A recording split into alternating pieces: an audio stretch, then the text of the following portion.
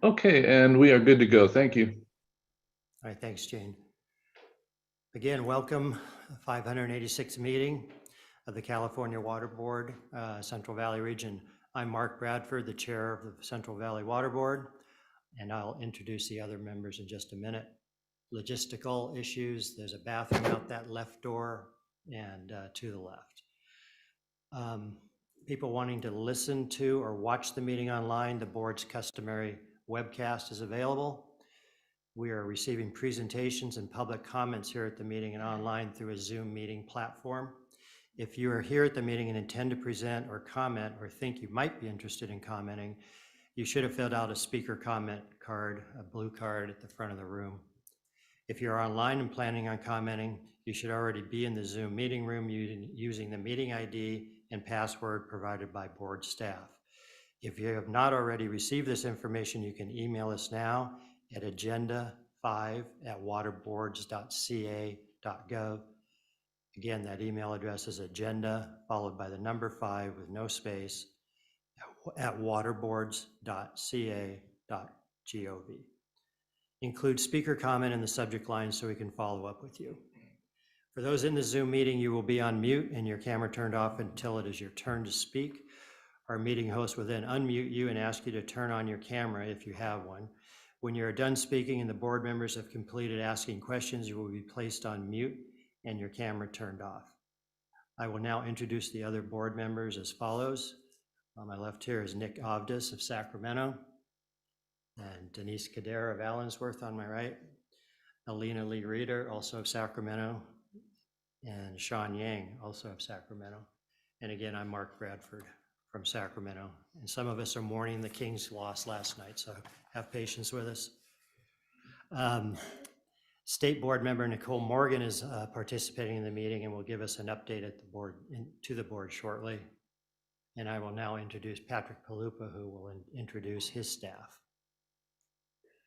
Good morning, Chair, members of the board, and welcome to Bakersfield. It's been a little while since we've had the pleasure of meeting down in Bakersfield. I think the last time was about, I want to say 2016, 2017, when we were talking about the oil field general orders.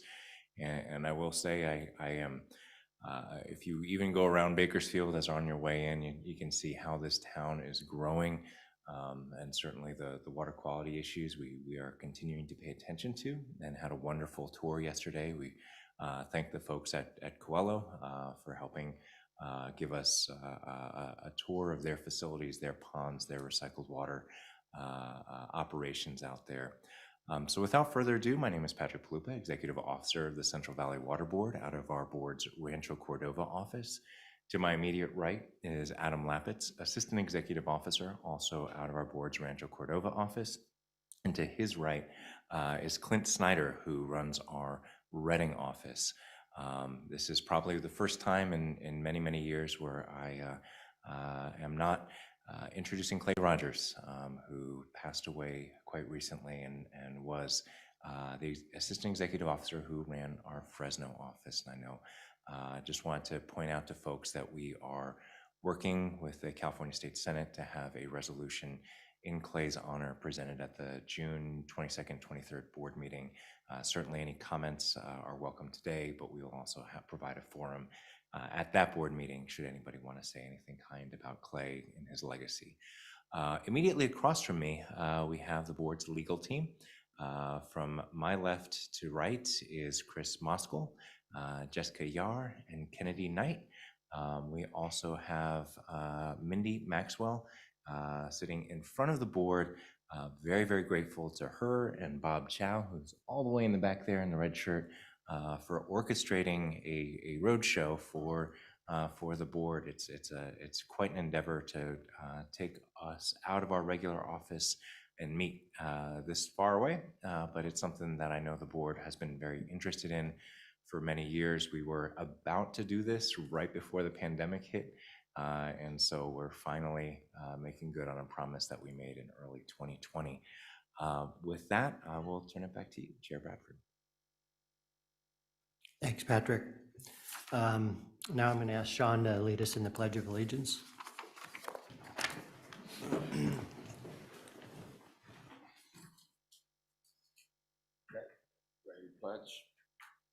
pledge allegiance to the flag of the United States of America and to the republic which stands one nation under God, indivisible, with liberty and justice for all.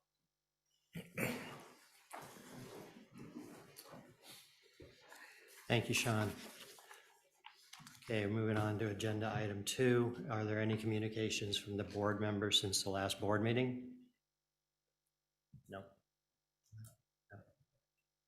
Well, can we comment about the oil tour? Okay. Good morning. Just want to share the oil tour yesterday that I had with other agencies and our board and our staff. I thought that was very phenomenal in terms of the history of the oil field and how the groundwater has been pumped up and how it processed to be used for irrigation for the farms. And finding out that Bakersfield only used groundwater to irrigate farmlands.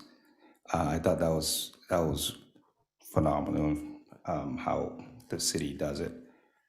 And then also the fact that those irrigation water are owned by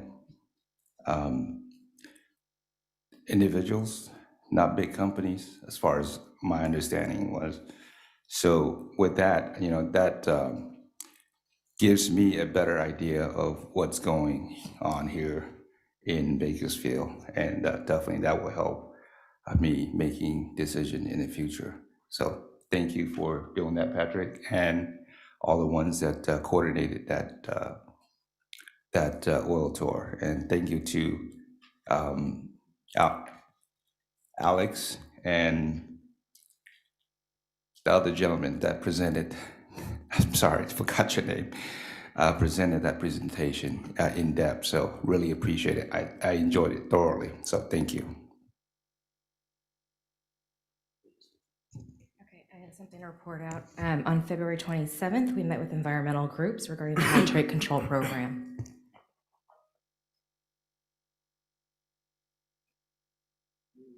Okay, mic is on. Good morning, everyone, and I'm really sorry for the lateness.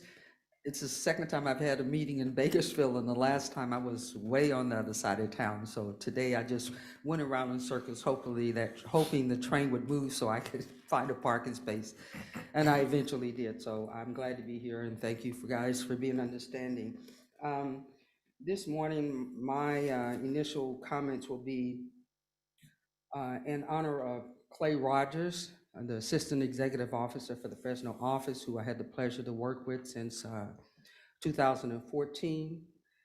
He was very dedicated and devoted to his work and to his staff and to the Fresno office. So I'd like to just extend my heartfelt condolences to his wife and family, and to our Fresno office and all of our 3 offices that had a strong relationship with him and the quality of work that he did. And we'll miss him. And if you don't mind, what I'd like to do is just have a moment of silence for him.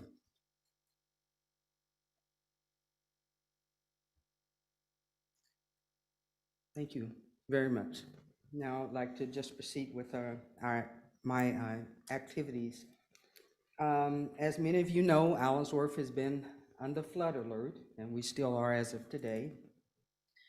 Since March 11th, it's been a horrendous situation for the community, severe stress.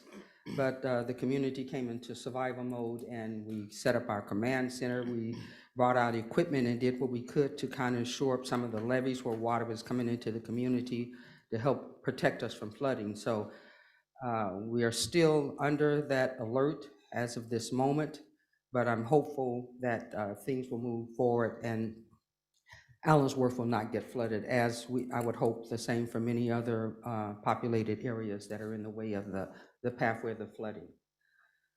Also, March 15th, I was appointed into the Integrated Climate Adaptation Resiliency Program Technical Advisory Council. I participated in my first meeting on April 14th, and of course, one of the items for climate change is flooding, and that was also a part of this discussion for that meeting. On Friday, April 21st, I was invited to the White House to be in the Rose Garden and witness the President Biden signing the executive order for environmental justice. It was an awesome experience to have that, but also to be there as he spoke about environmental justice. We did have an opportunity to speak with some policymakers from the Environmental Protection Agency and a number of other agencies, and we were able to give our pitch for stormwater system, stormwater management for Southwest Tulare County. So I'm hopeful that those contacts will see its way here to provide the much needed support for Southwest Tulare County in the flooding situation. Also, on this past Tuesday, we had the honor of Governor Newsom, Karen Nemeth, the Director of Water Resources, State Water Board, Joaquin Esquivel, State Park Director Armando Quintero. They all came out to Allensworth, and they were touring the flooded areas of our region. So it was, again, another opportunity to express the need for stormwater system for our area that's in the Tulare Lake area. We're on the shoreline, but that's not the bed. But being in the pathway of that, many communities are still affected. And then the last item was, of course, the tour that we had yesterday, and we really do appreciate Alex and the staff and all of those that organized the tour.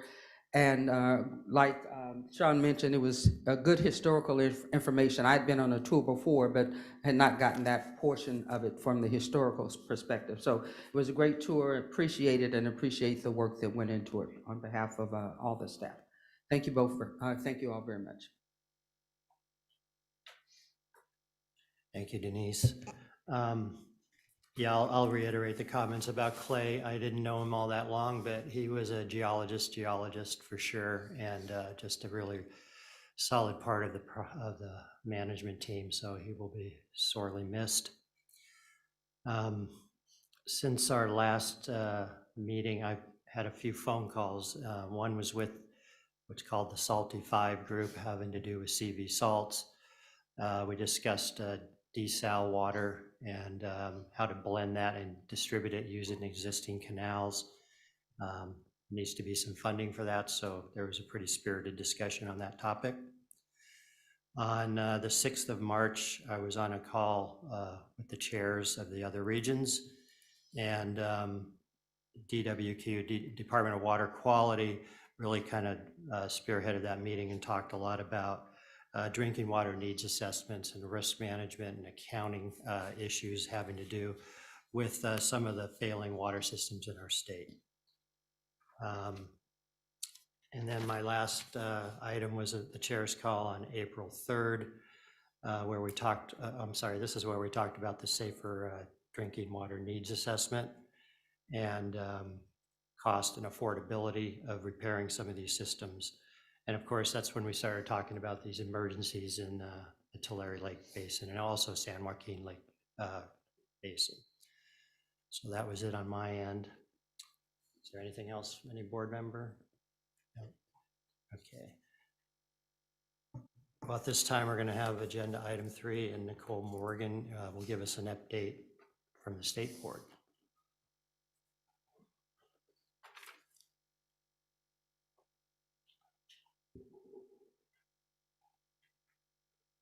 Okay, I guess I'm on.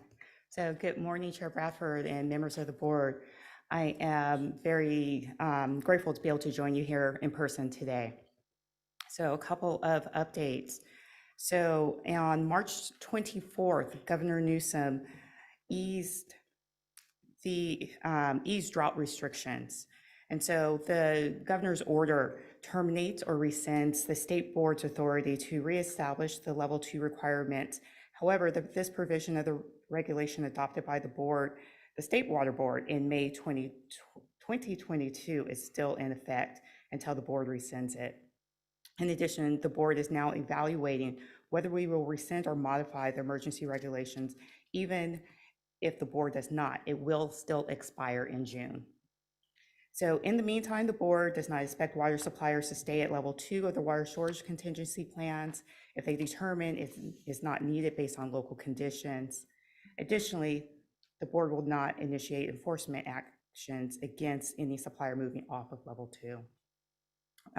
This also rescinds requests for 15% conservation. So I just want to note, the board is working towards long-term conservation efforts, and that's been an ongoing effort. So we have our water use efficiency regulations. On March 22nd, the state board held a workshop on these, and staff plan to release a draft in May. And so previously I have provided you the conservation percentages for each of the different regions. We're now moving away from that with the governor's order.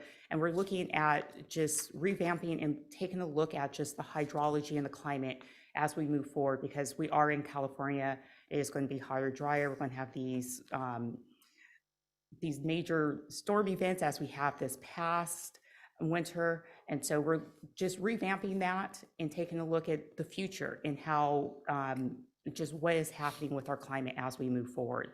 And so that report is being adjusted, and so I'll be reporting out just slightly differently from now forward.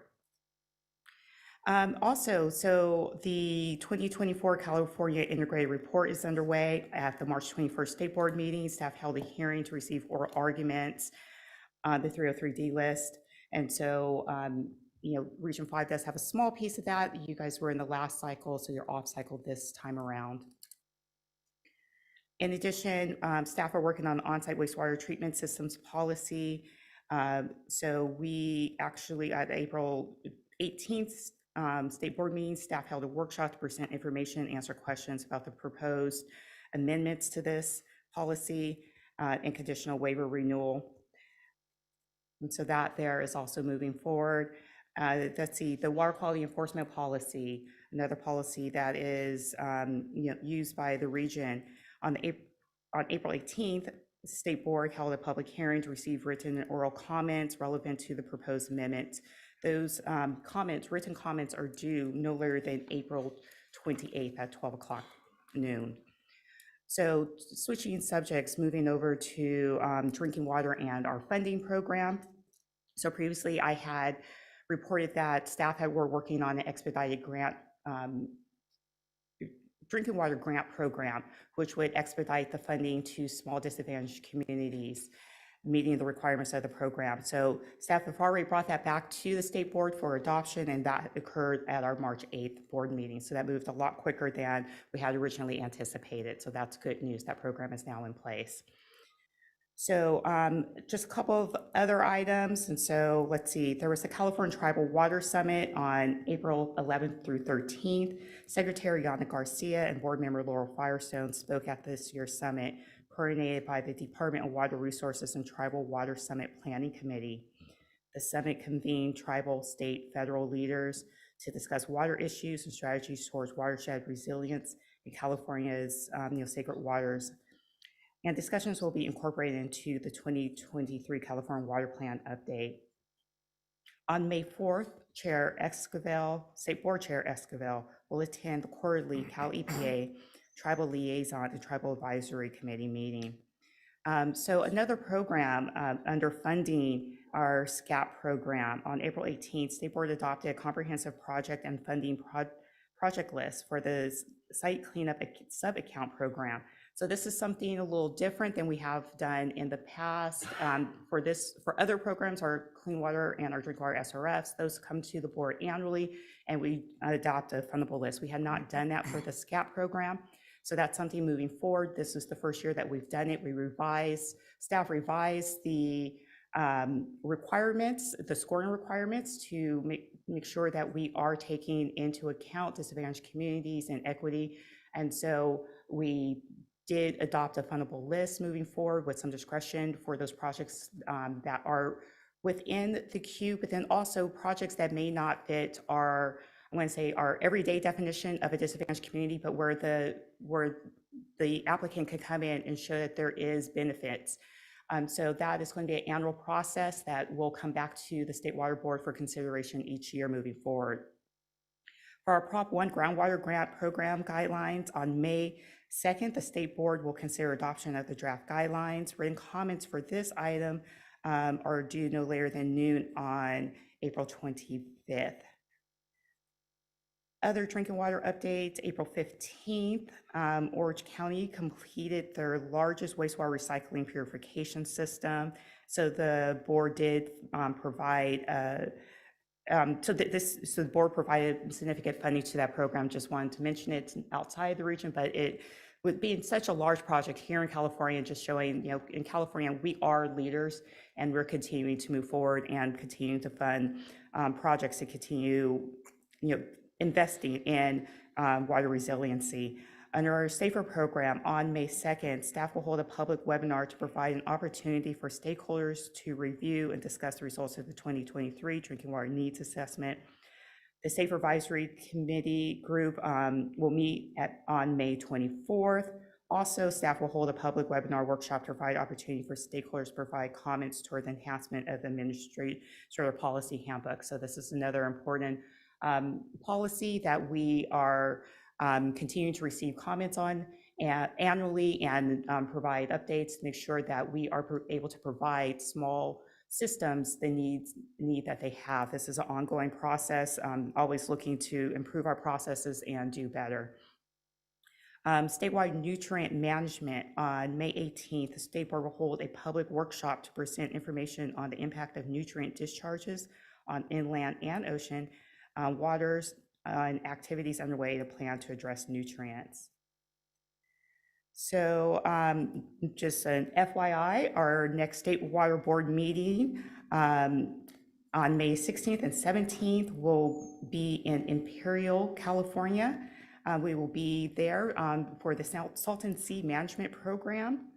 And so we will be there, we'll be holding a workshop while we're there to receive information and solicit public input regarding the status of California's Natural Resource Agency's Phase 1 of the Salton Sea Management Program, including the development of their long-range plan.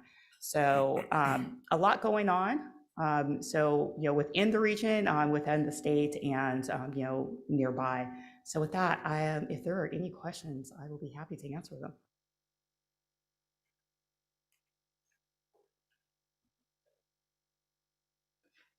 I did not have a question, State Board Member Morgan, but just a comment on your presentation and mentioning of the drinking water program that the State Board recently approved of, the needs assessment that is going to be coming forth soon, of course, the SAFER program.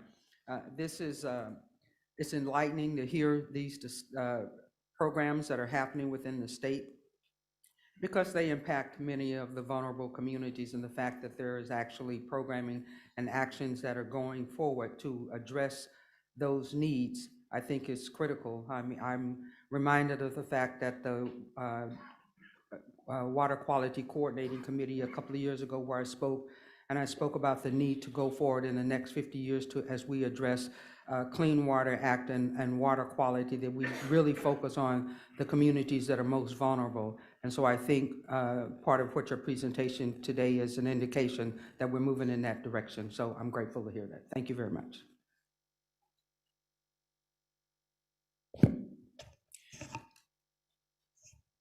Thank you for sharing a lot of great information. It's very exciting. Some of the stuff that stood out to me is the drinking water program. That's great. I think that, with the emergency of flood and other stuff, I think it's much needed. And I think that will have an impact on homelessness as well. I have a question for you. You touch up on the emergency events such as drought and flood, in particular this past winter. I live in South Sac, and about 5 minutes from me, which is Elk Grove, we have a major flood on 99. And in that area, I think the unfortunate event cost, I think, 4 lives. And I wonder, you mentioned conservation of water, but also I want to know, is the particular strategy as far as draining those waters so that we don't have a reoccurred disaster? Is that can you share a timetable and maybe a strategy to prevent that going forward?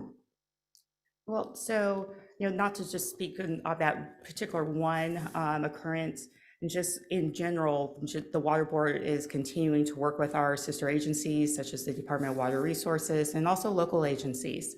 And so that as we continue to move forward, we do build resiliency in all of our systems, our drinking water, our wastewater, our stormwater programs, and that would include flood. And so, that's also the water resiliency portfolio lists several different actions for us as a state and the different state agencies to take. So as we continue to move forward, we do take into account these different, these new, I'm going to say new extremes, but this is California. We've had droughts in the past. We're going to continue, and we're going to continue to have frequent, I don't want to say frequent, but more wetter winters. And so as we move forward, it's important for us to continue to collaborate with other agencies to implement the projects that are necessary. Thank you.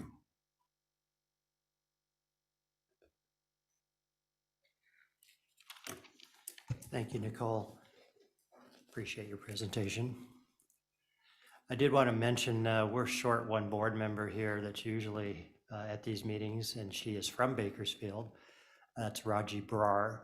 And I just want to acknowledge her service to the board. She was a great member, and she has been elected to the CSU, appointed rather, to the CSU Board of Trustees. She's a product of CSU Bakersfield, so she has a passion for that position. And, our loss is their gain, for sure. She was a valuable member of this board, so just wanted to acknowledge her. She might be by in just a few minutes, actually. Oh, well, Part of the we could wait and embarrass her then. part of the parking problem that you have is the fact that she's packing the house next door by giving the keynote speech at the little convention that's over there. Okay. So if you have a tough time parking, you can It's her razz fault. her a little bit for that. Okay, well, Denise will have a few words with her, maybe. But hopefully Okay. she'll stop by in just a Good. few Yeah, minutes. it'd be good to see her. All right, agenda item 4 is the public forum. If you are a person in the meeting and have not submitted a speaker card yet, please fill out the blue card at the table in the front of the meeting room. Mindy, has anyone submitted a request to speak on any topic that's not on the agenda? Yes, we have Joanne Kipps on the line who wishes to speak. Okay, Joanne. Hello, can you hear me? Yes, we can hear you. Hi, members of the board. Good morning, Mr. Palupa. I come here once again to request that the regional board take enforcement against E&J Gallo Winery for discharging wastewater to land near the Fresno Airport in a manner that has caused pollution in the groundwater for nitrate that is so severe that it has caused the city of Fresno to suspend or discontinue use of certain municipal drinking water wells down gradient of the plume.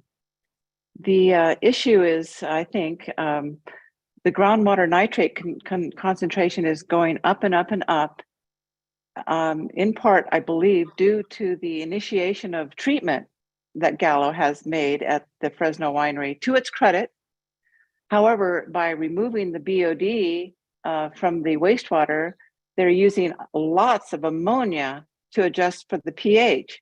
And when you discharge this during the crush or August, September, November, when the ground is not growing a crop, it doesn't look like it's growing a crop, then you're applying ammonia and nitrate and nitrogen in a form that's readily available for the plant. Now, if the plant is not going to take it up, it's going to go to groundwater. And so we're seeing the groundwater nitrate climb up and up. And the Fresno office issued Gallo a notice of violation in October, indicating that staff was going to work on a cease and desist order for Gallo. And the NOV required a couple of things. I won't go into them, but Gallo's response was basically, no, we're not going to do this. We don't think we're causing a problem. Anything that's in the groundwater that's a problem is because of the old ways that we were doing the discharge. It's not because of the new ways. And this is not acceptable. The board does not have the staff resources to nitpick this consultant's model and the assumptions that that it's based on. And I asked the board to consider asking Gallo to retain a third-party independent specialist to look at the model, look at the data, and get back to the board to say, no, this is not a sustainable discharge, and actually the board should prohibit discharge, period. So that's my request. I hope that the board is, the Fresno office is able to continue work on this effort, because this discharge is affecting the drinking water of one of the largest municipalities in the region. So if the board is not willing to protect the resource of city of Fresno, then I don't know, maybe the state board should step in. So we're at an impasse. I mean, something needs to happen. And I ask that the board take action on this discharger. Thank you very much for your time. Any questions?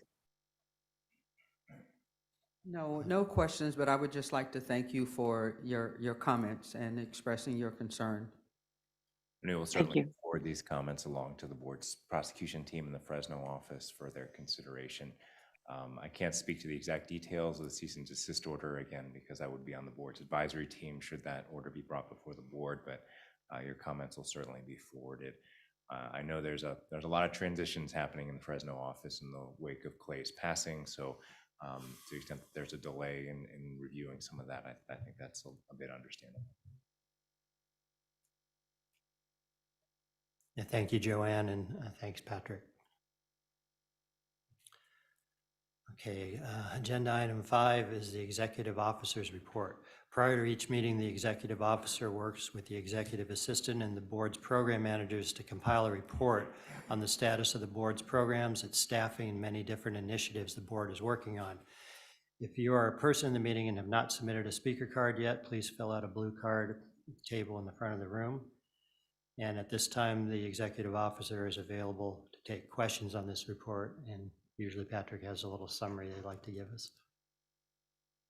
No, and a tremendous amount of work is still continuing to go on at the board. I think, you know, at this point, we are continuing to adapt to a hybrid work environment at the board. And I think one of the things that we, as a management team, have been working on, many of our supervisors and managers have been going to various trainings about adapting to a hybrid work environment. But I think there's still a lot of challenges in making sure that we operate not just as efficiently as we did prior to the pandemic, but with the same amount of impact that we did prior to the pandemic. And so I think that, you know, throughout all of this, there's a number of enforcement actions that you'll see here. I recently just signed a couple fairly significant stormwater settlements, $80,000 for one, I think it was about $140,000 for another. So the work is ongoing, but I think all of the managers throughout the region are working to adapt to the new hybrid work environment. And I think have taken enough strides in this hybrid environment to kind of understand and adapt and adjust. And frankly, getting some direction from Cal EPA to revisit that and then to see where we are as an organization and potentially increase in office days, increase other things as we work to make sure that our productivity remains high. There's also a lot of kind of on the operational side, a lot's been going on. The Rancho Cordova office is working on an office consolidation to reduce our footprint. And so we're going to have some construction work associated with that. We also have almost the opposite in Reading underway. We're going to be reorganizing the office a little bit in terms of its physical space to put everybody on the upper floor. That project is well underway. And then the Fresno office, we're continuing to work with the team to make sure that that office is secure as we move forward. I know there's been some maintenance issues. So a lot of the stuff that we've been doing, in addition to kind of the regular work of the board, closing cases, reviewing case files, prosecuting cases, has been on the administrative side. I really want to thank, certainly Mindy's here, but Kelly Garver and her team have been wonderful in managing all the changes that the managers have been having as we move through. Seen a lot of retirements, a lot of people coming and going at the board. As we kind of work through a new paradigm for most folks, I think that's always a little bit of a challenge. But really, and certainly adapting to Clay's absence and going to be re-advertising that position very soon is certainly a big milestone as well. But if you have any questions as to the actual details of this board, executive officer report, let me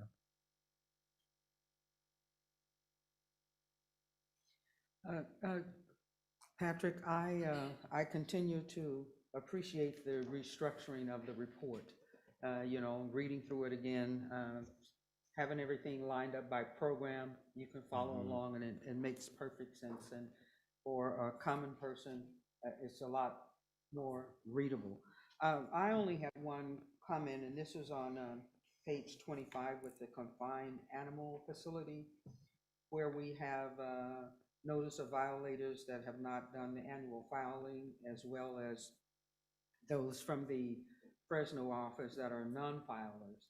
I saw where for the Fresno office, they were looking into ways to deal with enforcement of that. So just curious what is happening with the violators, notice of violations, and the non-filers. How are we processing and handling the Absolutely. non-compliance? Well, I will say, I'm not saying that's taken a backseat, but it kind of has to a little bit. We don't have a very big dairy unit. It's about 4 people in the Fresno office. They regulate about 800 or so facilities, and there's another 500 or so regulated out of the Rancho Cordova office. So it's a very small team. Recently, really, they've been adapting to the flooding and regularly checking satellite imagery of the zone that has been flooded. There's about a couple dozen dairies that have flooded, and some of them the water has receded, and so they've repopulated the dairy. But really, a lot of what we've been doing recently is trying to keep track of where the cows are going, what dairies are shutting down, and things of that nature with the impending flooding.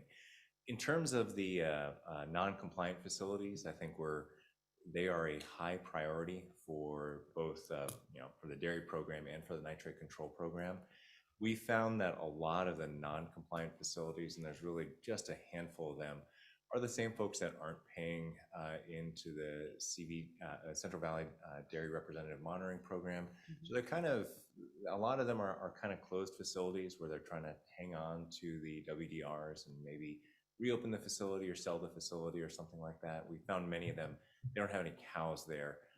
They're still paying their fee, which is fairly low for all facilities. So there's some economic benefit to trying to keep that permit active. But I think a lot of those non-compliant facilities, we're going to be looking to close out the permit if they're not reporting and if they don't have any cows on the facility. So that's all in the context of the state board still. It's been a little over 10 years now, but they're still working on the dairy petition. And that's certainly something that we're going to be pivoting to in the very near future. But that's the dairy program. Okay. And then following up on that, since you did mention the flooding, I've been hearing quite a bit about the problems with flooding and the dairies and nitrate. And so is there any comforting information you can share with us regarding that flooding and the nitrates and Absolutely. any impacts to the surface water and to the vulnerable communities? Absolutely. So we've had our team looking a lot at nutrients and dairies. In particular, due to the flooding. And the comforting information it's kind of a two sides of the same coin, I suppose. But the comforting information is the dairies, because the volume of water, as you well know, is so unbelievably high. We're not seeing nitrate exceedances in floodwaters. We would not expect to see nitrate exceedances in floodwaters. That's the good news. Nitrate really, really is a groundwater issue, a drinking water issue for facilities dependent on groundwater. The other side of the coin is we're certainly seeing drinking water facilities be threatened, groundwater wells be threatened by inundation, by floodwaters. And so we're working with DDW, we're working with Governor's Office of Emergency Services to identify those facilities that potentially have water quality contamination issues due to floodwater. And sometimes it's as simple as when the floodwaters go down, you make sure that you purge the well, you disinfect the well before you start using it again. The bacteria load in those floodwaters is high, but it's not necessarily due to dairies. It's kind of everything in those floodwaters. A lot of debris carried down. We're coordinating with other agencies that are looking at those floodwaters and saying, there's a decently high nutrient load carried, not just from fertilizer interacting with surface and dairies, but also from burn scars. Certainly, when there's erosion from wildfires, you're going to get a huge nitrogen and phosphorus load coming down, which can feed things like harmful algal blooms. Bacteria contamination turns into an issue. It's a whole host of issues that we're continuing to coordinate with, primarily Office of Emergency Services. CAL FIRE has stood up in a fairly big way. Some people are scratching CAL FIRE. What are they doing there? Frankly, they've got the infrastructure and the expertise to manage these. So they're kind of working hand in glove with the Office of Emergency Services to try and manage some of the issues. And they tap our expertise for water quality concerns. We've also been working with, I think there's about a dozen, maybe close to 2 dozen wastewater treatment facilities that are at threat from inundation. It can be relatively minor if a corner of their spray field is wet for a little while. That's not a big deal. If their facility gets inundated, that's a very different story. So we're tracking those. No crises thus far, but again, we're trying to stay on top of a whole host of issues. Last but not least, it's kind of in the adjacent county, in Kings County. We've been working a lot with Office of Emergency Services, DWR, State Board, on the Tulare composting, formerly known as Westlake Farms, making sure that Class B biosolids that they process at that facility, that doesn't get flooded. And I think, honestly, it's in everybody's interest. Everybody's kind of pulling together to make sure that that facility doesn't flood, because the Class B biosolids do have a human bacterial residual. I think LA SAN has been taking Herculean efforts to try and make sure that there's no Class B biosolids at risk in that area. The agricultural community has come together to help out a bit in shoring up those levees, because they don't want that hitting their lands either.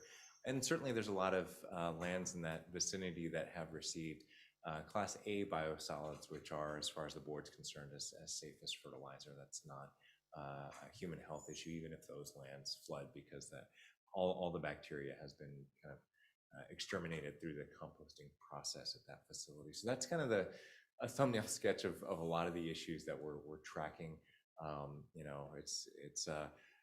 really got to hand it to the folks in the Fresno office.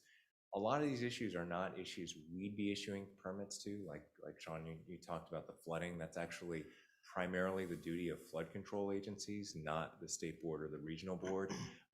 But since we're in a kind of weird territory where this hasn't happened in recent memory, and certainly hasn't happened in this scale in recent memory, they're tapping. Call goes out. Who's a water quality expert that can help answer some questions? So Scott Hatton, who's here in the audience, and Dale Harvey and their folks have been stepping up in a big way to say, well, it's not exactly kind of what we would do from a waste discharge permitting angle, but here's our thoughts on potential risks. So that's a long way of answering a lot of questions that are about water quality that are happening in this area. Certainly open to more discussions if you're interested. It's occupying a lot of my time these days. Thank you very much. I do appreciate you sharing that. Like I said, I've had inquiries about that, so you giving that detailed assessment, I think will answer some of those questions. Yeah, and thankfully, we've been talking a lot with environmental justice groups as well, and I think they understand the issues pretty well too. The focus has to be on groundwater. It has to, even when the floodwaters recede, drought is going to come back to continue to focus on our efforts at nitrate reduction, so long term we can make sure that those wells are sustained. Thank you very much for your, thank you. Yes, Sean. I just want to touch on the facility renovations,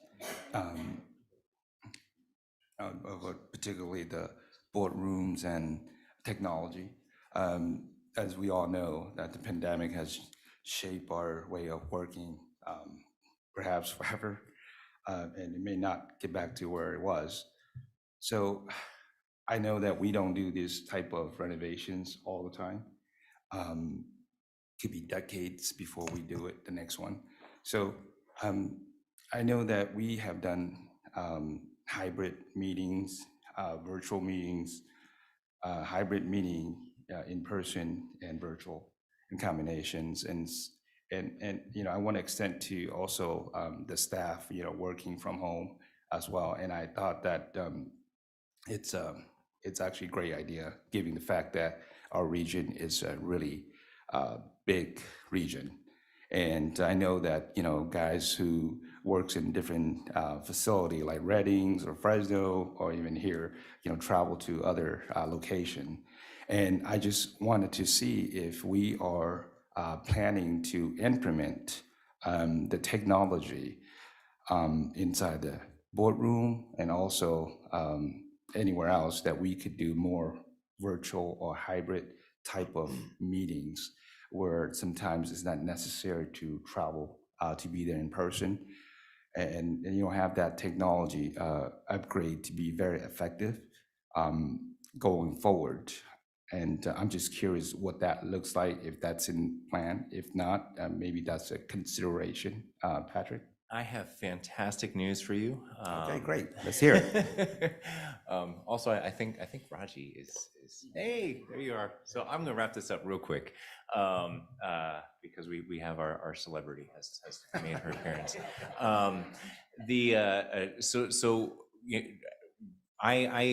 There was just music to my ears coming from the boardroom for these past couple weeks.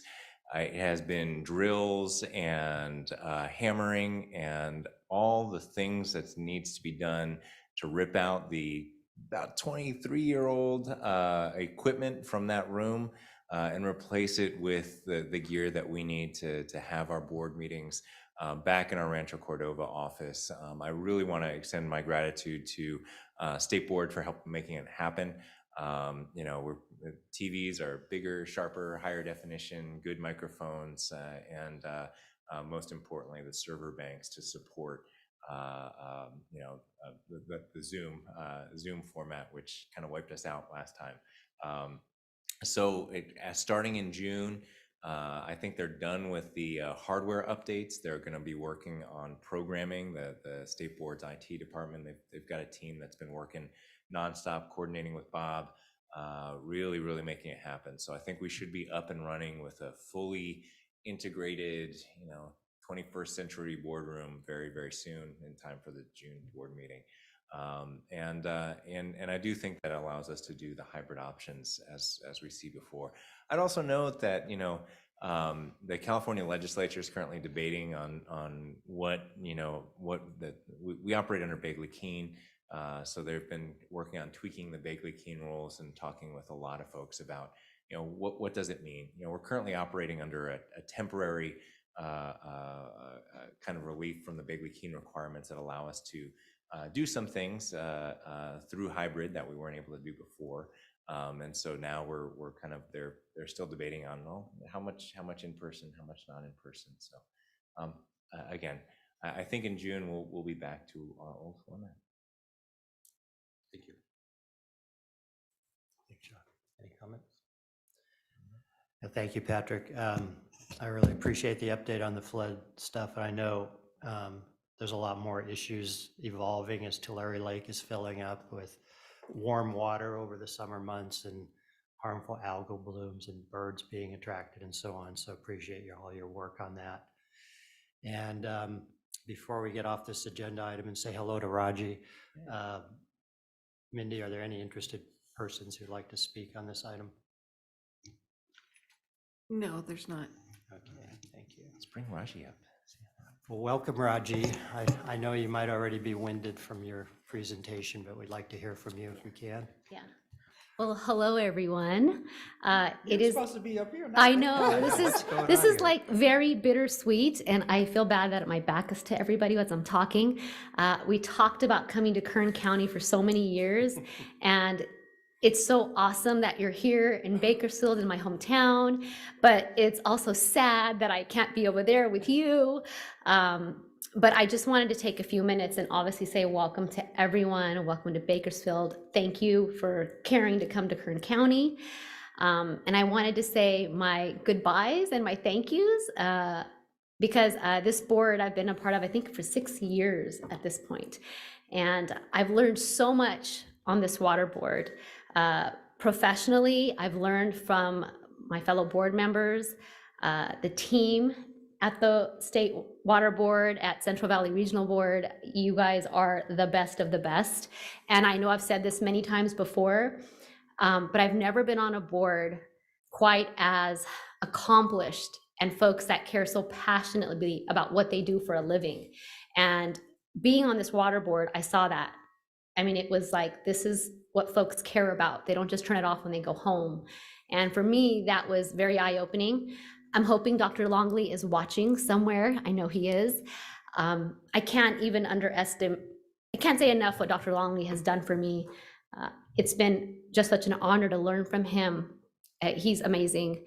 And as is everybody on this board and our staff. And obviously this month has been crazy. Clay Rogers, just a great human being. Still grappling with that, but I was talking to Patrick yesterday. You guys were at Chevron, and I remember being at Chevron a few years back with Clay and Dr. Longley and walking the oil fields and learning everything. And I just want to say to everyone here, thank you so much for being welcoming to me and teaching me, quite frankly, because this is a lot. It's very intensive, everything the Water Board does. A lot of time and effort goes into it. And to everyone who's listening, who's a constituent, who is affected by the rules and regulations of the Water Board, I just want you to know that this board does not take any matter lightly and looks at all angles. And I have so much tremendous respect for everybody involved. Thank you for all you do. And thank you for being with me for the last 6 years and helping me grow as a person. I will definitely miss you all. I might not miss being here for 9 hours, but definitely will miss you all. And thank you for giving me a few minutes to say a few words to you all. Thank you. Absolutely. And certainly, the board members can comment publicly, but I also recommend taking a 5-minute recess after this. Talk to Raji for a second. Well, I'll comment. You missed my little tribute to you, Raji, so I'll repeat it. Congratulations on moving over to CSU Board of Trustees. I mean, you richly deserve that. And I mentioned you're a product of CSU Bakersfield, so it's a position I'm sure you'll have a lot of passion for. And I want to thank you. You always brought great energy and some insight to this board during our meetings. And I'm sure of all the things you're going to miss, it won't be the drive from here to Sacramento or Reading. So here we are, and you're not, but that's okay.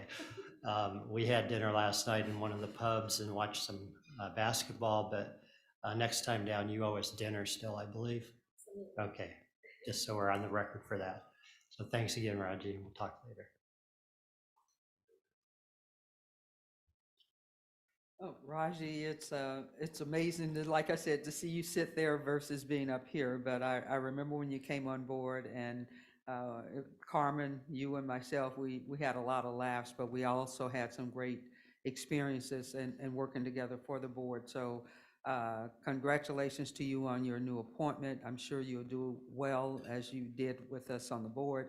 And we just appreciated the experience that you brought to the board and the energy, as Mark mentioned, and the wonderful support. And we're going to miss you serving, but hopefully we'll be able to come back down here and you'll stop in and see us. Thank you so much for your service. Mark, can I add on to that?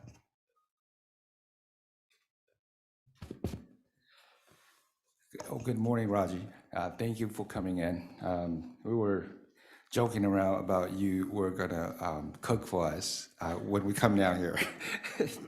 But nevertheless, I congratulate you. This case is one door closed, another open. And you and I and our family have similar background as far as, recent immigrant to this country. And we have small business on the side and we serve the community. And in that sense, I think, we have similar passion and willingness to help out because this country has provided us great opportunities. And this is one way of giving back.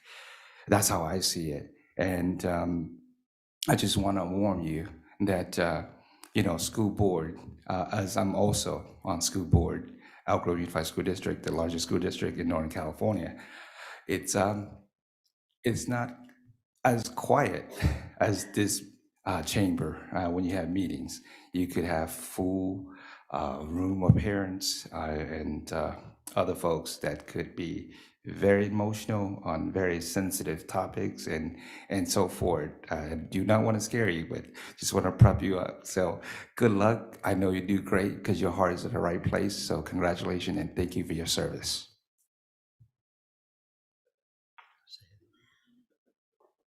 All right, Raji, nice to see you. Congratulations again. To quote Joe Biden, that's a big deal. I think there was an expletive in there that I'll spare the crowd from, but congratulations. I kind of echo Sean's comments relative to your background. I mean, this country is a promise to immigrants and your promise fulfilled. And I commend you and your family for your accomplishments. And it was a real privilege being to serve with you on this board. We didn't really get a chance to know each other. Certainly I was appointed during COVID, so I got to see you on the screen, but I always appreciated all the energy, and I could tell you were somebody special, and then we're going places. And so again, thank you. I appreciate the opportunity to get to know you even a little bit, and good luck. Hi, Raji. Thank you for popping in. I miss you, and I just want to say congratulations. I'm super, super happy for you, but also really sad because you were the one who showed me around when I first started, and naturally, women gravitate towards other women, and I will miss that support network. I still have Denise here, but I wish you the best in all your endeavors, and I know I know I'll see you at the next rally. So, thanks for popping by. Yeah, thanks again, Raji. And I think with that, we will take Patrick's advice and take let's say a 5-minute, 10-minute break. Let's be real. Okay, 10 minutes, thanks. But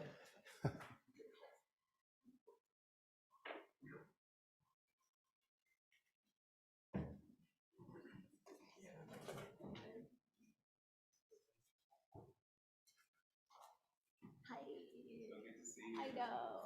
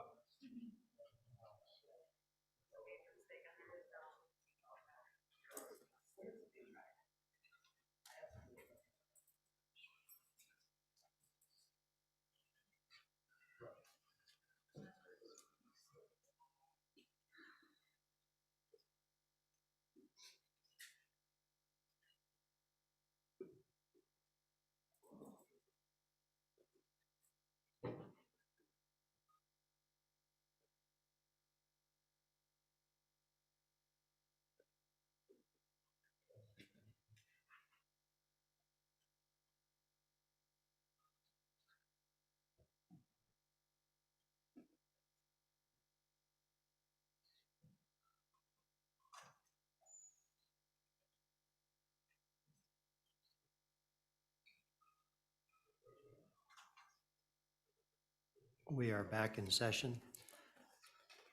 So agenda item 6 is consideration of minutes from the prior board meeting, which was in February.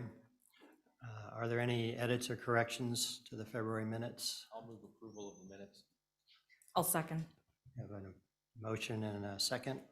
Mindy, please call the roll.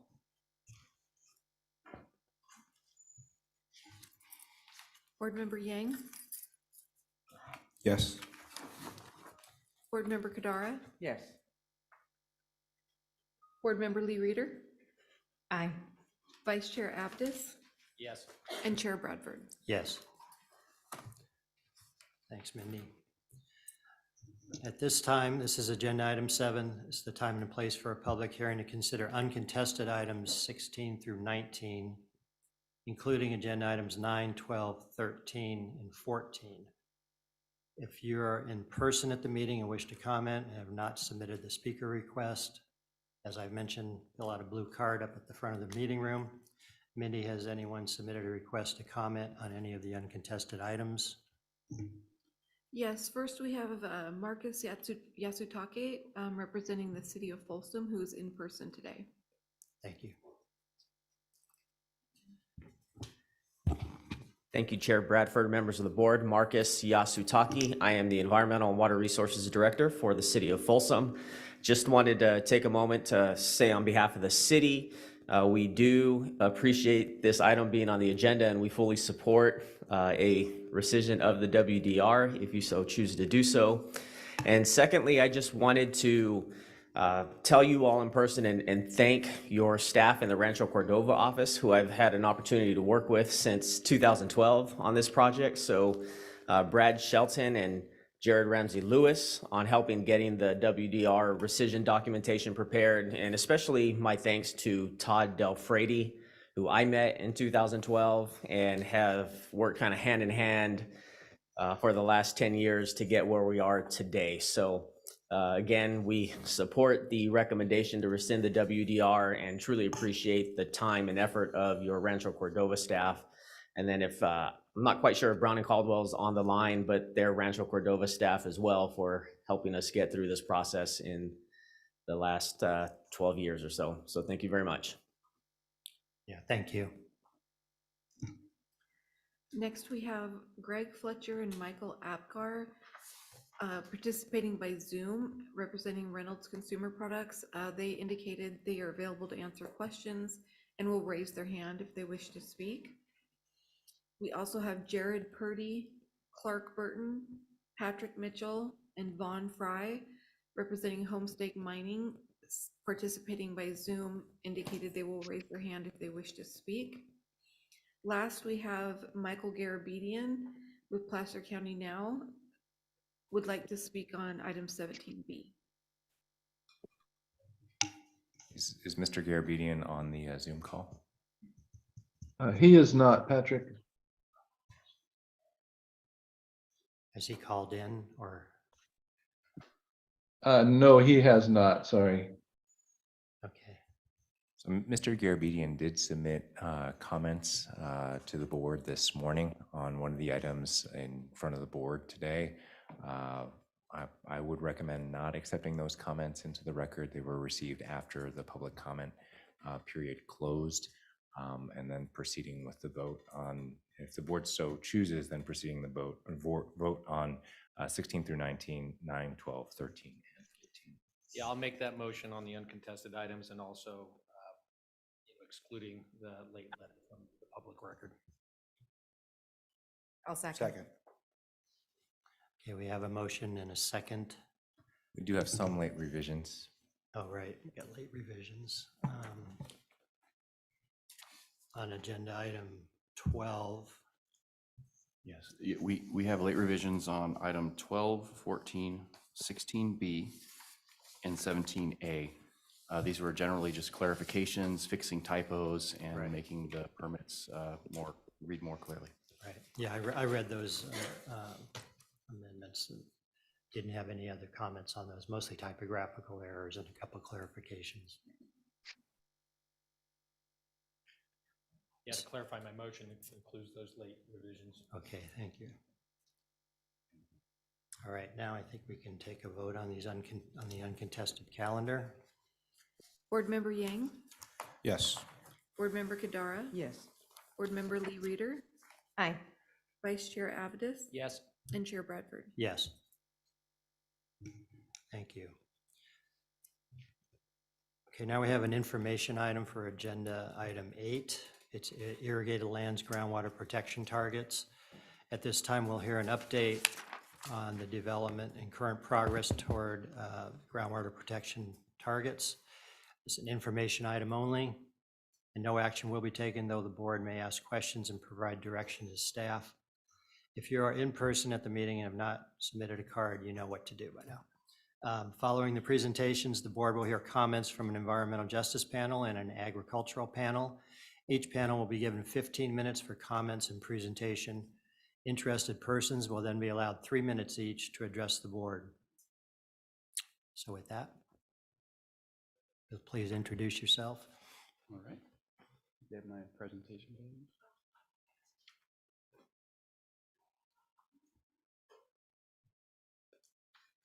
Give me just a minute, we'll pull up the presentation. Is your microphone on? Couldn't tell. Oh yeah, okay, you're good. Coming through? Yep. Hey, Gene, are we pulling up the presentation? Yes, here we go. Thank you.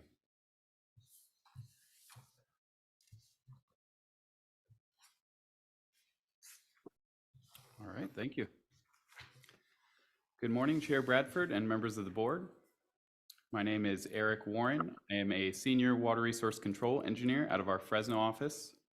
And here today with Sue McConnell, the program manager for the Irrigated Lands Regulatory Program, and Brian Rock, the staff lead, to provide an update on the development of groundwater protection targets. Next slide, please.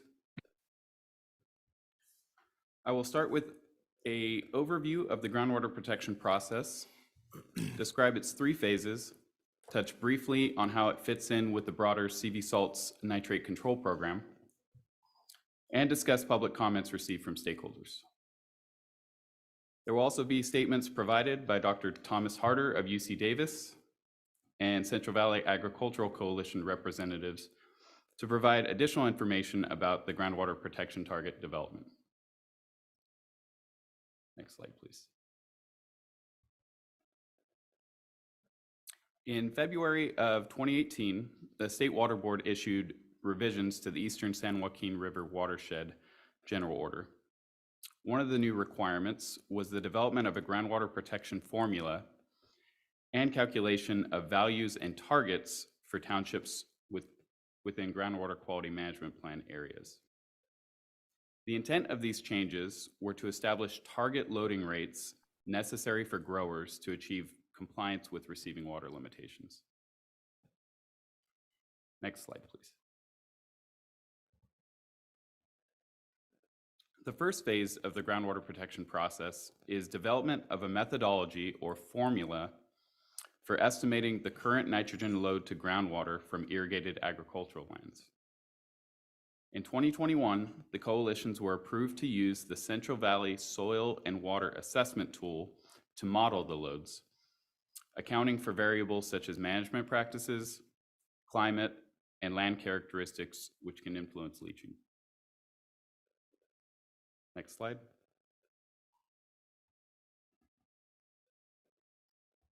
The second phase of the process was to use the approved formula to calculate groundwater protection values. The values represent the current nitrogen load within select townships subject to groundwater quality management plans. The values were calculated by the coalitions and approved by the executive officer in 2021. Next slide.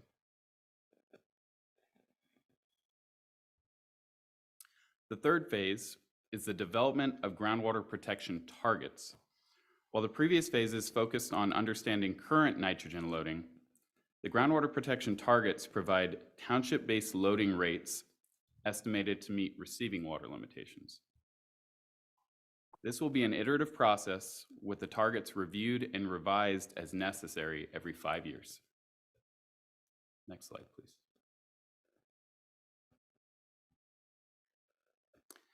Which brings us to the Groundwater Protection Targets Report and the topic of today's information item. The initial targets report was submitted last July with a revised report provided in December in response to comments received. The coalition groups used a UC Davis groundwater flow and transport model known as the Non-Point Source Assessment Tool to develop the targets.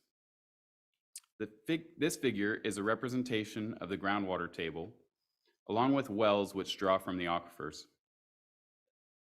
Using the model, they were able to estimate groundwater quality outcomes for approximately 95,000 shallow domestic wells under reduced loading scenarios. Following my presentation, we'll hear a pre-recorded statement from Dr. Harder about this tool. Coalition representatives will also be providing some additional detail on the process they used to develop the targets. Next slide, please.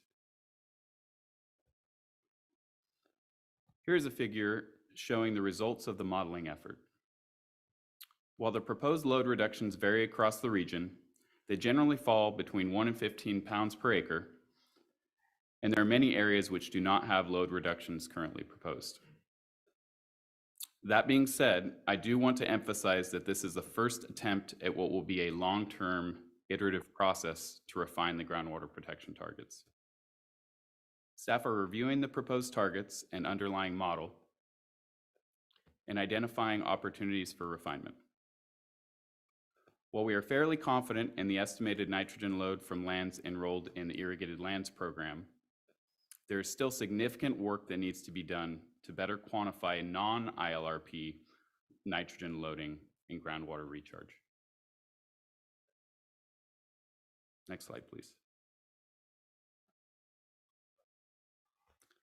So while the focus of this presentation is on the groundwater protection targets, I do want to briefly acknowledge the broader CV Salt's nitrate control program that's also underway. Management zones within the region are currently working on plans to comprehensively address nitrate loading. This will include both lands in the Irrigated Lands Program and non-ILRP nitrate discharges. While it's still unknown how management zones may choose to co-opt or modify the groundwater protection targets, it is anticipated that information gathered by the effort will significantly reduce some of the existing uncertainty regarding sources of nitrate and groundwater recharge within the Central Valley. Next slide, please. Now I want to transition over to some of the feedback that has been received from interested stakeholders. This topic was the subject of 2 irrigated land stakeholder meetings, as well as other focused meetings with environmental justice representatives. The initial groundwater protection values report was released for a 45-day public comment period last July. And based on feedback, the coalitions voluntarily submitted a revised report this past December. The revised report was again made available for a 45-day public comment period, and I'll talk through some of the comments received as well as staff's responses. Next slide, please. One comment letter received was jointly submitted by Clean Water Action, Community Water Center, Leadership Council for Justice and Accountability, and California Coastkeeper Alliance. The first concern raised was that the milestones proposed in the report were not calculated with the same methodology as the targets and are not ambitious enough to achieve compliance with groundwater limitations. The commenters requested that the targets themselves be incorporated into the groundwater quality management plans immediately, along with the milestones. Next slide, please. Staff agree with the commenters that groundwater quality management plans need to contain both long-term targets as well as short-term milestones to ensure progress. While milestones were proposed in the report, staff's review and today's discussion is focused on the groundwater protection targets. Milestones will be evaluated in groundwater quality management plan updates when they are submitted. Next slide, please. A second comment focused on the ability to verify model results and requested that an independent expert be used to verify the model and its source data. Next slide. One of the key issues throughout the groundwater protection development process has been that the model relies on field level nitrogen loading rates provided by growers. These data are submitted to the board annually, but without grower or location specific data. The public accessibility of the data has been the subject of recent litigation, which I will discuss in more detail in a later slide. Staff are working with both the coalitions and external modeling experts to obtain additional information about the inputs, methodology, and underlying assumptions used in the non-point source assessment tool model. An additional technical memorandum and data were provided to the regional board earlier this month and also shared with the commenters. Next slide, please.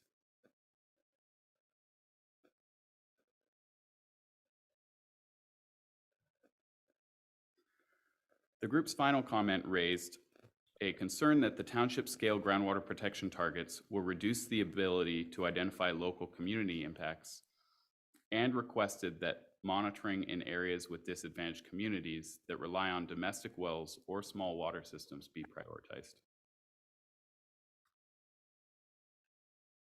Next slide, please. Disadvantaged communities are prioritized in both the Irrigated Lands Program and CV Salt's nitrate control program. The groundwater protection target process designed by State Board is a township scale loading assessment and is not intended to identify local impacts. However, there are other efforts currently providing both local and regional groundwater information. These include the drinking water supply well monitoring requirements for growers, the groundwater trend monitoring program, and the CV Salt's early action plans. Next slide. A second letter was received from the Environmental Law Foundation and echoes some of the concerns of the previous commenters. The first comment was with regard to the underlying data used in the model, which is comprised of field scale grower information such as nitrogen application and removal rates.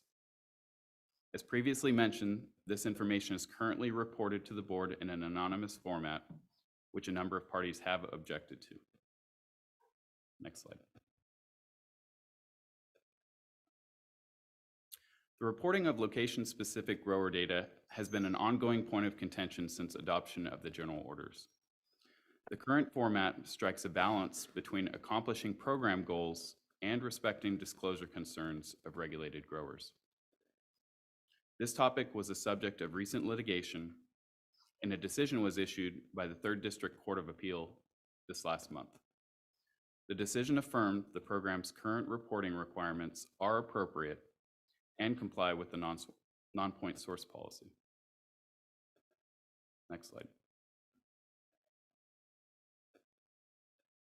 The second comment received from the Environmental Law Foundation stated that the targets should be disapproved because they fail to comply with East San Joaquin order and fail to show that they will result in growers meeting receiving water limitations. Of note, the comment highlighted the difference in load reductions estimated by the groundwater protection targets and previous estimates developed for a UC Davis nitrate report to the State Board in 2012. Next slide. This is an ambitious effort to assess region-wide nitrate loading on irrigated lands and correlate that to groundwater quality outcomes. It is also an iterative effort, and the coalitions have done a good job of developing a process capable of being improved and refined as new information becomes available. Staff has asked for additional information regarding the inputs and underlying assumptions used in the model and received a technical memorandum along with additional data earlier this month. As discussed earlier, we also recommend requiring the coalitions develop a work plan to address the uncertainties associated with this process. With regard to the differing estimates of load reduction needed between the targets and earlier SBX2 study, it is important to highlight that fertilizer application rates were not widely reported prior to adoption of our orders. Staff believe the grower reported data are the most reliable estimate of current loading from irrigated agriculture. Dr. Thomas Harder, who authored the SBX2 study, will touch on this topic as part of his statement to the board and has expressed his intent to utilize the CV SWAT loading estimates in some of his future work. Next slide.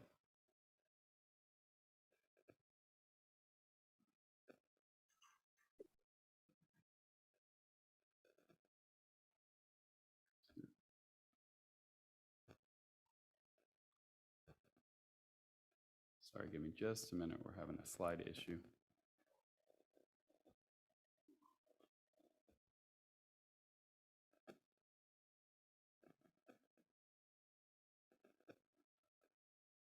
Yeah, sorry for that, Eric. Give me 1 second.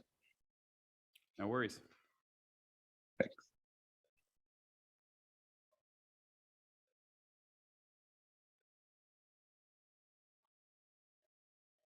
Okay, almost there.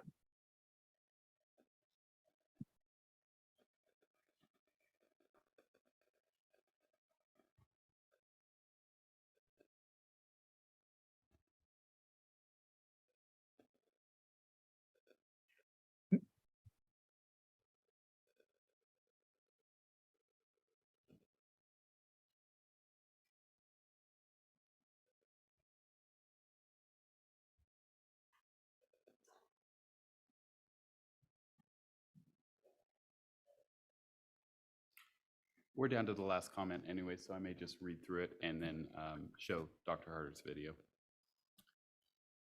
So the last comment received from the Environmental Law Foundation claims that the groundwater protection targets effectively assign a assimilative capacity to coalition members and requests that an additional anti-degradation analysis is conducted. Staff disagree with the commenter's statement, which may be a misunderstanding of the methodology used to develop the targets. For areas where assimilative capacity was estimated to exist, the current nitrogen loading rate was maintained, not increased. In no case were the groundwater protection targets greater than the estimated loading rates.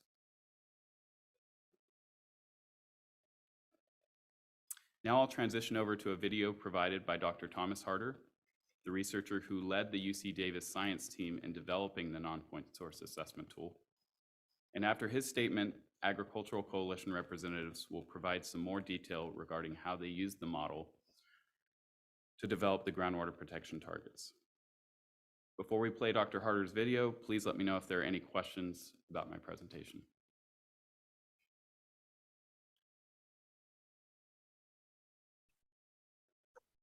Okay, I'm prepared to run the video. All right, thank you.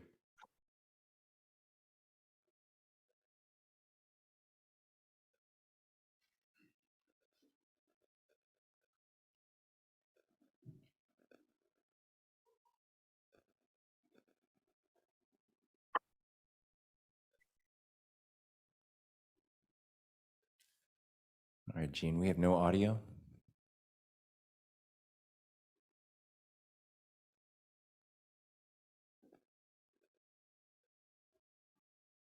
Are you able to see this presentation? We can see the presentation, but no audio. No audio. Hey, sorry about that. Let me see what's happening.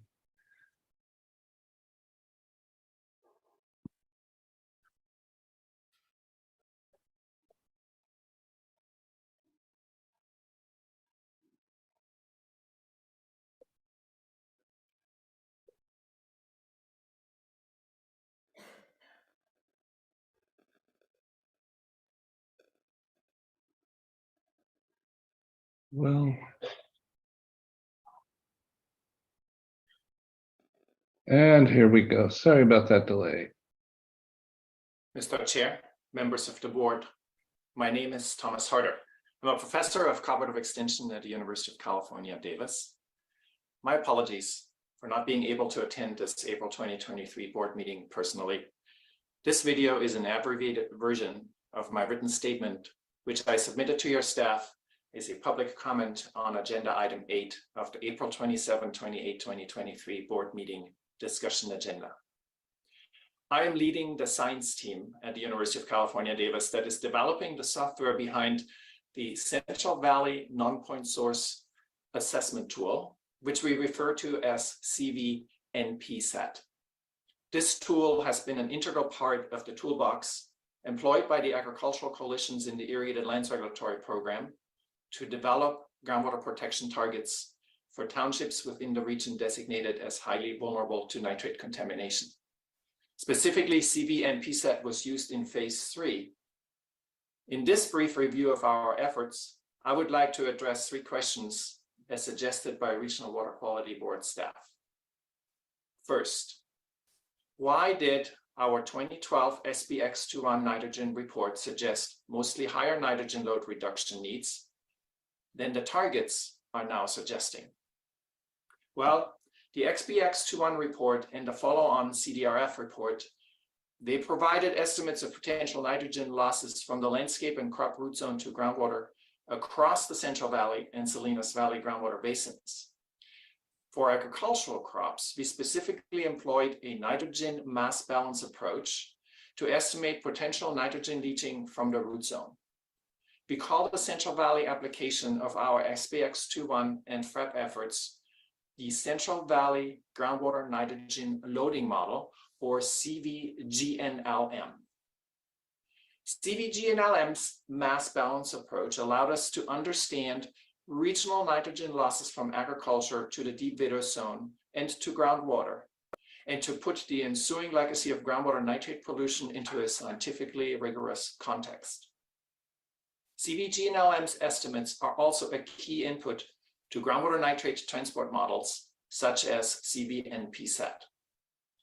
Given the lack of detail on farm or field-specific practices prior to recent ILRP efforts, our mass balance approach still represents an appropriate approach to capture long-term and especially the historic trends and crop-specific end loading magnitudes. In contrast, CV-SWAT was developed to account for specific conditions in soil type, local climate, and each grower's irrigation and nutrient management practice.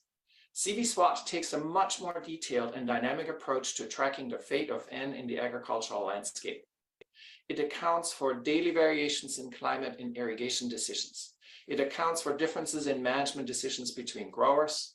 It distinguishes between the sandy part of a field and the clay part of the field, and whether a field, orchard, or vineyard is flood irrigated, furrow irrigated, or micro irrigated.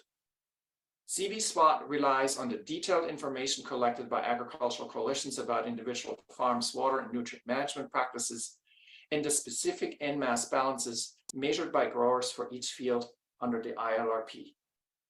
Therefore, it provides more accurate estimates than our CVG and LM can do on a local scale. Most significantly, CVG and LM and CV SWAT have taken different approaches to estimate manure, nitrogen, and soil amendment inputs to a field, orchard, or vineyard. Particularly in counties with a large dairy industry, this leads to higher end leaching estimates in our work across most crops, including nuts, tree fruit, and citrus, when compared to CV SWAT. Furthermore, the groundwater protection targets and the reduction needed to meet those are developed from a groundwater perspective, not a root zone perspective. The targets account for aquifer structure, for groundwater mixing with clean recharge sources, and for denitrification in groundwater prior to nitrate arriving in domestic or public supply wells. This groundwater perspective addresses load reduction needs better than merely considering losses from the crop root zone. Our mass balance approach will continue to play a significant role in CV and PSET, as there is no CV SWAT approach available to represent the 20th century legacy loading to groundwater. We are planning to update our CVG and LM with the insights gained from the CV SWAT development to better represent historic, legacy, and leaching to groundwater. The second question is that I'd like to address: what are key assumptions and uncertainties in our groundwater model, CV and PSET? Well, no model is perfect, but every model may tell us an important story if we properly understand the model's assumptions and the uncertainties in its predictions, and help us make better, more informed decisions. CV and PSET incorporates a full-fledged, three-dimensional, physically based groundwater flow model and groundwater transport model of the Central Valley. The hydrogeology and the hydrologic boundary conditions of the groundwater flow model in CV and PSET are currently borrowed from those in C2VSIM FineGrid, a vetted groundwater model developed by the Department of Water Resources.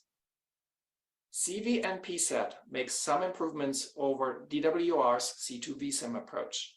These improvements include a spatially much more refined representation of individual streams, wells, and fields. Streams and wells are represented at a discretization of only a few tenths of feet, rather than at the scale of 1 mile, following the well log records available from the Department of Water Resources. The recharge patterns represented in CV and PSET are obtained from those in CV SWAT, which, as I mentioned earlier, has subfield scale resolution. This much finer discretization of recharge and pumping boundaries is important to more accurately capture the flow paths between recharge source and well screen than would be possible with the C2VSIM simulation alone. CV and PSET, to gain computational efficiency and make it a decision support tool, also makes an important simplification over C2VSIM. It ignores the monthly, seasonal, and year-over-year variations in groundwater flow and only considers the long-term average groundwater flow conditions, including long-term average recharge conditions and pumping conditions. The flow model in CV and PSET is what modelers call a steady state flow model. CV and PSET computes the nitrate concentration at approximately 20,000 public and irrigation supply wells in the Central Valley and at nearly 100,000 domestic wells. It predicts concentrations at each well for each year from the 1940s to several hundred years into the future. But CV and PSET should not be mistaken for being able to precisely assess nitrate breakthrough at someone's individual domestic well. This is analogous to the large groundwater flow model C2VSIM, which covers tens of thousands of square miles as well, not being intended to predict the precise water level line at someone's specific domestic well, even though the model actually generates that output. For those very localized assessments, development of locally well-informed site models of groundwater flow and nitrate transport would be needed. Instead, our simulation of nitrate concentration variability of nitrate across a large group of wells are intended to capture a representative sample that reflects the magnitude and variation of nitrate in real-world wells across that area of interest.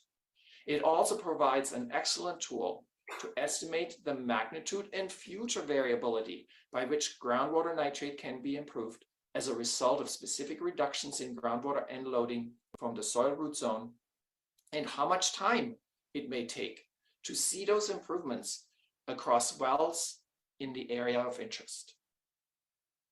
Finally, and third, I want to provide an update on our ongoing and planned CV and PSAT work. Many elements of CVGNLM and CV and PSAT have undergone extensive scientific review and validation.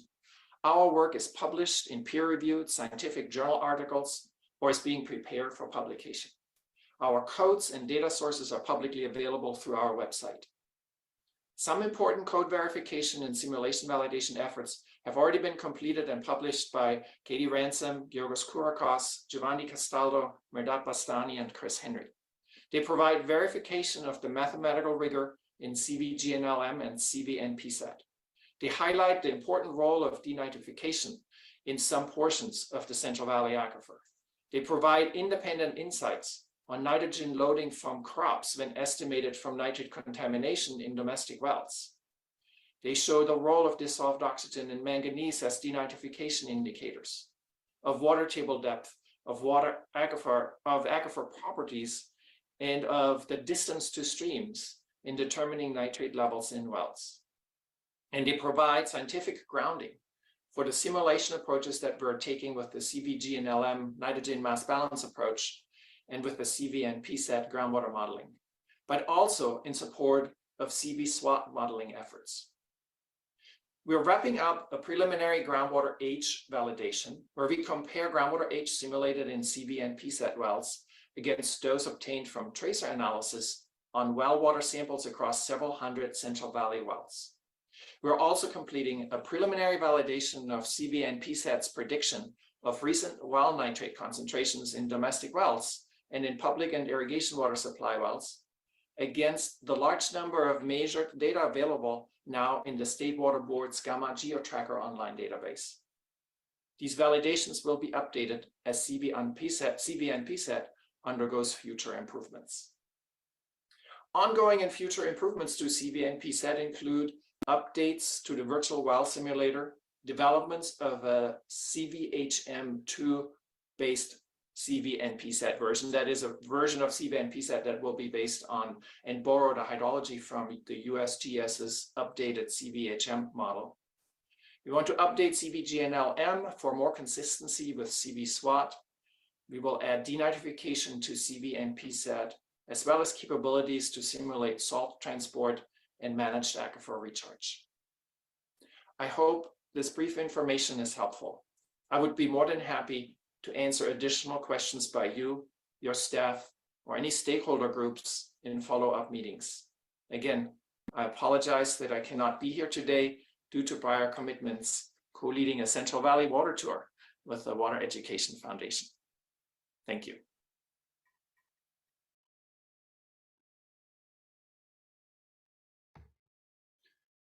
Great. So I know that was a lot to digest. I do want to, he can't be here in person, but I do want to extend our gratitude for a lot of the work Dr. Harder's doing. He's made himself very available to both us and the coalitions, and we're thankful. It's kind of definitely bleeding edge stuff. This is one of the most comprehensive attempts I think that's been done as far as understanding the actual loading going on in the Central Valley and where we need to get to. So just want to extend my thanks to him, and I'll pass it off to the coalitions that'll say a few words. And I'll note that we'll make that video available to you. I'll confess that this is like the third time I've heard it, and that is a really, really dense video right there. Thomas Harder really is one of the experts. We rely on him quite a lot for the way he's designed models and the way he understands movement of nitrate through the subsurface. And the way he marries the information that we have through the Irrigated Lands Regulatory Program with well data and verification I'm sure Eric or Dr. Harder will be more than happy to walk you through that very, very dense few minutes if you'd like to see it again. Thanks, Patrick, and thanks, Eric, for teeing that up. Yeah, I tried to digest the letter he had sent in, and this just reinforces kind of the fire hose effect of all this information. It's a complicated model, though, and I'm looking forward to hearing more about the verification of the model in the near future. So thank you.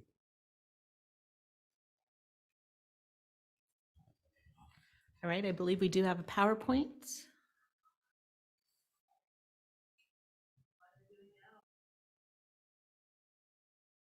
Okay, I have a number of PowerPoints here. If I know which one, the title of the one you'd like to see.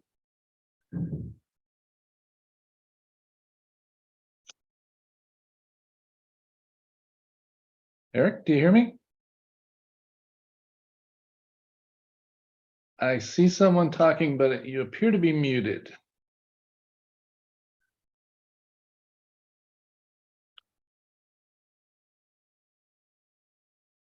I am not hearing anything from the room.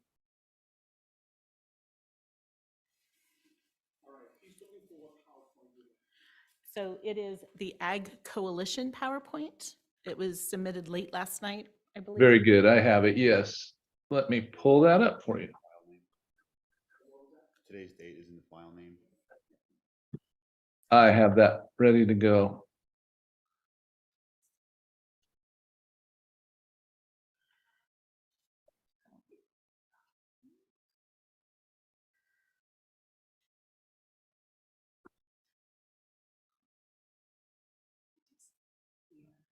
And here we go.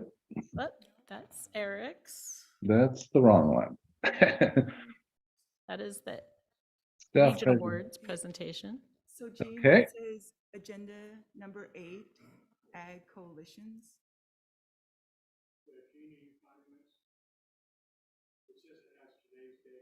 Very good. I have it now. It doesn't, because I changed the name. Oh, Sue changed the name. Never mind. So sorry. It'll just take 1 second here. Oh, I see what's going on. Something, oh. And here we go. There we go. That is it. Don't hit the chair override. Don't touch the buttons. Oh, you got it, Gene? There we go. Sorry, we had an audio mishap here. Great. set? Thank Very you. good. We're set. Thank you very much. Again, Tess Denham, Consoys and Conway, here on behalf of the coalitions that developed this process. With me today, who will be doing the heavy lifting, is Ken Miller with Formation Environmental, who did all of the heavy lifting in the development of this model. But first, I'll make a couple of preliminary comments, then I'm going to hand it over to Ken. So first of all, just so you know, when we say the Ag Coalitions in the development of this model, who do we mean? We mean 13, all 13 agricultural coalitions except for the Rice Commission, because of rice, of course, being unique with respect to nitrate. So in the coalition orders, this could have been done on a coalition by coalition basis. You could be listening to 13 different presentations with 13 different formulas, values, and targets.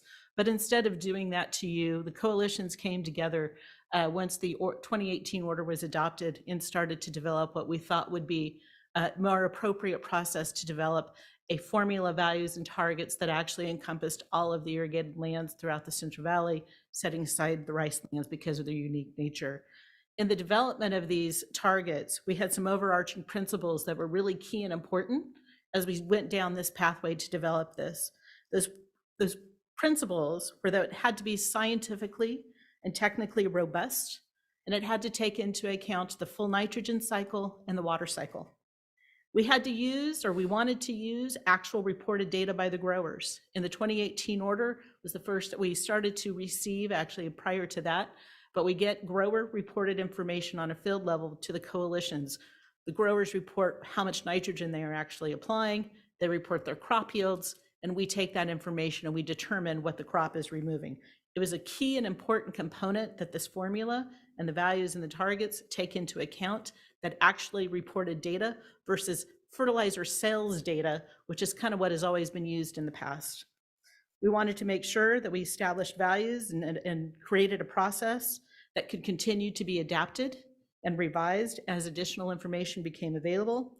And we wanted to make sure that what we built was something that resulted in practical information that we could put into a groundwater quality management plan, could be conveyed to growers, and something that could actually be implemented to start reducing nitrate loading from irrigated agriculture for the production of water quality. That was a long process. I think the work that we've put forward today is something I'm extremely proud of. In all of my years in doing this, I think this body of work is absolutely amazing. We brought in some of the best and the brightest. We consulted with the best and the brightest. Dr. Harder was very, very open with his time. He met with us on many occasions. He was very generous in his comments, and we worked with him very closely in order to develop this. So with that, I'm going to turn it over to Ken, and he's going to talk about kind of that assessment framework, get into a little bit more of the detail without trying to get too much into the weeds, because we can get lost really easily when we start going down the modeling rabbit hole. But Ken will provide some updates, some context, and then of course, kind of the next steps and future updates. And we're here, of course, mostly to answer questions to help you understand the body of the work that's been developed. And with that, I'm going to turn it over to Ken. Thank you, Tess, and good morning to the chair and members of the board, and thank you for the opportunity to describe what it is we have done to determine groundwater protection targets. As Tess mentioned, my name is Ken Miller. I work with Formation Environmental. I'm a trained soil scientist and agronomist that has been involved in the development of the formula work plan, the implementation of it to calculate values, as well as the determination of the targets. And so today, we'll try to kind of give you, like Tess said, sort of a general overview of what it is we have done. We would talk a little bit about the targets themselves. In addition to that, some interim milestones, and as well as the next steps and future updates. So next slide, please. So just to briefly build on what Eric has already sort of described in terms of the program outlay, there's three components that we have focused on in terms of the formula, the values, and the targets. And as Eric has already described, the formula is intended to compute what is called the value, which is a township-based leaching estimate, specific to what is discharging below the root zone of irrigated agriculture. And the formula is comprised of two kind of key pieces that I'll talk a little bit more about. But really, there's inputs to the formula, right? Data, including grower-reported management data, and we feed that into a calibrated process-based model called CV-SWAT. Then when we talk about targets, what we are then doing is trying to put these values in the context of the broader Central Valley system to understand if and how much nitrate load reduction will be required to ensure that that township is achieving compliance with the water quality objective. And the targets include other sort of components of the ILRP as well that are listed there. Should have had my glasses, I can't read terribly well, but groundwater assessment report, management practices evaluation program, and trend monitoring program. Next slide, please. So very briefly, just starting at the beginning here with the formula and the values, there's kind of three main steps to get us to understanding what is the current state of nitrate loading from irrigated agriculture. And so that is to bring together all the data and information we need to feed that into our process-based model and actually calculate the value itself. And so if you could just click, I think there's 2 or 3 clicks to get through the animations. So the first piece is with respect to data and info. CV-SWAT is considering climate and soil and other factors, as Thomas has already described. And basically what our approach was for values was to say, it's very laborious to model sort of everything that's happening from one year to the next in a very specific way. And we found that it would be much more efficient to actually just model everything that could be and essentially build a database that the coalitions can use outwards into the future to develop values. And so essentially what we have done is looked at multiple years of grower reported data on a crop by crop basis to understand the range of fertilizer rates and yields that are reported and to understand, okay, what are the various scenarios that do exist that we need to make sure are simulated with our CV-SWAT model. And so through an automation approach, we developed what we call the root zone library, which is essentially a database that can be used outwards into the future. And if you could just animate one more click, please. And so essentially for the calculation of values, which I'll talk about on the next slide, that integrates actual current grower reported data matched up to specific root zone library entries to compute those values. So if you could go to the next slide, please. So what this slide is just illustrating is on the left-hand side, you can see sort of some of the modeling detail of the CV SWAT model. And we zoom in on an example township to just highlight the workflow for calculating values. And so that example township, you can see black outlines which represent parcels that have associated INMP reports with them. Zooming in on an example parcel in the southeastern corner, we see that there's actually 6 unique soil mapping units in that parcel. And within our database, we actually have a whole plethora of various simulations for each of those different soils under different crops and management and yield scenarios. And so to compute a value, what we do is for each of those soils in that parcel, we look at the grower reported information to tell us which crop do we need to pull a library run from, what was the fertilizer rate, and what was the yield, and rely on the CV SWAT model to estimate the actual leaching outcome below the root zone as a function of those nitrogen inputs and removals. And so we do that for each sort of subfield unit, we roll that up to the parcel, and we do that for each parcel, which is then rolled up to the township scale. And so in essence, the values are constructed from a subfield-based estimate and rolled up to that township scale for which they're reported. So that was just sort of a background to understand how we are assessing where agriculture is at today. So if we could go to the next slide, please. So to connect the values to the broader system, we understand that the Central Valley is a very complicated system, and there's many different factors that are going to ultimately influence water quality. And we want to have an ability to account for those various factors so that when we are setting targets, we have a higher degree in confidence that they're going to achieve our objectives. And so without getting into all the details, we know that the valley is complex, right, in terms of soil and climate, the way in which lands are managed up and down the valley. What is going on in the aquifer system is complicated. There's a lot going on, right? It's a big area. It's a complicated dynamic area. And if you could just click one more time for animation. And so kind of as a function of all this variability, we know that there's various factors that are going to drive water quality in any portion of the Central Valley, right?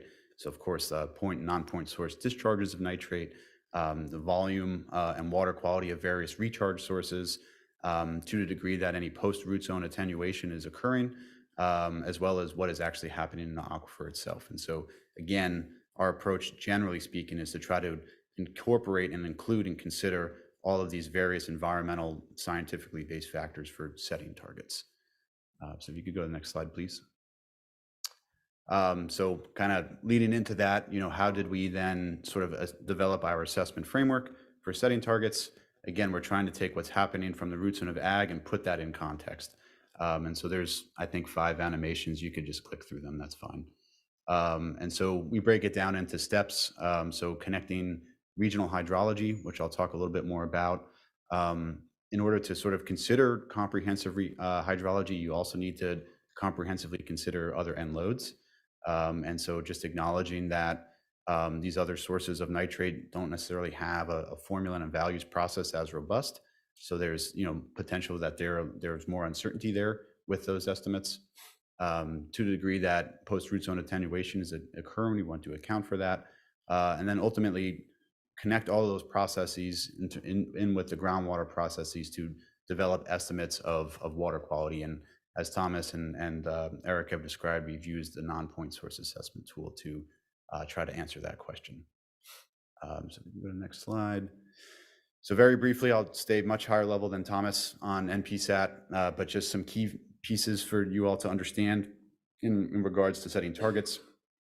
We did use the version that is based off of DWR's groundwater model, C2 VSIM.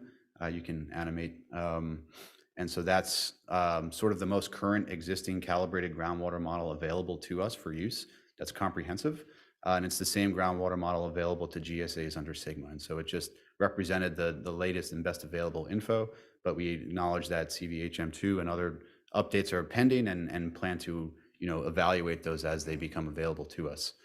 And so as Thomas kind of described, what NPSAT is doing is it's actually connecting what's going on at the land surface, which you can see in that image where you're looking from the aquifer up to the surface.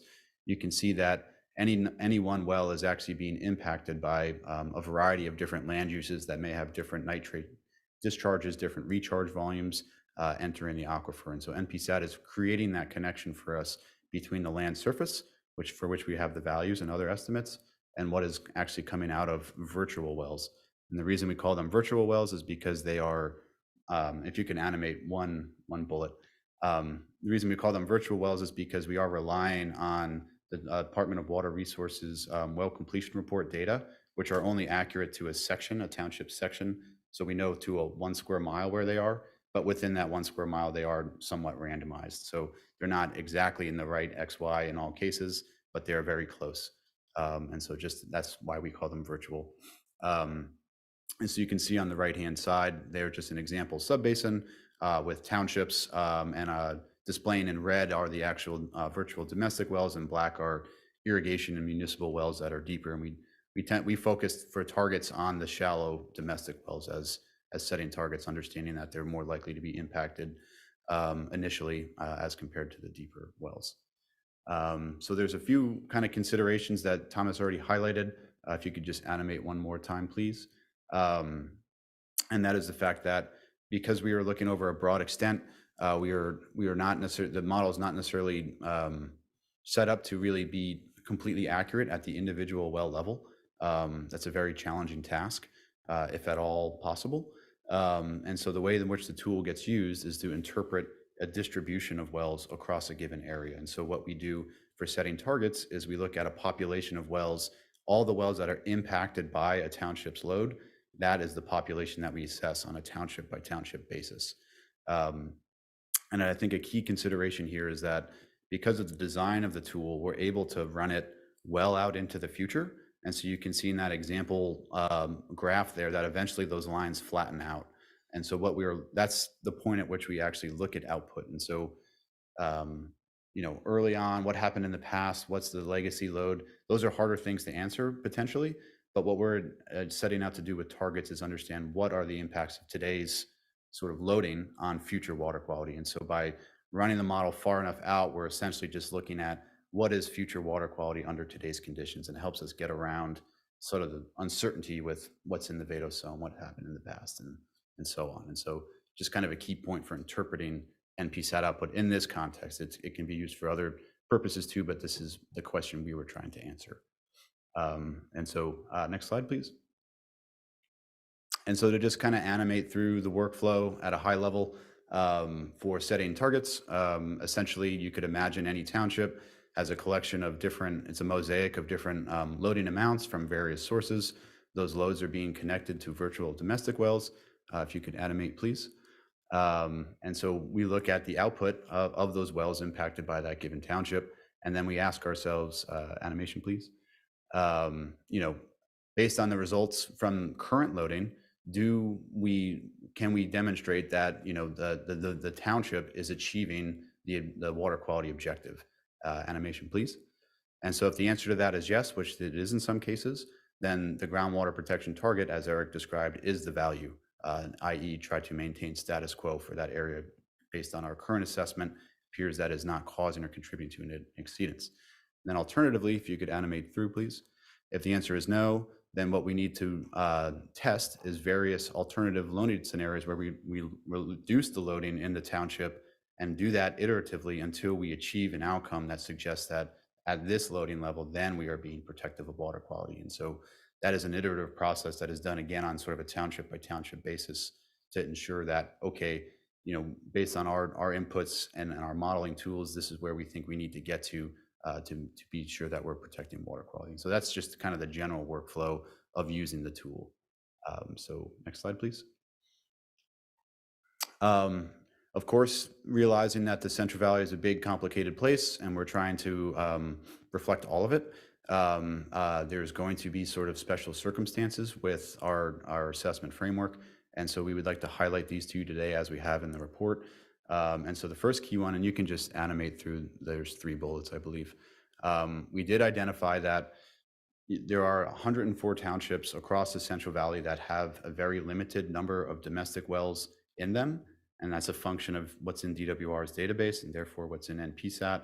So it's really kind of reflective of reality in that some of these areas do not have a lot of completed domestic wells.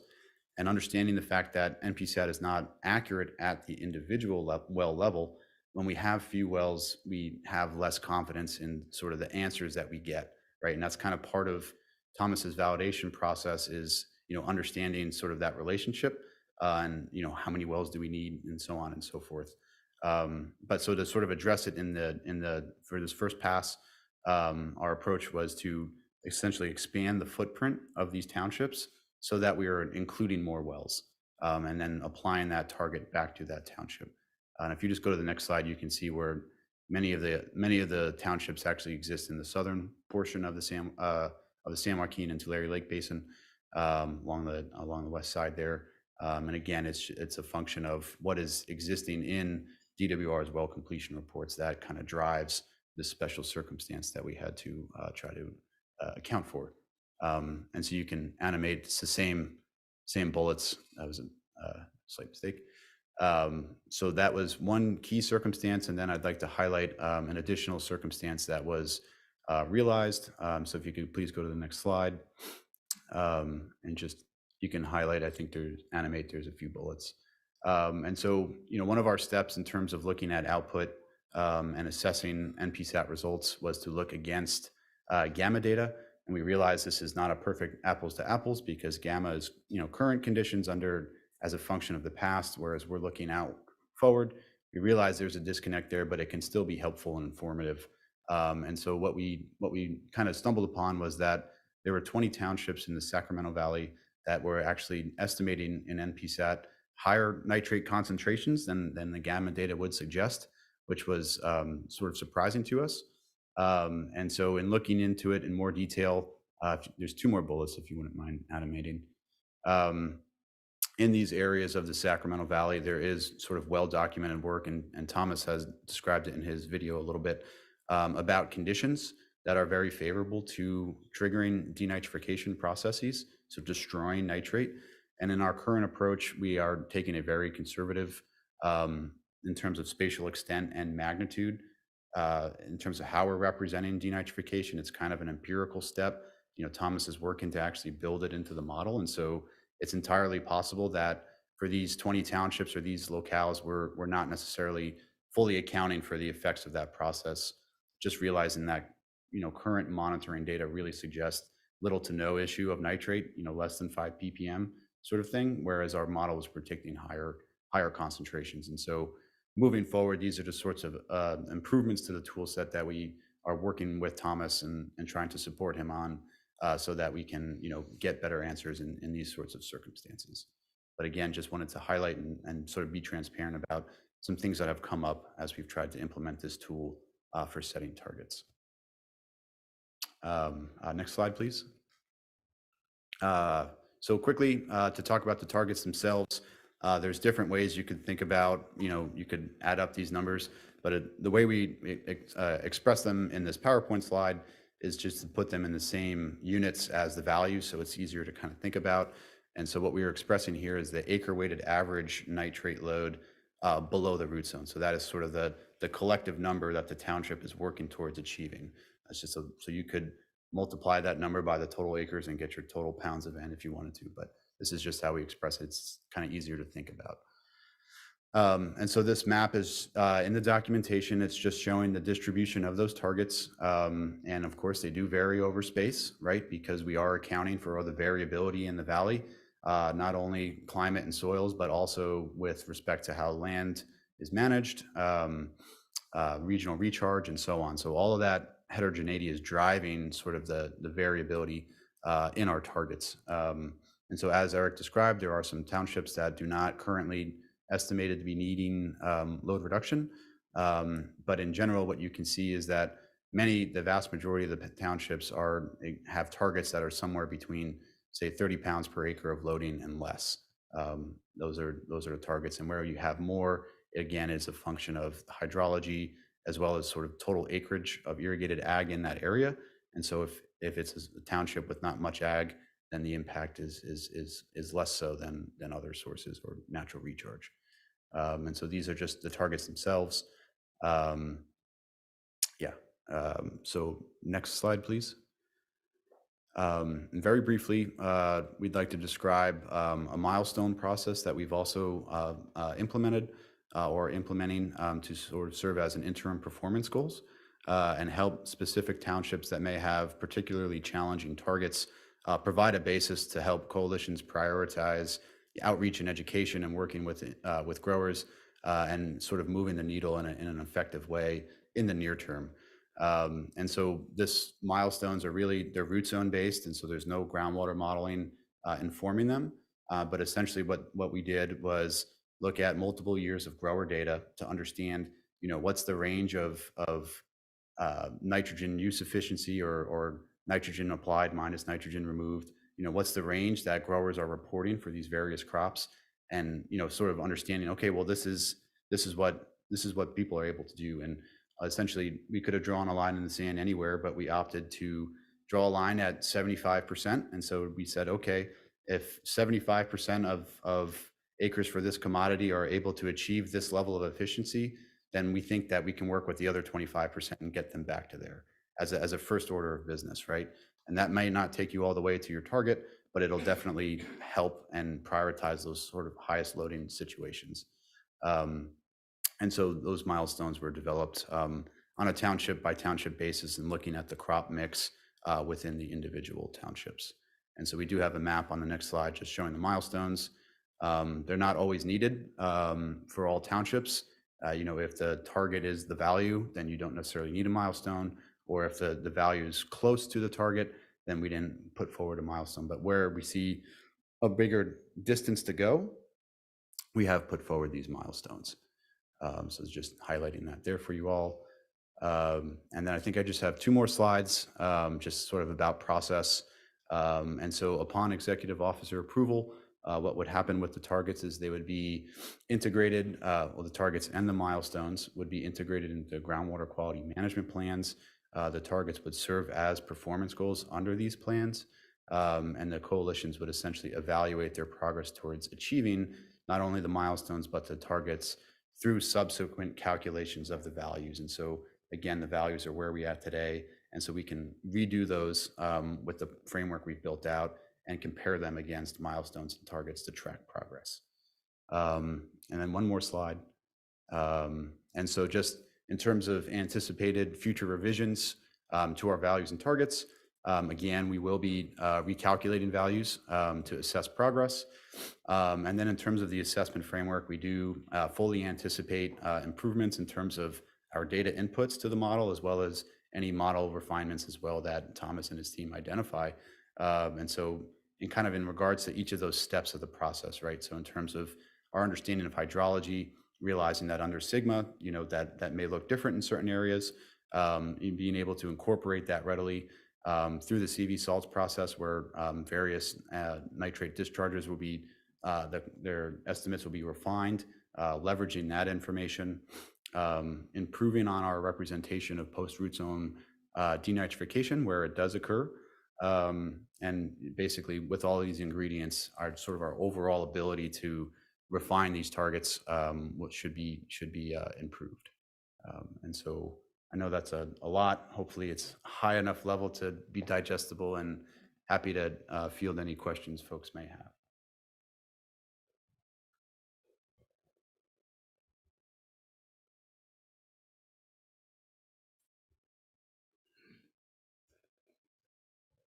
Okay. Thank you. Hey, thank you, Ken. Thanks, Tess. It is a complicated subject, obviously, and those two presentations pretty well indicated that. I guess for me, the process is all about the science, and that's what the model is trying to kind of lay the groundwork for.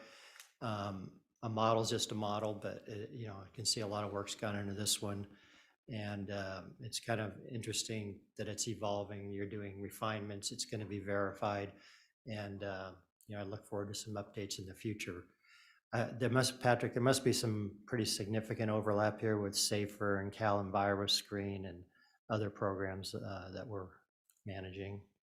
Yeah, and I think the nexus that ties it together is the nitrate control program, to be quite honest. So that second to last slide was the punchline. I think it's extraordinary the amount of effort that's gone into these models, but if we'll send you the presentation certainly, but the slide that was right before upon executive officer approval, I'm not sure there was numbers on the slides, is the one to look at. And I think it kind of tells two stories there. One, that we actually do have a significant amount of acreage that is currently in compliance or nearly in compliance with the requirements of the East San Joaquin Order. But there are a lot of acreage. There's a lot of acreage within the Central Valley that needs to work fairly diligently on reducing nitrate that's lost below the root zone. But I would encourage you, when we send this presentation around again, to look at that slide, because I think it does a good job of telling the story graphically of where the improvements need to happen, and frankly compiling all that information down to something that's readily, that one, there we go, that we'll be looking at from a CV salts perspective of saying, okay, so we've got a management zone that potentially covers this acreage, right? Here's what irrigated lands will be working on. Here's what their targets are going to be. How does that mesh with the milestones that we'll need to establish with the management zone implementation plans, reductions from POTWs, reductions from other sources, reductions from dairies, to overall meet the objectives of the management zone to balance that nitrate loading within a 35-year time frame. So this is super key. You know, this is super key to understanding what the needed load reductions are and how we can work towards that. But incredible amount of work, very, very complex work. You know, I think that the modelers are meeting with the drinking water folks, are meeting with the geologists, are meeting with the soil scientists, and have come up with this process. And I think it's pretty incredible, but I also think that there's going to be some tough decisions for us ahead as our technical teams work on merging this information with the information that's going to come through with the nitrate control plans, and then obviously trying to make sure that the drinking water programs under the nitrate control plan mesh up with safer requirements, ensure that while we're working on reducing these nitrate targets, or while we were working on reducing nitrate loading to these targets, there are not communities or individuals dependent on groundwater as a source of drinking water that are left out and that have contaminated wells. We want to make sure that they have a source of drinking water in them. So a lot of information here. Again, my thanks to all the folks who worked on this. There is an army of people that are both implementing this on the technical side, and all the growers who are reporting their information, paying their dues to the coalition, grumbling a little bit about all these consultants, and that's absolutely par for the course. That's going to happen. But I do think that this allows us to sharpen our focus on those areas that need the greatest load reductions, and kind of work in partnership to make sure that happens. But again, a monumental effort. As you've been here, you've heard, I think, Eric, is this fourth presentation in front of the board, initially laying out, what we're going to do, and then the presentation on the formulas, and the presentation on the values, now a presentation on the targets. This is a long process that was kicked off with the adoption of the East San Joaquin order, and we're at a pretty cool point where we can actually have a map like that up on the screen, talking about what we're going to need to do for the future. Sure.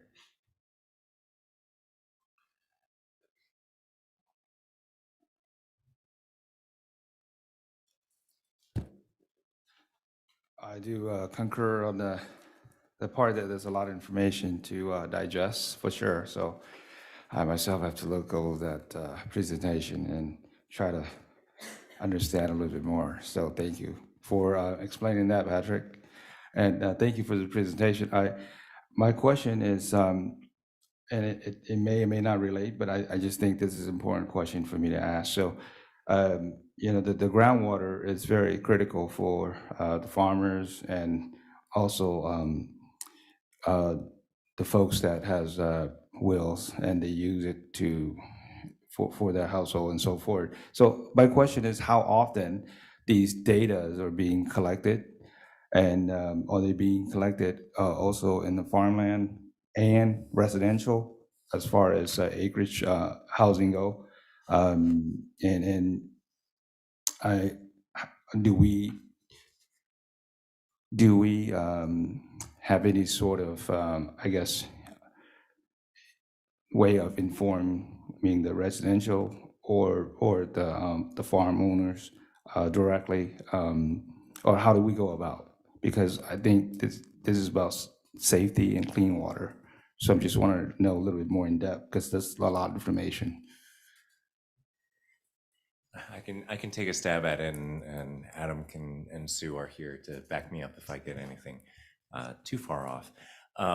But essentially, the reporting structure that was set up by the East San Joaquin order, by the presidential order, and all 13 of our orders that the coalitions operate under, actually fewer orders, but the 13 coalitions operate under, require individual growers to report certain information on their nitrogen loading that gets aggregated by the coalitions, reported to the board, and provided in this vast amount of information that essentially gets distilled in these models to understand what the load reduction targets are. A parallel effort is to monitor the domestic wells, and so each grower has a responsibility to monitor domestic wells for nitrate that are on their parcels. And so that's another kind of vast data set that we're looking at to ensure domestic wells are protected. There's a notification requirement built into that particular requirement. And then the drinking water replacement component comes in with SAFER and with the nitrate control program for those areas that are in priority 1 management zones. So I think that's kind of the big picture. It boiled it down quite simply. Every grower is reporting nitrogen numbers. The coalition is crunching all those numbers, providing them to us. And meanwhile, they're also monitoring their domestic wells to make sure that nitrates do not exceed the standard at their wells.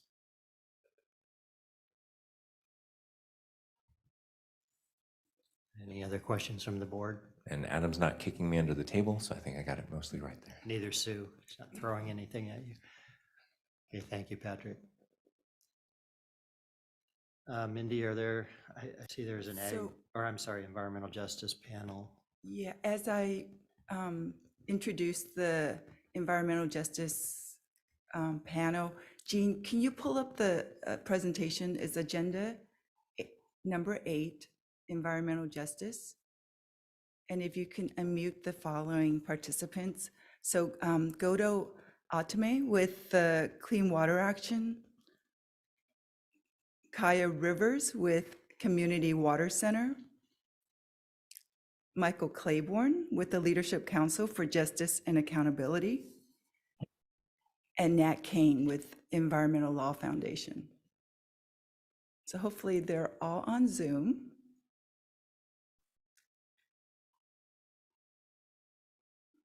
Good morning, this is Michael Claiborne.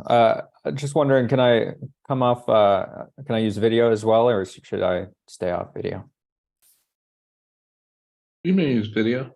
Right now, it's unable to start. Let's see. I'm sorry, who is this speaking?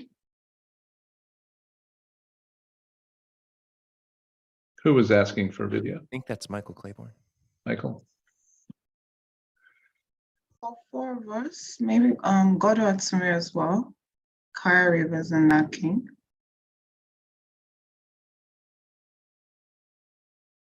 Interesting. Michael, you can use video. And Sue, I have your file. There we go.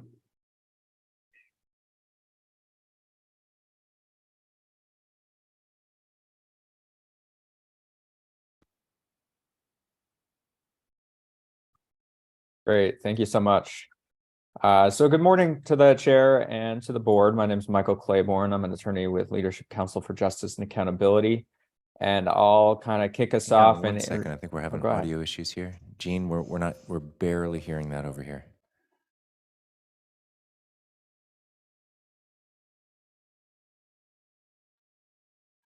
You're not hearing Michael Claiborne, is that right, Patrick? Are you coming from the control room, but they're not on speaker out here, and neither are you. Can y'all hear me better now, or is it still an issue? Yeah, actually, this is something outside of my control from here. AGP, is there anything going on there?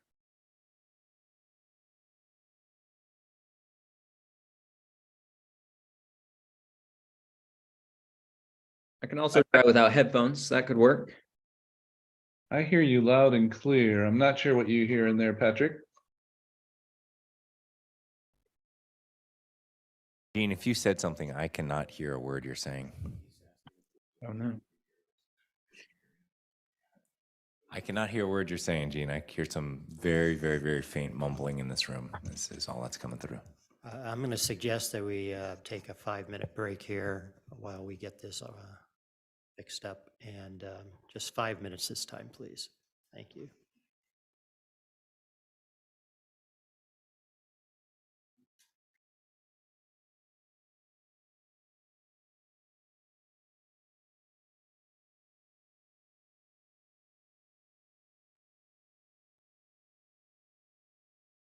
Let us know, us on Zoom, if you want us to do some sound checks at any moment.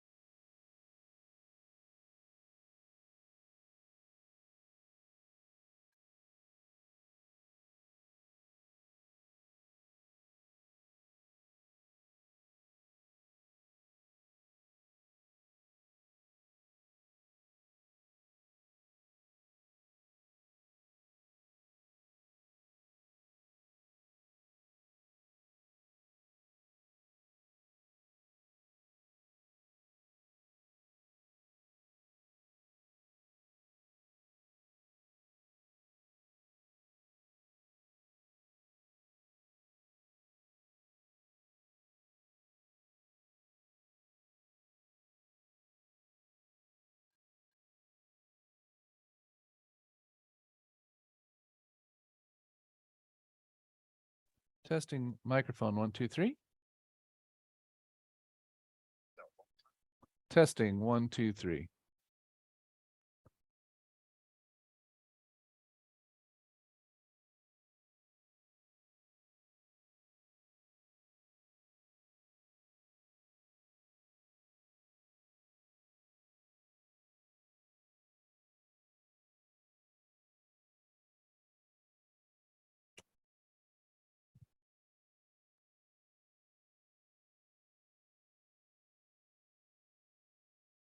Bob, I see. I'm testing my mic. It works fine. I have no idea what is going on at this point.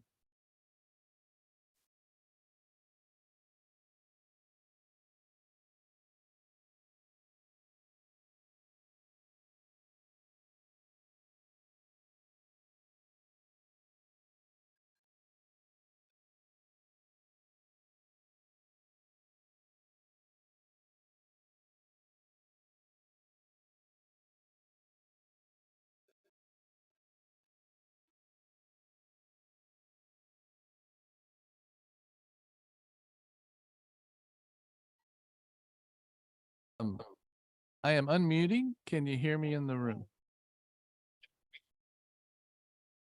I am using a headset. I just unplugged and plugged in my headset. We're hearing you perfectly on the Zoom, if that's helpful. That sounds good. I appreciate that. I think our problems are corrected.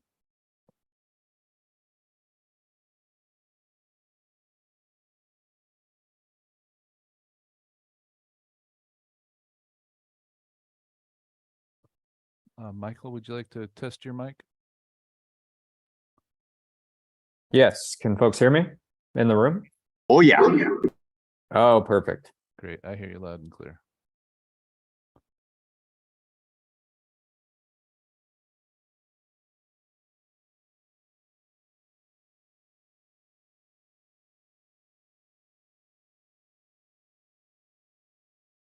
It does look like some of the four of us can't use or can't unmute themselves. Oh, maybe they can now. I think we just got unmuted, Perfect. I saw your hand raised. Thanks. or at least I did. Godo and Kaya, are you good?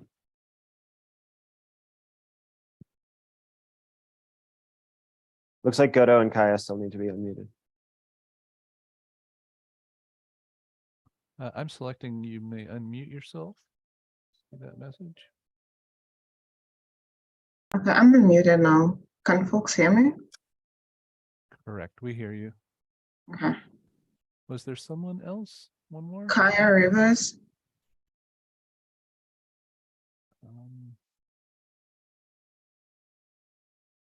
I think they debugged the sound, so as soon as we get the board reseated, we should be good to go. Yeah. Kaya, you may unmute yourself. Thank you. We But hear does you. this mean we can go on mute while someone else? Michael is able to go on and off mute, but I don't think I can do that. Don't mute just in case. Okay.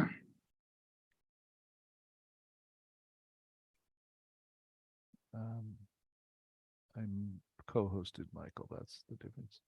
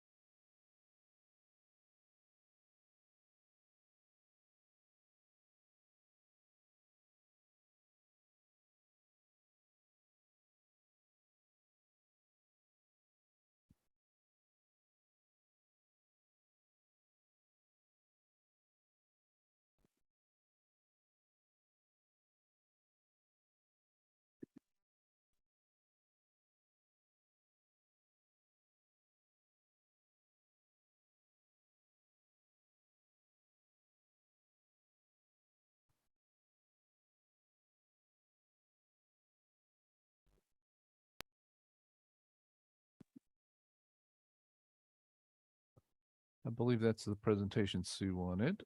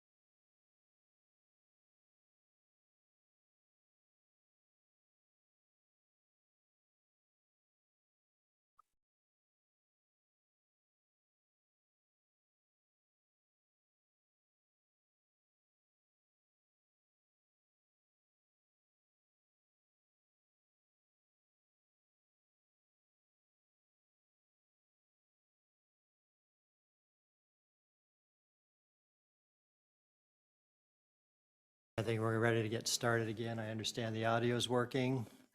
We did have Nick had to leave. He's got a planning commission hearing in Sacramento, so we still have a quorum, so we're ready to roll. You're good to go? All right, good morning to the chair and to the board. My name is Michael Claiborne. I'm a directing attorney at Leadership Council for Justice and Accountability. And we have a presentation for you all on our evaluation of the proposed groundwater protection targets, which if we could pull up now, we'll get started. Great, and let's go to the next slide. I'll kick us off and introduce the other three presenters. So like I said, I'm Michael Claiborne. I work at Leadership Council for Justice and Accountability. We're a social and environmental justice nonprofit based in the San Joaquin Valley. Also do some work in the East Coachella Valley. And all four of our organizations work on access to safe and affordable drinking water. And as is most relevant here, protection of sources of drinking water from additional sources of pollution. So we'll go to the next slide. We're going to start off our presentation by talking about the regulatory requirements that are applicable to these proposed targets, then talk about groundwater protection targets, data and tools, hotspots within townships, and then we have some closing recommendations and some thoughts about impacts to or potential impacts to communities. We'll go to the next slide. So as noted in the state board's order approving or revising the East San Joaquin order, groundwater protection targets were proposed by representatives of the agricultural coalitions and environmental justice organizations. As one of the environmental justice organizations that was in the room kind of negotiating what these targets could look like and exploring what was needed here, we were working alongside the Agua Coalition, which is a coalition of impacted residents, mostly in Tulare County, but throughout the San Joaquin Valley. And it became pretty clear early on in those conversations with the agricultural coalitions that there was a real need, an unmet need for local data about nitrate applications and discharges. What we were looking for in those conversations were enforceable standards for nitrate reductions and ultimately compliance. And the response was, well, those kind of determinations need to be made factoring in local conditions, climate, precipitation, soil type, those sorts of issues. And out of that kind of concern and unmet data need, kind of fed into the development of this process and ultimately these targets, which provide more of that local data. The purpose of the groundwater protection targets is to set targets intended for all growers to ultimately come into compliance with receiving water limitations, according to the time schedules for compliance specified in the general waste discharge requirements. And the schedule for compliance is a period that's as short as practicable, not to exceed 10 years, unless a management zone implementation plan under CV salts has been approved. And at this point, none of those management zone implementation plans have been proposed or approved. So right now, the 10-year limit applies, and the board and the executive officer should keep that in mind as you all review these proposals. While the methodology may evolve over time, as the regional board and the third party gain experience in its application, there's no authorization for the board to approve targets that will not achieve compliance with receiving water limitations within compliance time schedules. So that's another thing to keep in mind. And then the state board, in approving this process, envisioned a really active role for the regional board. So where there's a coalition, the coalition can lead the process of development. Where there's not a coalition, the regional board is actually leading or required to lead the development of these targets.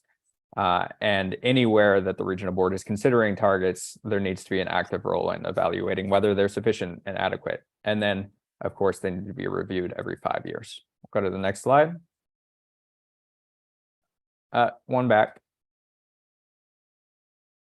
And so two other binding policies that the board should keep in mind. One is the anti-degradation policy. The regional board can't authorize degradation that causes pollution or nuisance or degradation of high quality waters unless it makes required findings. So discharge to high quality waters must meet waste discharge requirements that result in and they have to meet best practicable treatment and control. Then as a second policy, the non-point source policy includes 5 key elements for any non-point source policy implementation program like this one. Key element 3 in particular requires specific time schedules, corresponding quantifiable milestones, and the time schedule may not be longer than that, which is reasonably necessary to achieve water quality objectives. Applying those two policies here, the regional board would violate the anti-degradation policy if it authorizes pollution or nuisance by approving milestones or targets that don't make progress as quickly as possible and ultimately achieve water quality objectives. And kind of the same thing with the non-point source policy. Timestones and milestones need to be really as ambitious as is practicable and reasonably necessary. So the regional board can't allow delayed progress or compliance, and these are all on compliance, and these are all standards to keep in mind as my colleagues talk through some of our specific concerns about the proposal. Even though it provides a lot of source specific information, clearly a lot of work went into it. Ultimately, we think there are some issues that need to be resolved before they're approved. Next slide, and I'll turn it over to Nat Kane. Good afternoon, I guess still morning, everybody. My name is Nat Kane, Executive Director of Environmental Law Foundation. I'm going to try to move fairly quickly through a few points this morning. First, as you can see from this slide, there are many steps just to get from the values to the targets here. And to start, we don't have the field level data that forms the inputs for the CV SWAT model. The targets document and the statement and the video by Dr. Harder are very clear that the field level conditions, including soil type, are vital for the understanding of discharge from a field and thus from a township. There was a mention of the recent litigation. I think it's important to note that that litigation was based on the record as it stood in 2018. We now have this further information about the need for that field level information, down to the soil type for the part of a field to understand the impacts on groundwater from each field and ultimately from a township. But even leaving aside the question of field level data, we don't even have township level data for most of the steps to get from the values to the targets. That means that it's impossible for the public or even this board to really verify or understand how the coalition is getting from the values to these targets, especially when the targets document states that professional judgment is playing a big role in interpretation of these models. And we know at the very least that the assumption that dairies are meeting their 1.4 A/R requirement under the dairy order, that's incorrect. And that's based on the dairy industry's own monitoring report that has been presented to this board in the last couple of years. So we'd like to see at the very least township level breakdowns of the model's treatment of discharge, denitrification, and other sources of contamination to understand how these targets were calculated given all of these different inputs into the models. Second, and next slide, please, Mike. Actually, you can go to the next one. These reductions proposed by the milestones in the targets document are relatively modest. The milestones show about a 15% decrease from the values, and the targets are about 30%. Many townships are excluded from both the milestones and the targets, especially the milestones. We did a spot check and found that for some of the townships that were excluded under the milestones, they had values that were well above the nitrate water quality objective. And it's really unclear why those townships are not given milestones. And then another sort of conceptual issue here is that the reason these reductions are modest, and this was touched on by Dr. Harder, is that this targets document and process is looking at nitrate concentrations at the depth of a well, at the impact of a well, not at the root zone. I have concerns that this is not actually what's required by the ESJ order, which speaks of these targets as being a loading number. And they are expressed as loading, but I think there's a real question for this board about what compliance with water quality objectives means in terms of compliance at the root zone or compliance at the well. And a practical matter, this introduces an enormous amount of uncertainty into the analysis because those other loading figures, the denitrification and the recharge, are not nearly as well as understood as the loading at the root zone. And they're highly spatially variable. They depend on things like the presence of manganese in the soil. This document does not include enough information to evaluate them. So we believe that this effort should focus on loading at the root zone, and then let's let the science on denitrification and recharge and other sources play out. And then quickly, I also have concerns about this approach from an anti-DEG perspective. This approach, it appears to assign all the assimilative capacity from discharge, from recharge and denitrification to irrigated ag at the expense of other sources. In other words, ag is proposing to dilute its discharge using these denitrification and recharge factors, but it's not clear that these other sources are getting the same treatment. And so I think there needs to be an analysis, whether it's under anti-DEG or whether it's under some other procedure, to understand if we're using these attenuation factors post-root zone, that needs to apply to all sources, not just ag. And I think that if that analysis is done, it may result in larger reductions being required of ag. I will pass the mic to Godo now, and hopefully that wasn't too long. Good afternoon, Chair and members of the board. My name is Godo Atsume. I'm a senior policy analyst with Clean Water Action, and I'll basically just be building upon what Nat and Michael have shared. You can move on to the next slide. Thank you. So the document, the work plan that my colleagues have already talked about, milestones are actually intended to be incorporated into groundwater quality management plans. That work plan also states that milestones are intended to move growers closer to achieving compliance with receiving water limits for the next 5 years. In our evaluations, like Nat just shared, those proposed milestones are very modest and very conservative. They basically would give growers a buffer to maintain status quo and continue business as usual. They also really delay the regulatory compliance, and generally they're not ambitious enough. Like our computations showed just 15% reductions with those milestones. Secondly, regarding the milestones, and I think really importantly, there are 208 townships that were excluded from having milestones or these load reductions. The proposed milestones, as noted, are already really low, and these townships are excluded from having that. I think the presentation from the coalition shared that they were excluded because their values were very close to the targets. The milestones work plan that we went through and evaluated said the milestones were created for regions that were discharging above 10 milligram per liter. Anyone discharging below that was excluded. The number of 208 townships being excluded, we do not agree with that figure. And I'll build up on that point. Right at the beginning of this process, when the order was passed, the Central Valley was basically divided into areas with high vulnerability townships and areas that did not have high vulnerability. This work plan, the formula, the values, and the targets have focused on the high vulnerability areas. Excluding an additional 208 townships for the next 5 years in this region, I think it's not in accordance with the requirements of this order.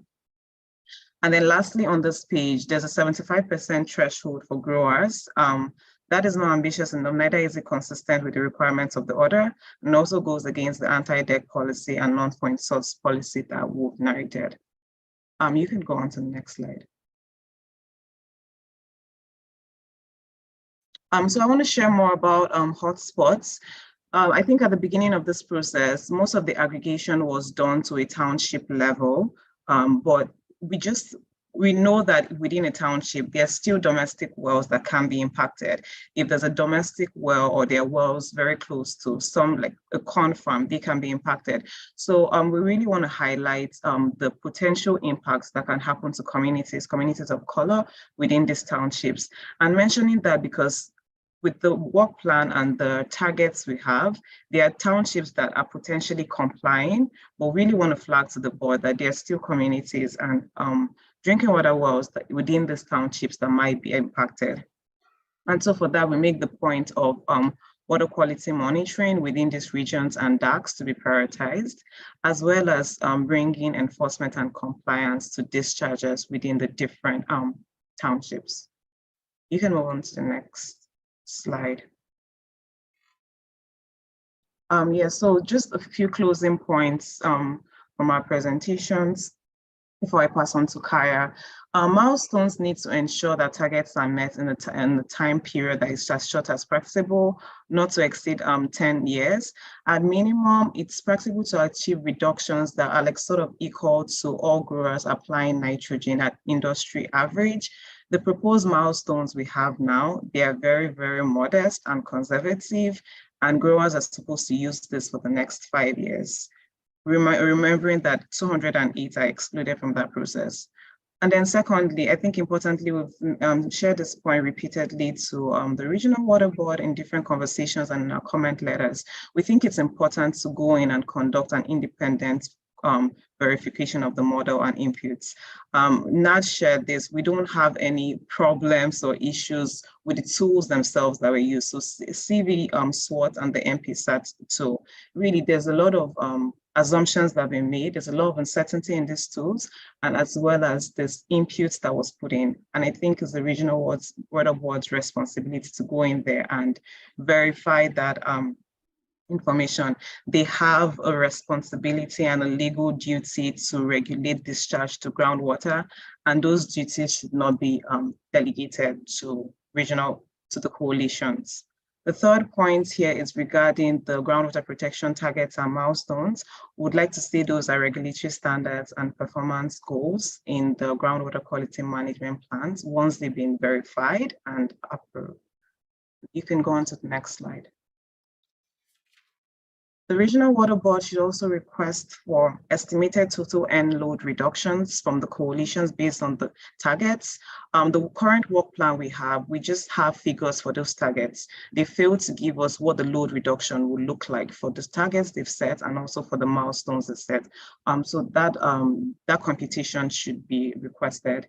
The coalition should also include values from what nitrate reductions would come from denitrification. The nitrification is repeatedly mentioned in this process. So those reductions, we should get estimates of what those reductions will look like, as well as prioritizing hotspots and where communities and community wells. And finally, going back to the policies, the board has a duty to prevent degradation of high quality waters, prevent pollution and nuance, and a requirement and require compliance with water quality objectives consistent with the Port of Cologne Water Quality Control Act, the non-point source policy, and the anti-debt policy. I'm going to turn the mic to Kaya Rivers. Thank you. Thanks, Godo. Hi, everyone. Good afternoon, board. My name is Kaya Rivers. I'm a policy advocate at Community Water Center. And I just want to build upon what my colleagues said about the importance of this and how it impacts communities, particularly low-income communities of color. The human right to water was passed in, I'm sorry, next slide. Thank you. The human right to water was passed in 2012, yet over 1 million Californians do not have access to safe drinking water, with nitrate contamination disproportionately impacting low-income communities of color. Outside of Porterville, the Chavez family relied on their domestic well every day to provide water for drinking, cooking, and cleaning. After their well was tested, they found that their water had nitrate contamination 3 times the MCL, beyond the levels that can be addressed with even a sophisticated point of use filter. Without well testing, it is impossible to know if you're consuming nitrate contaminated water due to the fact that there is no difference in taste, color, or smell of the water. Because of this, families can begin to develop illnesses over time, and babies can suddenly get sick and die of blue baby syndrome because nitrates replace the oxygen in red blood cells. Even after families know their water isn't safe to drink, families are required to navigate temporary and elusive permanent drinking water solutions, with many communities like West Goshen and East Arosi waiting for years to access safe long-term drinking water through consolidation. Year after year, residents fighting for clean water do so while also fighting off illness and mourning the loss of loved ones. Addressing groundwater nitrate contamination is urgent. The Regional Water Board plays a crucial role in upholding the human right to water, securing safe, clean, affordable, and accessible drinking water for all Californians. The proposed milestones and groundwater protection targets must be indicative of this crisis, ensuring that proposed nitrate load reductions achieve compliance with groundwater limitations as soon as possible. It simply is not acceptable to continue to add to nitrate pollution that's depriving Californian residents of their human right to water. Thank you.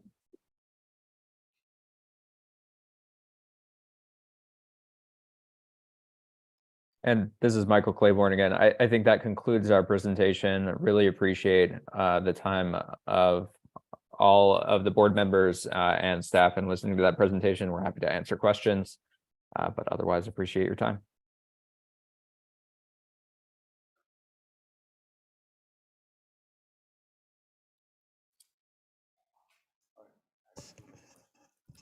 Thank you, Michael, and all of you who participated in that presentation. Sean, have a comment?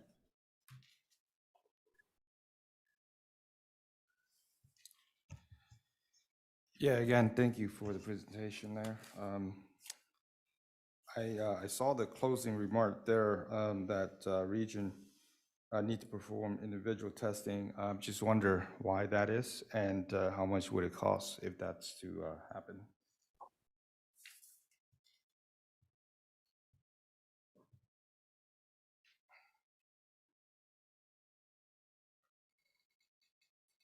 Sorry, was that a question for us?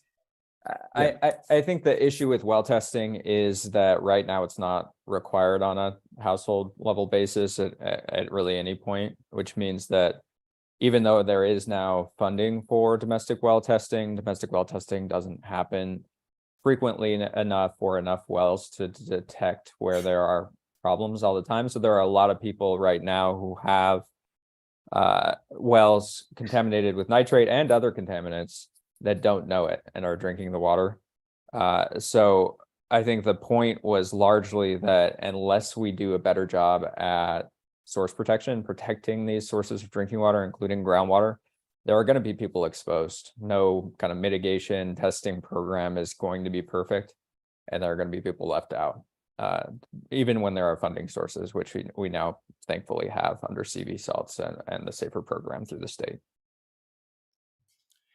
Yeah, I think it's a very terrific suggestion. I'm definitely for it. So I hope that will come into fruition very soon to protect the people. Thank you. That's all I have. Patrick, do you have any response to that?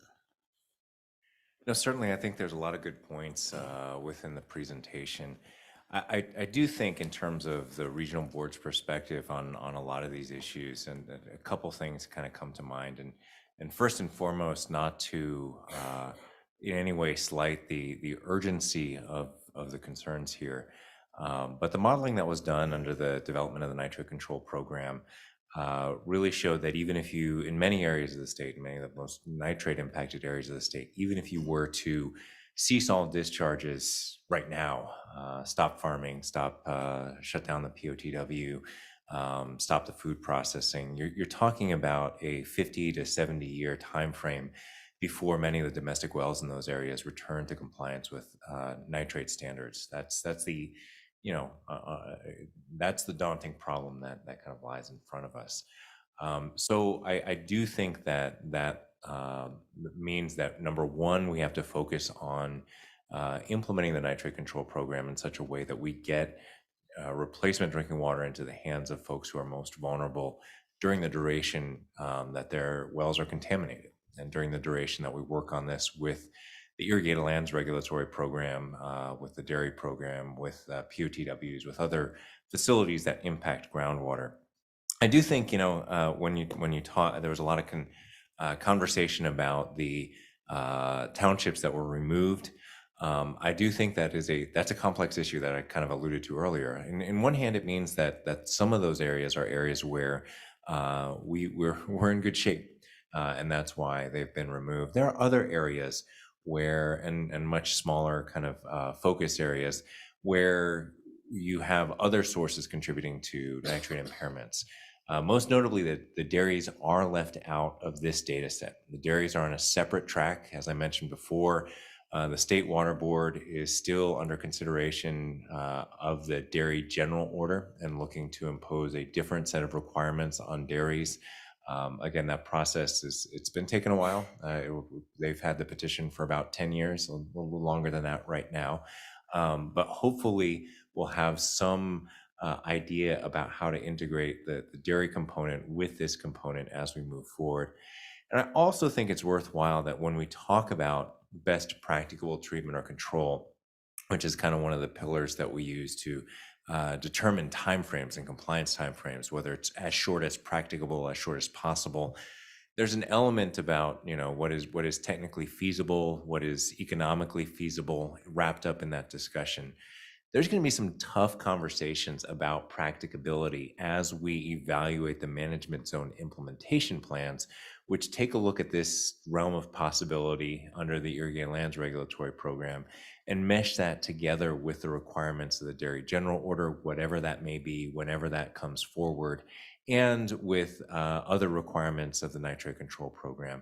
But ultimately, even as we kind of debate the terms of practicability in front of this board for growers, for dairy owners, for municipal treatment plants, for other businesses, we really want to make sure, and I think this kind of gets to some of their comments, we really want to make sure that the requirement to provide replacement drinking water is absolutely met in these areas, that the wells are tested, and that if there is a nitrate exceedance in a domestic well, we have the program, whether it's SAFER, whether it's the Nitrate Control Program, Early Action Plan, providing replacement water with as least friction as possible to those communities. You heard a presentation at the last board meeting about the outreach that these organizations are engaging with these communities.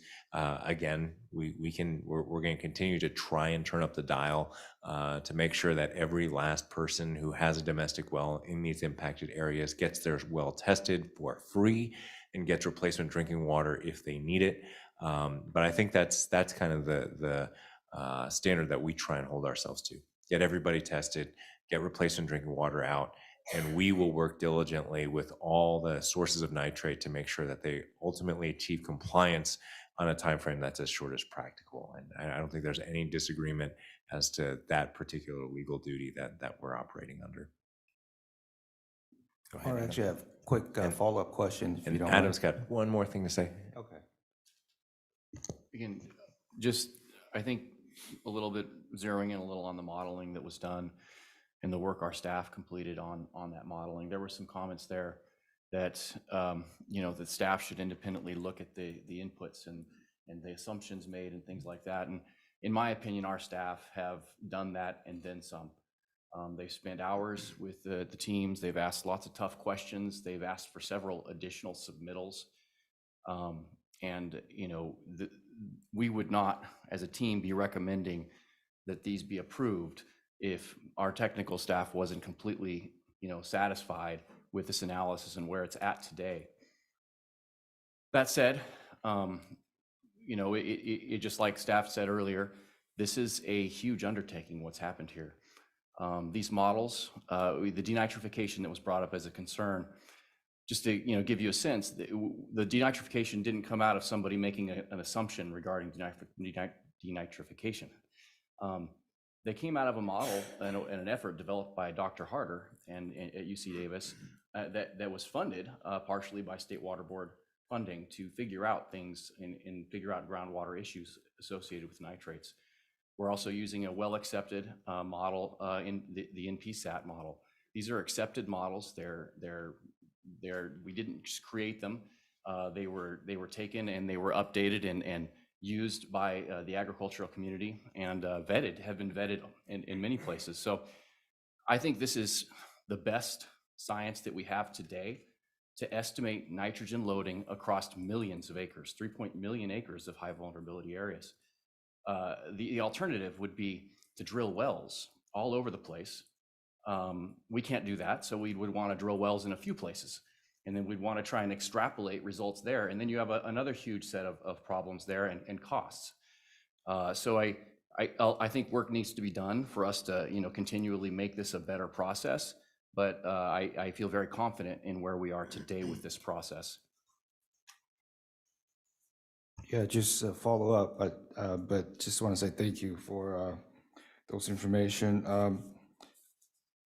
We have different water boards and we have different agencies. I just want to make a point of clarification. I know that the refinement is all part of making improvement to protect our environment and our community, especially our people. So how much of a responsibility of testing these wells, water and groundwater as far as our region go? Is it solely on us, or is on other agency or other board? Just point of clarification of just testing waters. So the domestic well testing is limited to under the Irrigated Lands Regulatory Program, is limited to domestic wells on irrigated lands parcels. The responsibility for other testing programs is shared by a lot of different agencies. When you start talking drinking water in the state of California and the numbers that there are mentioned about, up to 1 million or 900,000 Californians lack access to safe, clean, and affordable drinking water. A big chunk of those, and I think that estimates are 60,000, 90,000 wells within the Central Valley, and the numbers vary, could potentially be impacted by nitrates.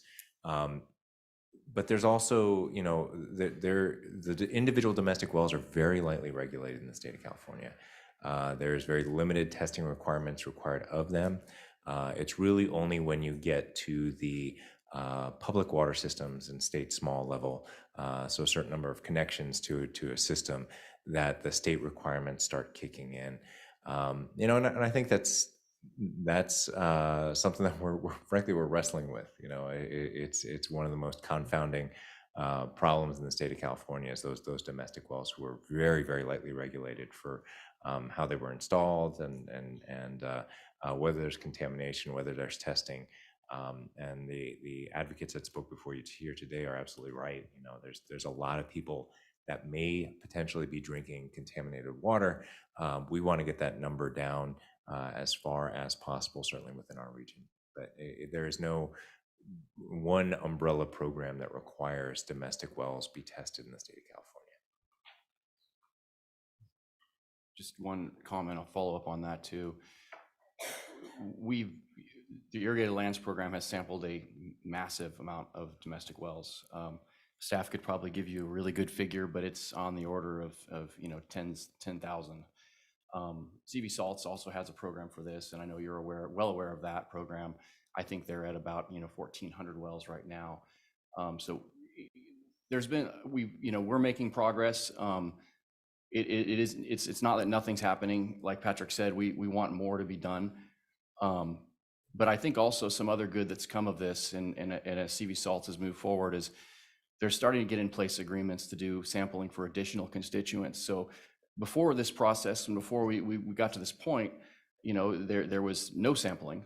Now today we're at tens of thousands of samples being collected for nitrates, and agreements being put in place to sample for not only nitrates but other contaminants, which I know Patrick has mentioned are a major concern for us too. So we're not where we want to be. Just like with the groundwater protection targets, we want to see refinement, we want to see more work done, but we're making progress. Again, I'd say to the newer board members, what's kind of remarkable is this program is really only like about 10 years old, which is extraordinary. It was in 2008, the legislature essentially started asking the state board, pay attention to nitrates, and in particular in the Salinas Valley and Tulare Lake Basin. And the East San Joaquin order that you've heard us talk a lot about only started going into groundwater in like 2012 was when that order was adopted. Before then, there were no irrigated lands regulatory program orders that were requiring kind of compliance with groundwater. It was a surface water program. And so I think we've achieved a lot in 10 years. You know, I've certainly watched this program evolve. It's incredible the partnerships that we've developed. I thank the advocates who are on the line today for keep pushing us to do more, do it faster, because I think without their kind of interest in the program, it wouldn't have gotten off the ground in the first place. But there's also a tremendous amount of work being done on the other side by the irrigated lands, agricultural coalitions, their consultants, and the individual growers as well, trying to ensure sustainability for their operations so they can hand their farms down to their kids. And safely say I'm not poisoning my community's wells. I mean, they take that very, very seriously. And so I do think that we're all in this together.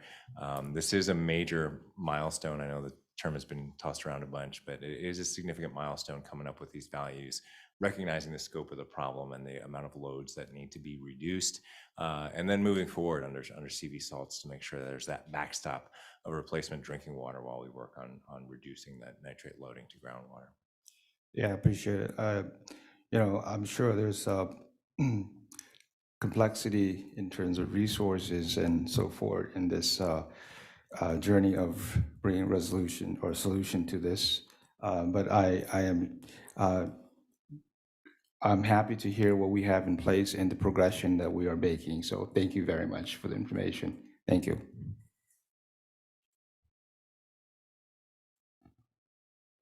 Okay, thank you, guys. Yeah, I really appreciated all the feedback from the Ag Committee and the EJ community. And thank you for that summary, Patrick. I mean, I know we're investing a lot of resources into these programs, and even though it's been 10 years, it feels like it's just getting going at some level too. So thank you. Mindy, are there any other interested persons that wish to comment on this one? I believe Bruce Haddishelt with Northern California Water Association is on Zoom. Bruce, are you there?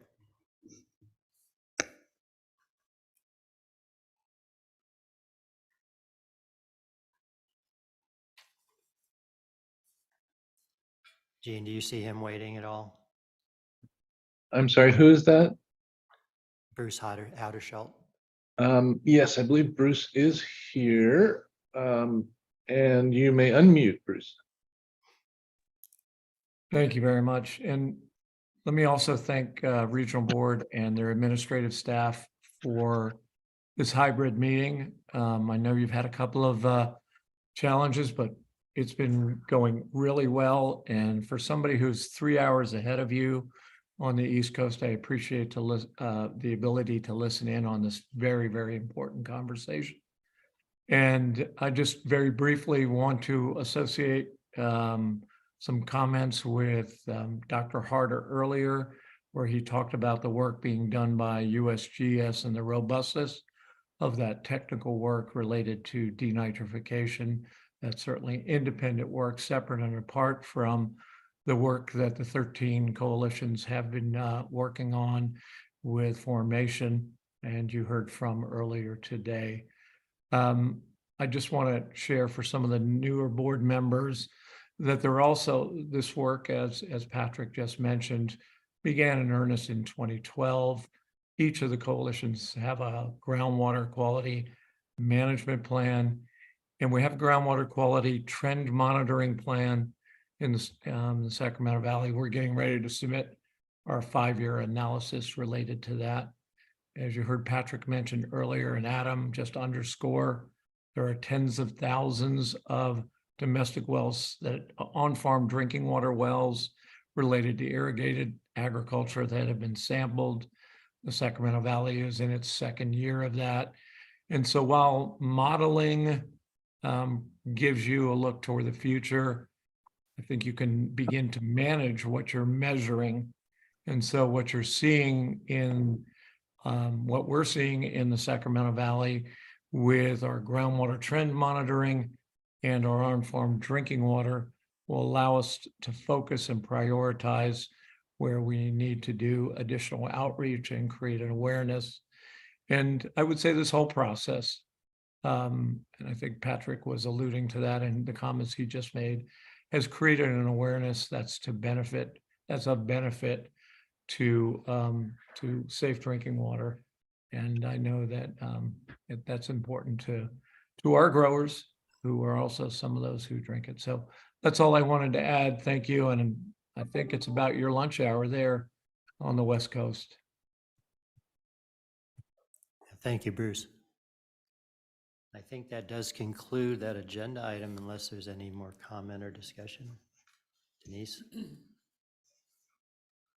Yes, I just wanted to comment. I mean, I've said this before in my, when I first got on the board, the coalitions play a role here just by being a part of the coalition to look collectively. Is it on? It's on. Yeah, pull it up. Okay, yeah, that the coalitions have played a part in just being a part of the coalitions to collectively look at how to improve and address nitrate problems as it relates to groundwater. And I'm also mindful of the fact that we have our environmental justice group that's here, and they have really been pushing and supporting vulnerable communities and the need to ensure safe drinking water for them. So my only comments are that the milestones that we're looking at, they've indicated that it's too modest. They make statements to the effect that the townships, some of them have been excluded.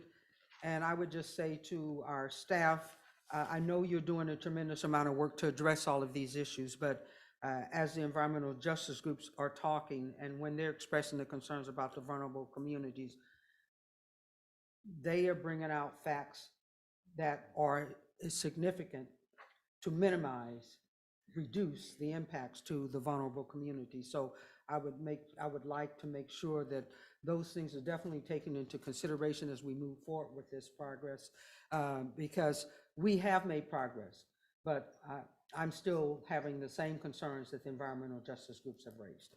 Thank you very much. I appreciate all of the presentations that have been given today by our staff, the coalitions, as well as environmental justice groups. Thank you all very much.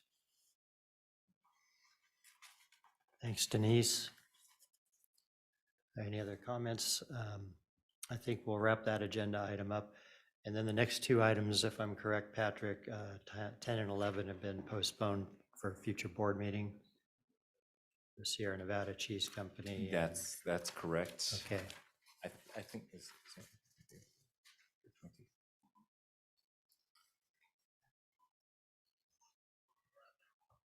I was just going to check and see, as a matter of housekeeping, we've got items 15, 22, and 23 still on the agenda for today. Right. But I was trying to see if anybody's here to oppose item 22. We could go to the script and take care of that one before we break for lunch. Okay, we can do that.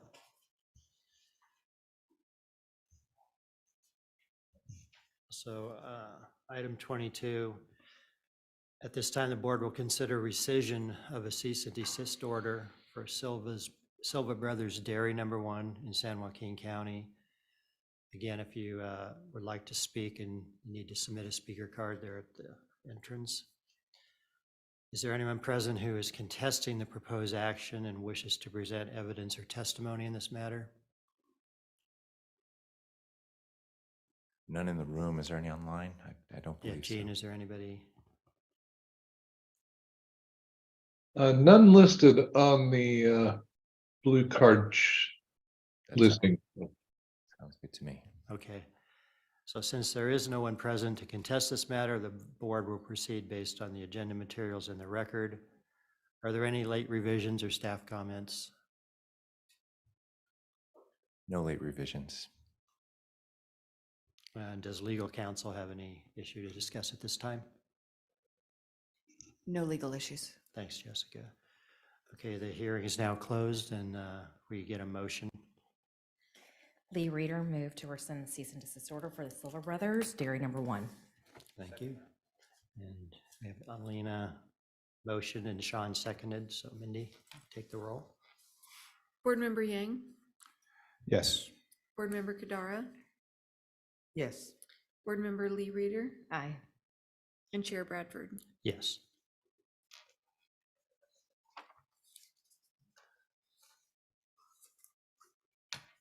Okay, I think we wrapped that one up quickly. So with that, we're going to take a lunch break. It is 12:45. See if we could be back at 1:15. Does that sound good? A half hour is enough or? Okay, let's shoot for 1:15 then. I checked with the legal counsel. We had planned to discuss some of the litigation with the East San Joaquin, but I think we can postpone that to a later day, Jessica, if that's okay. Yeah, that's or- fine. Or we could submit a memo to the board or something along those lines. Yeah, that would be fine. Okay, so we don't have any closed session items. No. Okay, great. Okay, good. So we'll just have two items after lunch then, number 15 and 23. Okay, thanks, everybody. We'll see you in a half hour or so. If you are in the audience and you have not signed in at the front table up there, please do so.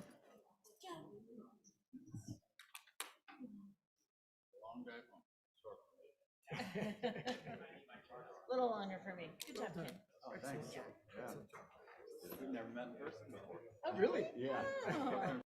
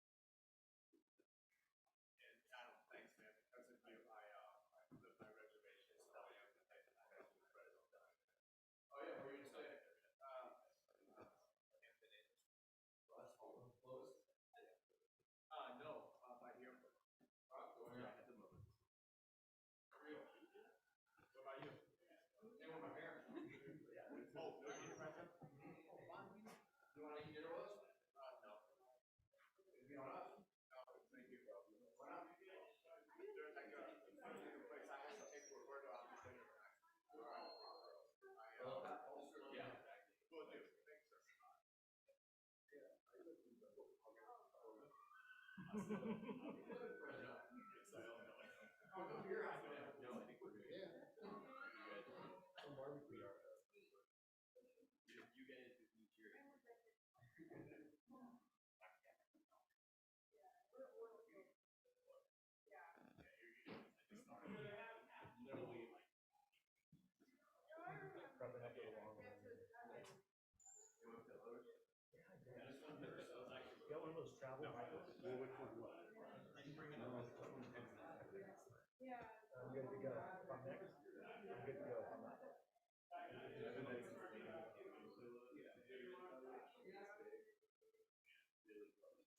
much nicer than all of sweater.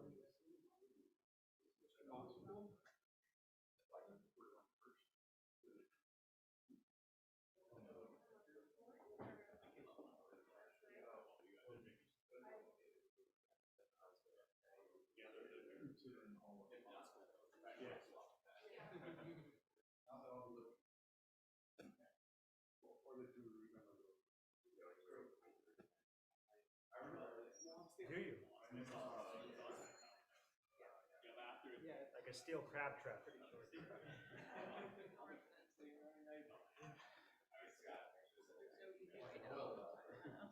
Yeah.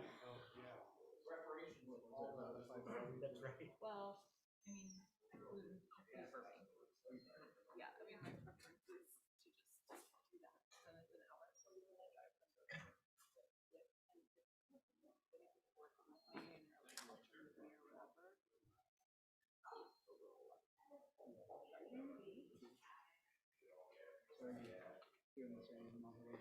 it's an hour. I might stay an hour. Yeah.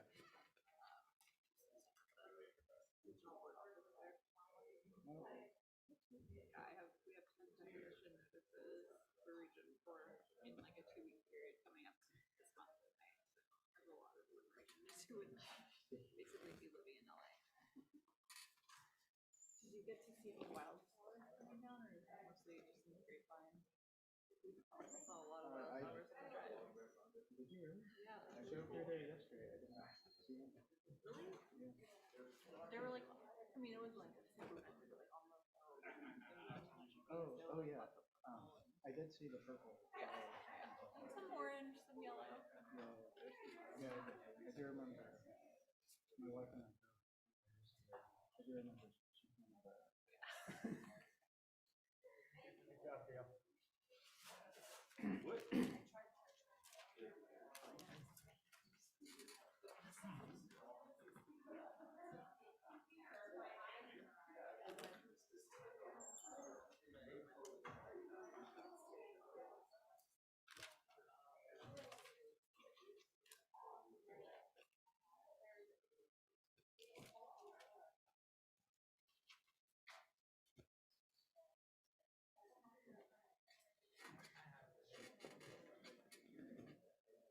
Sounds like we're gonna go for it.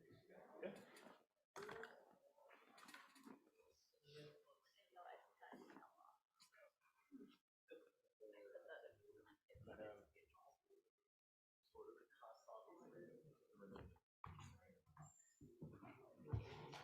I don't know. My hotel room, but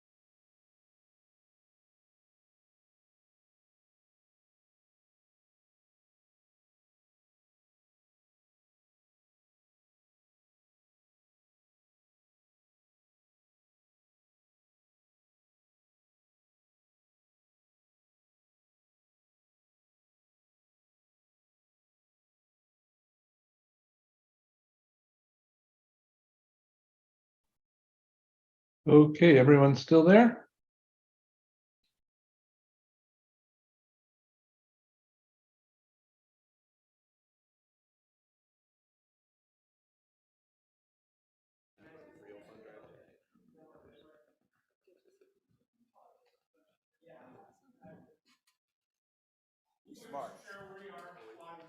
Okay, good. All right, back in action here. We discussed at lunch maybe moving item 23 up. Alex, if you can wait and do your oil field presentation. Item 23 is this City of Arvin. This is a time and place for a public hearing to consider a tentative cease and desist order for the City of Arvin, the Arvin Wastewater Treatment Facility in Kern County. The parties for this proceeding are as follows: the board's prosecution team and the City of Arvin. All other participants are considered interested persons. The prosecution team has a combined total of 30 minutes for direct testimony, cross-examination, and a closing statement. City of Arvin has a combined total of 30 minutes for the same. Interested persons shall limit their comments to 3 minutes, and a timer will be used. All persons expecting to testify, please stand, raise your hand, and take the following oath. Do you swear the testimony you're about to give is the truth? If so, answer I do. At this time, evidence shall be introduced on the following issue: whether the board should issue, reject, or modify the cease and desist order. The order of this hearing is as follows: testimony by the prosecution team, testimony by the City of Arvin, followed by cross-examination of the prosecution team, then cross-examination of the City of Arvin, then comments by interested persons, and a closing statement by the City of Arvin, followed by a closing statement from the prosecution team.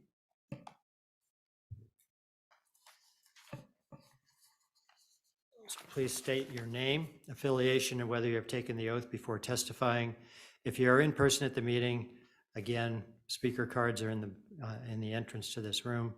If you're online and planning on commenting, you should already be in the Zoom meeting room using the meeting ID and password provided by board staff. If you have not already received this information, you can email us now at agenda5@waterboards.ca.gov.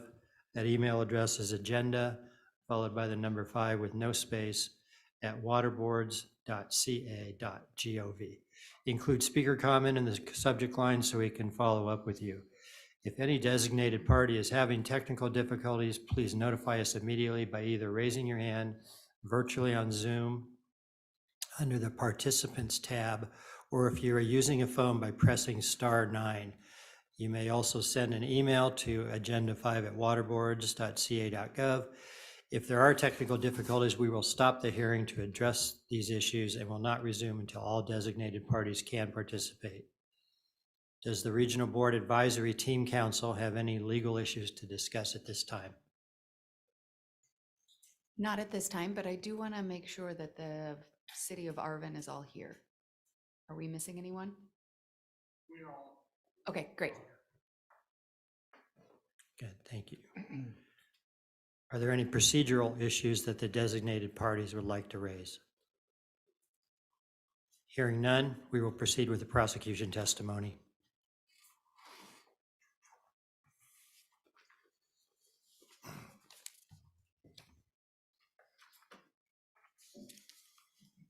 Good afternoon. We have a PowerPoint presentation, so if we can get that up on the screen.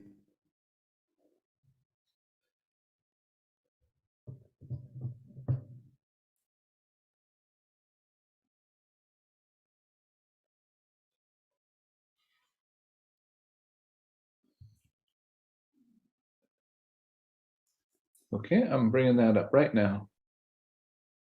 Thank you.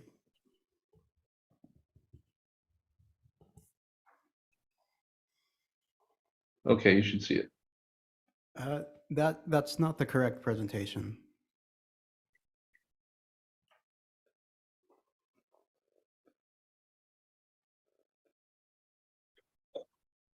Let's see, that was dated 4/27.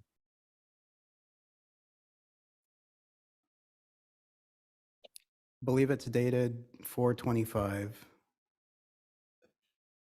The one I just brought up was dated 4/27, and it's the only one I have actually. Let's see.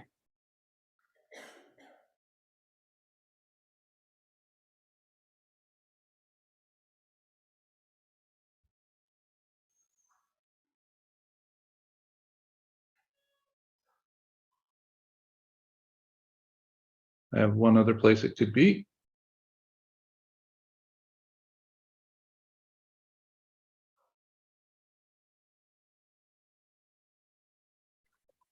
Yeah, that is the only copy we have. Gene, we can email these presentations to you if you need. There's both a presentation from the prosecution team and a presentation from Arvin. Do you have either one of those? I do not. I'll need those, please. Okay, should I email you directly? Yes, please. Okay. Just 1 minute. Go ahead if you got them.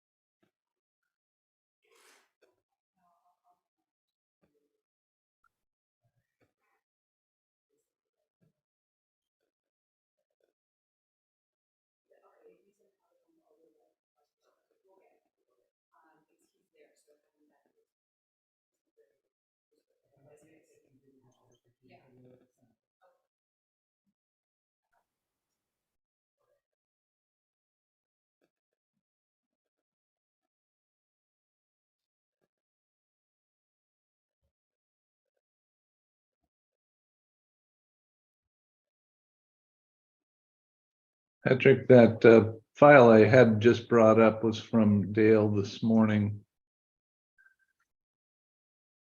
for the prosecution team. So I just sent it's 2 PDFs from the city of Arvin, named one arvinfarming.pdf and 2 Arvin Water Boards by City PPT.pdf. And then Jessica sent you the prosecution team's PowerPoint. You should be receiving them momentarily. Okay, thank you. I'll let you know as soon as they come in.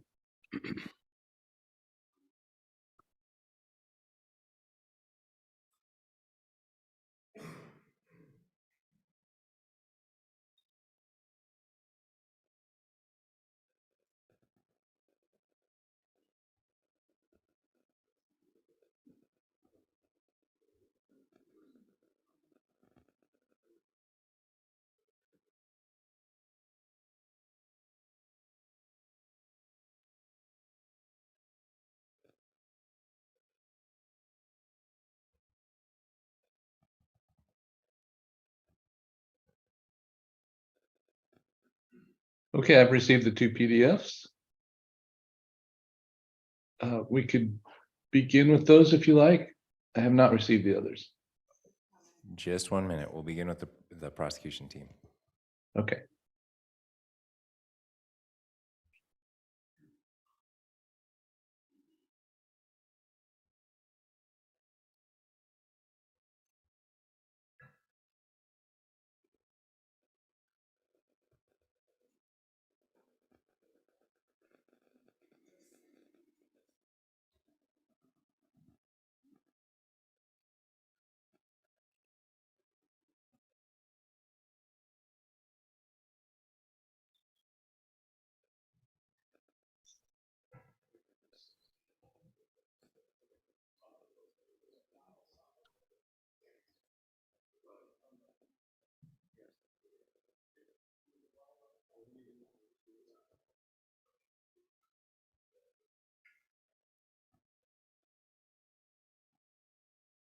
Still nothing yet.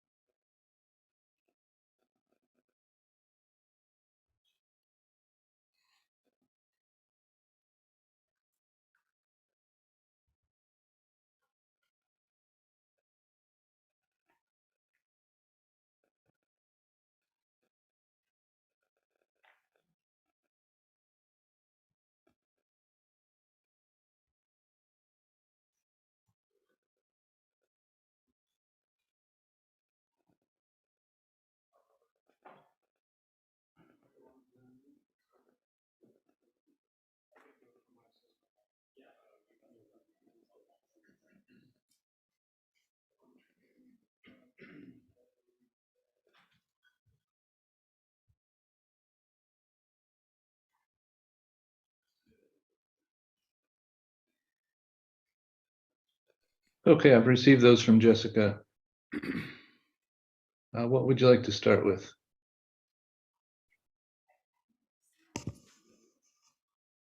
I think they're the same. It's one's a PDF and one's a PowerPoint. Feel free to run the prosecution team's PowerPoint, and we'll take it from there. Very good.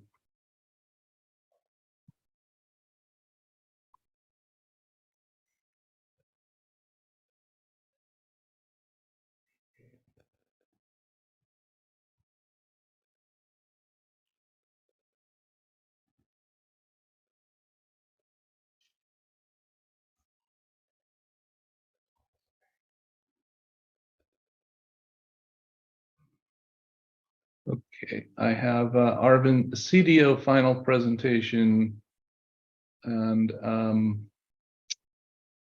3 flavors of that, it looks like.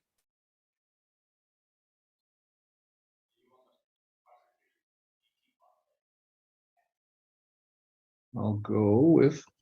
Hey, Gene, Yes. I'll run.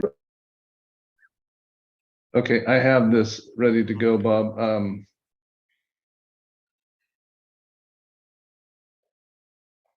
Let's see if this is the correct one.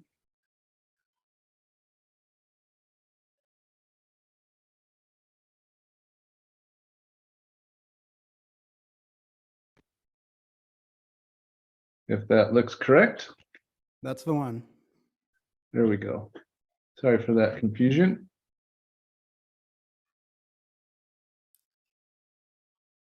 All right. Thank you for that, Gene. Good afternoon, Chair Bradford, members of the board. My name is Omar Mustafa. I'm a senior engineer in your Fresno office, and I have taken the oath. The item up for consideration is a cease and desist order for the City of Arvin wastewater treatment facility. Next slide, please.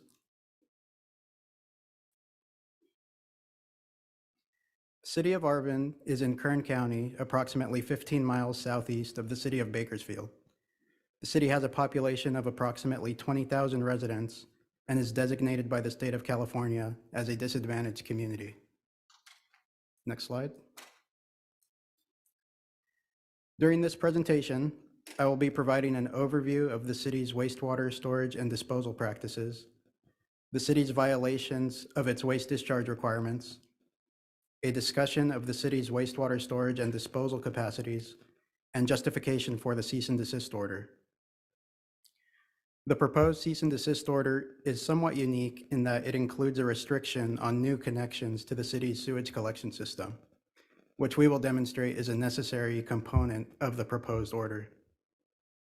Next slide. The Arvin Wastewater Treatment Facility is located southwest of the city and is regulated by waste discharge requirements adopted by the board in the year 2000.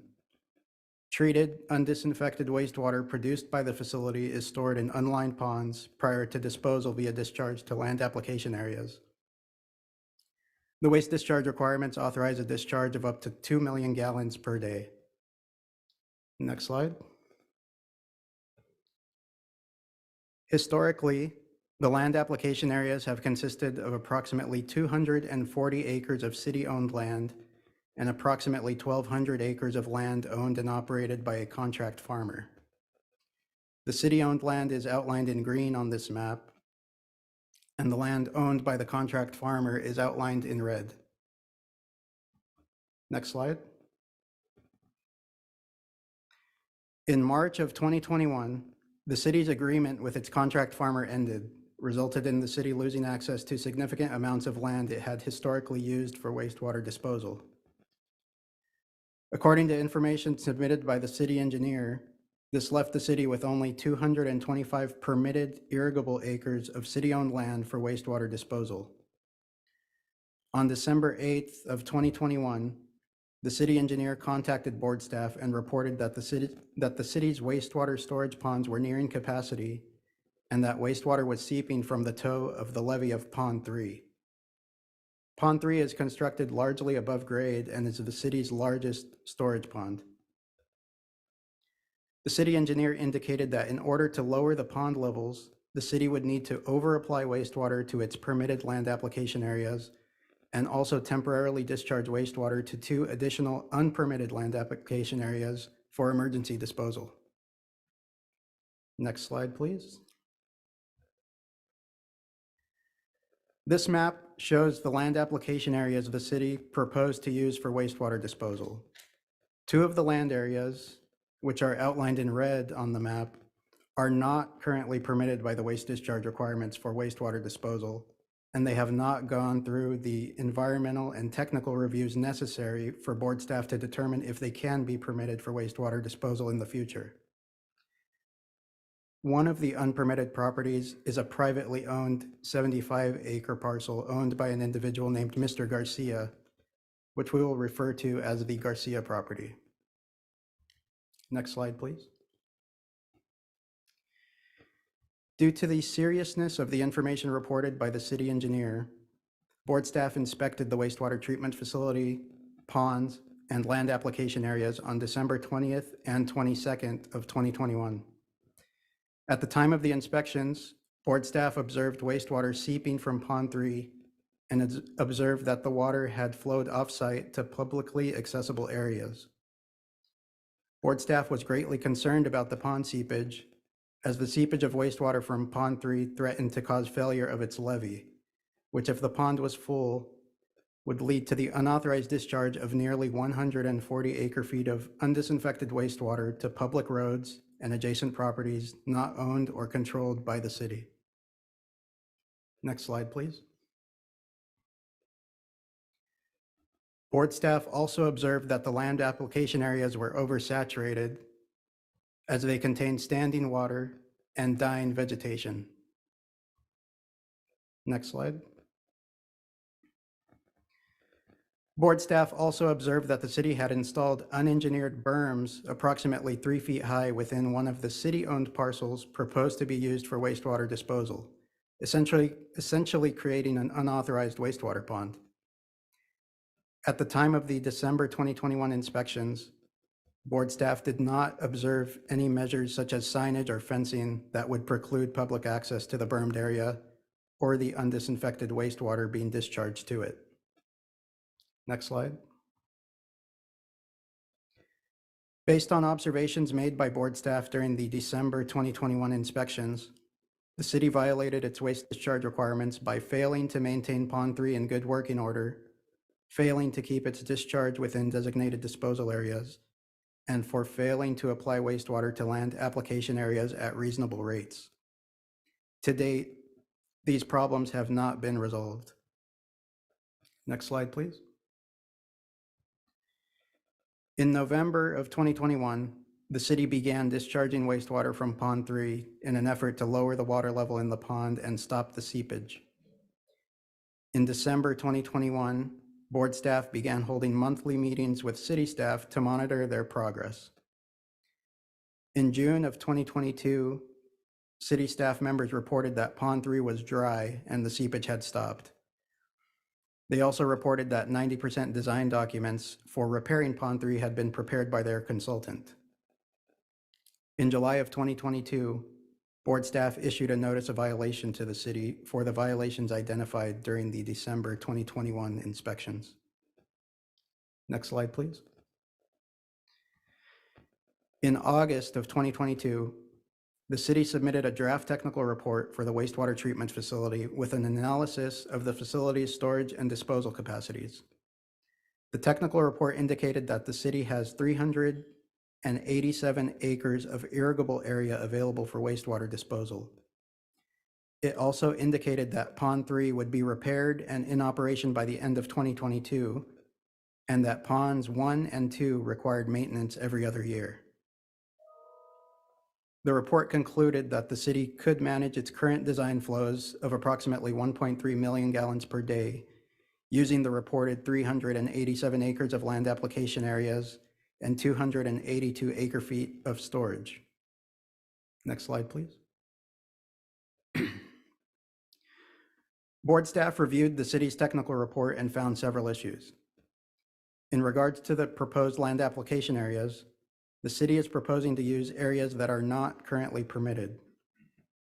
In addition, it appears that the city overestimated the irrigable area of the land application areas proposed to be used. Regarding the ponds, Pond 3 was not repaired by the end of 22 as anticipated in the report, and board staff estimates that it may take 2 years or longer for the pond to be repaired and back in full service. The city has applied for funding from the State Water Board to repair Pond 3. It will take 9 to 12 months for the city to obtain the funding and likely 1 year to construct improvements. Also, the city's proposed maintenance for Ponds 1 and 2 will render those ponds unusable for a significant amount of time, which will further reduce the city's wastewater storage capacity during the proposed maintenance periods. Next slide, please. In December of 2022, the city submitted a revised technical report including water and nitrogen balances. The revised report indicated that the city has 370 acres available to grow alfalfa and dispose of its wastewater, and the nitrogen balance in the report indicated that application of the city's wastewater to these land areas will not cause them to be overloaded with nitrogen. The revised report concluded that the city could manage its current design flows of 1.3 million gallons per day using the reported 370 acres of alfalfa and existing storage ponds. Next slide. Board staff reviewed the city's revised technical report and found several issues. Firstly, the revised report is not properly signed and stamped by a California licensed engineer, and it is missing appropriate data, calculations, and citations to support its claims. The water balance in the revised report is deficient, as it is reliant on the city's use of its largest effluent storage pond, Pond 3, which is currently in disrepair and will remain in disrepair for approximately 2 years. In regards to the proposed land application areas, again, the city is proposing to use areas that are not currently permitted for waste discharge, not currently permitted by the waste discharge requirements. Next slide. The nitrogen balance in the city's revised technical report is also deficient. The nitrogen balance is based on the city applying its wastewater to alfalfa and indicates that the land application areas will not be overloaded with nitrogen. Based on research reviewed by board staff, the amount of nitrogen taken up by alfalfa depends largely on its yield, and the uptake rates used in the city's revised report would require unrealistic yields of alfalfa.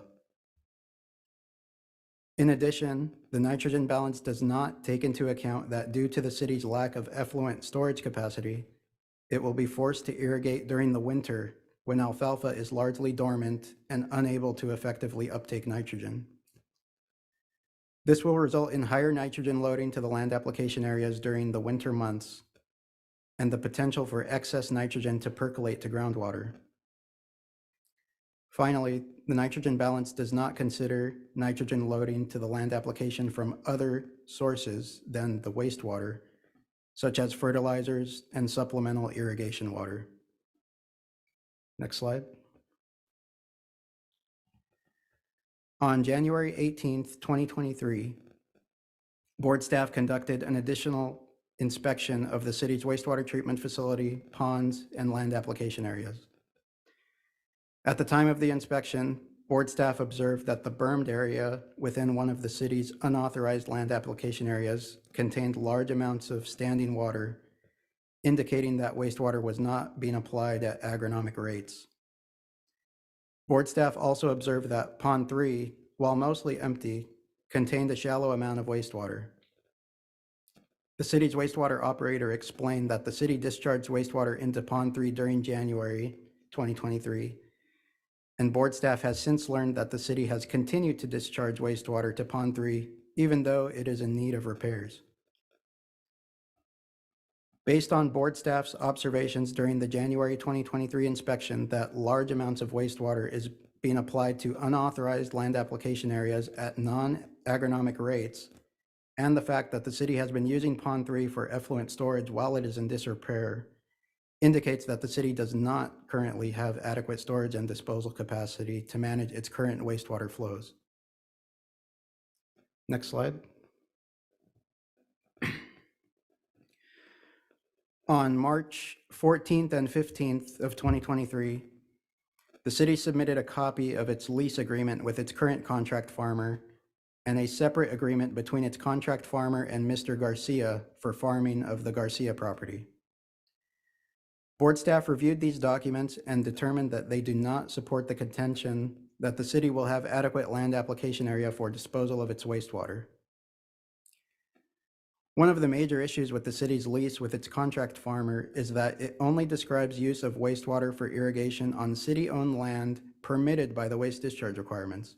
It does not describe irrigation of the unauthorized land areas being proposed for use by the city or use of any privately owned land for wastewater disposal. In regards to the agreement between the city's contract farmer and Mr. Garcia, the agreement makes no mention of the city or use of its wastewater for irrigation. The agreement also states that approximately 25 acres of the Garcia property would be set aside for a future development and for a research facility, thus decreasing the potential irrigable area of the property. Another issue with both agreements is that they indicate plans for converting the properties to hemp production rather than alfalfa. And based on board staff's review of information regarding hemp cultivation, hemp typically requires much less water, approximately 1/2 to 2/3, for irrigation of hemp compared to alfalfa. Next slide, please. On April 17th, 2023, the city submitted another revised water balance and use area management plan report. Board staff reviewed the revised report and found that it does not adequately address previously identified deficiencies or provide new information that supports the contention that the city has adequate storage and disposal capacity for its wastewater. One issue with the revised water balance is that it is based on irrigation demands for alfalfa and does not consider irrigation demands for future hemp cultivation. The water balance also does not consider that during winter months, irrigation demands will be at least partially offset by precipitation, and the city will need additional storage capacity for its wastewater compared to other times during the year. The nitrogen balance in the revised report is also deficient, as it is based on nitrogen data for one effluent sample collected in January 2023 rather than historic nitrogen data. The nitrogen balance is also based on unrealistic uptake rates for alfalfa and does not include nitrogen balance calculations for hemp cultivation. Next slide. This map shows the land areas the city has proposed to use for disposal of its wastewater. Areas outlined in green are permitted by the waste discharge requirements, and areas outlined in red are not currently permitted for wastewater disposal. The total acreage of the land areas is approximately 438 acres. Board staff has analyzed APN maps and aerial images of the parcels and found that of the 438 total acres, only about 352 acres are irrigable. This is due to features such as ponds, canals, well pads, buffer areas, and 25 acres of the Garcia property that will be set aside for a future development and for a research facility. Of the approximately 352 irrigable acres proposed to be used by the city, 149 of those acres have not been permitted, and as indicated previously, based on the limited information board staff has received regarding the land areas, it is unclear whether those areas can be properly permitted in the future. Next slide. In 2007, the city submitted an engineering report that included an analysis of the wastewater treatment facility's storage and disposal capacities. The engineering report indicated that ponds 1, 2, and 3 provide 282 acre-feet of total storage capacity, and that with that amount of storage capacity, the city needs 725 acres of land application areas to accommodate its permitted flow limit of 2 million gallons per day. Currently, based on the city's most recent water balance and use area management plan report, as well as board staff's analysis of available irrigable land disposal area, the city is operating with only 126 acre-feet of storage capacity, 40 acres of which may be unavailable at any given time due to maintenance, and approximately 352 irrigable areas of disposal area, 149 acres of which are not currently permitted for wastewater disposal. This means that based on the city's report, it is currently operating with only 45% of the storage capacity and only 49% of the disposal area necessary to accommodate its permitted flow limit. Next slide. The city's most recent water balance indicates that its current capacity is approximately 1.27 million gallons per day. If 282 acre-feet of storage and 725 acres of application area are necessary for a discharge of 2 million gallons per day, then 126 acre-feet of storage and 352 acres of land disposal area is less than what is necessary to accommodate current design flows. Next slide.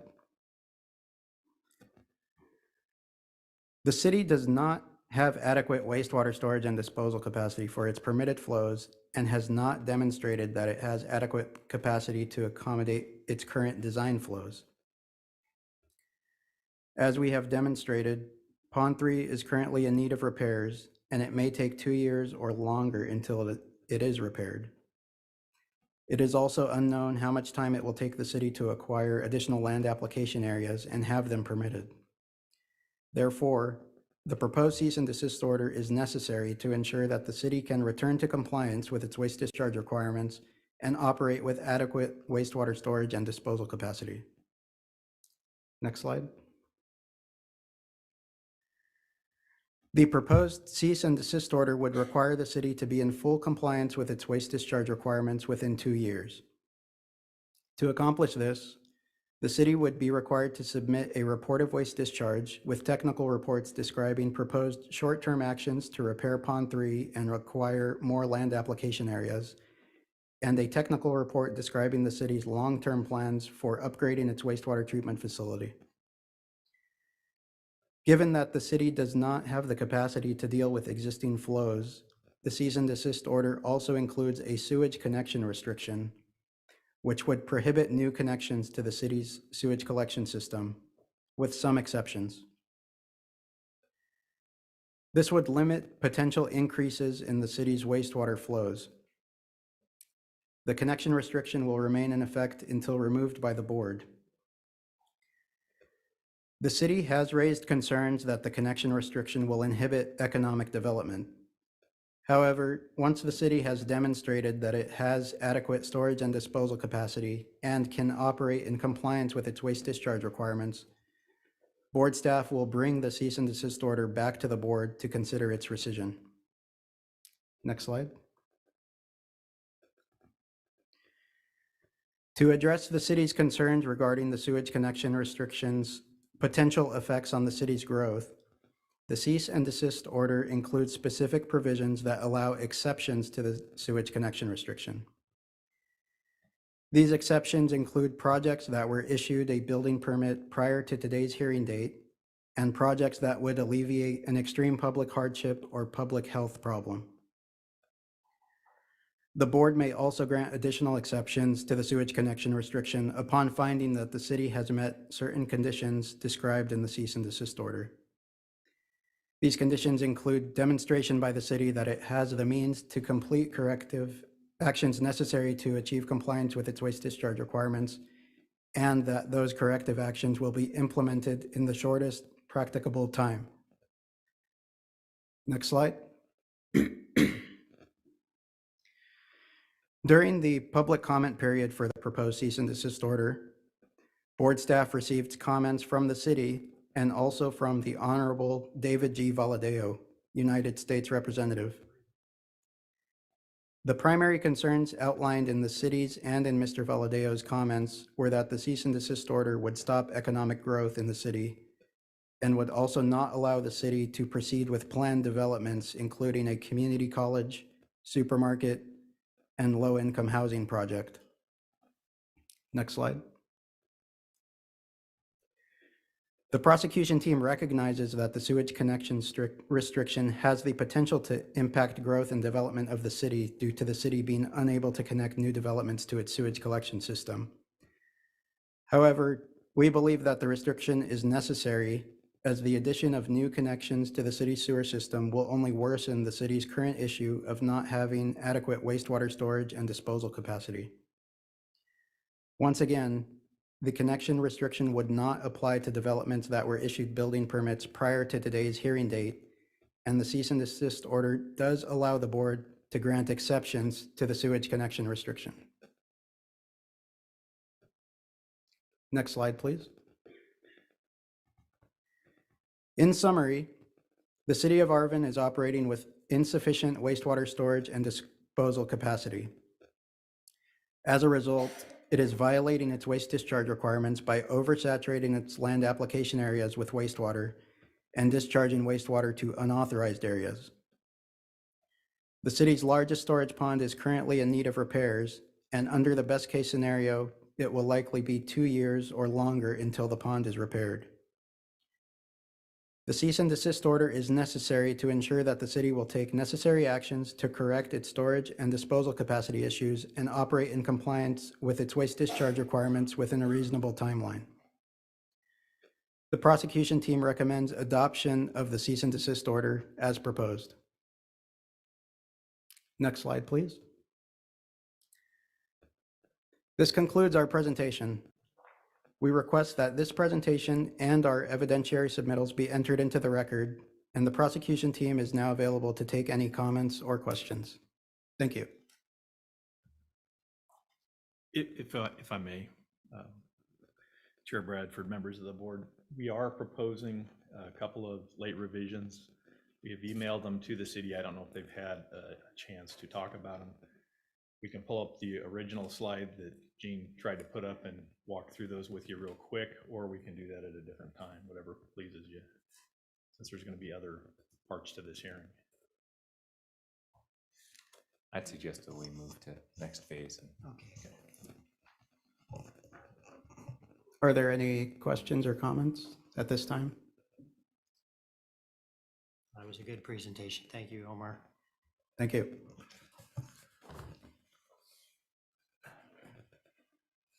Just to let the prosecution team know, you have 5 minutes left of your time. Good afternoon. I heard that something was submitted to the city of Arvin late. We have not received anything.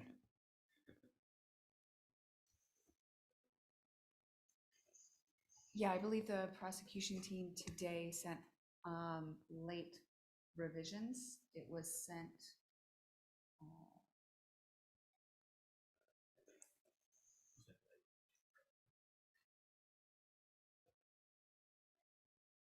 couple proposed tweaks, push Yeah. back one of the deadlines from July to, I believe, October. And A change to finding 14. It was sent at 1:08 PM, and I believe they're planning on putting it up on the board later. So if you haven't received it, Yeah, we haven't received that. So I just wanted to make sure I didn't hear something Yeah. wrong up there. yeah. Okay.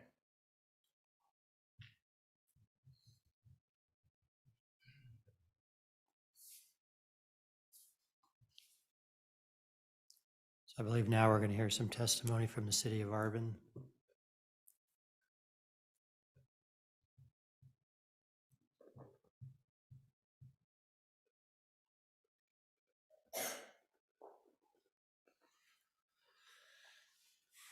Good afternoon, everybody. My name is Jerry Limas. I'm the project manager for the operations of the wastewater treatment plant. I work under the company's name, Veolia. The only thing that I want to testify that my flow, my average flow for 2022 was a 1.08. So I'm not sure if that is being taken into consideration. Excuse me, can you confirm you took the oath before testifying? Oh, sure. Oh, did you take it? No, I did not. Okay, let's see, where is it?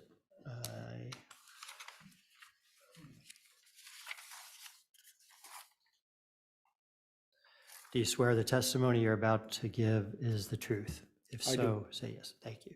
I do. So let's continue. Just to make sure, I think the average flow for the wastewater treatment plant is 1.08. And also, I think that the next one is about an email that was sent to us authorizing or suggesting, or however anybody wants to. It was not sent to me, it was sent to the previous engineer, city engineer, and he just forwarded to me about the discharge of an unauthorized land. That's it. That's all I have. Thank you.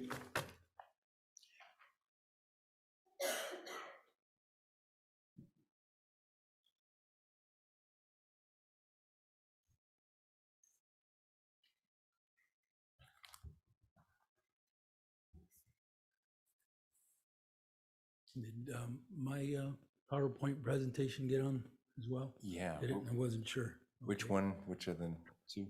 I have Arvin Farming and Water Boards by City. Is that? Doesn't sound like it, does it? Arvin Farming is much larger. We Yeah, could start. large. Well, this would be a late submittal by the city if the board would consider that.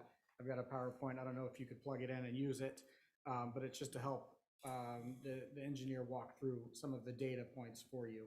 They're also submitted in evidence from the city previously, but we just received it today from the engineer. So if the board would permit it, I've got it on a thumb drive here. So we have your presentation from before. It's called Arvin Water Board. Is that? It's going to be a different one. this is additional This would be an data additional. or additional PowerPoint that they did not previously submit. So does it have new information that the prosecution team hasn't seen yet? It does not. It has information taken from evidence that was previously submitted. Just a summary of. Just a the summary meta of some of the report. tables. Okay. Hang on for just a second here.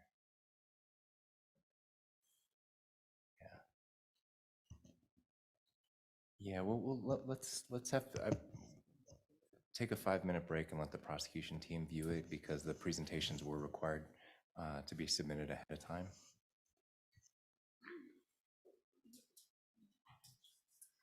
Yeah, so let's give it 5 minutes and we'll reconvene.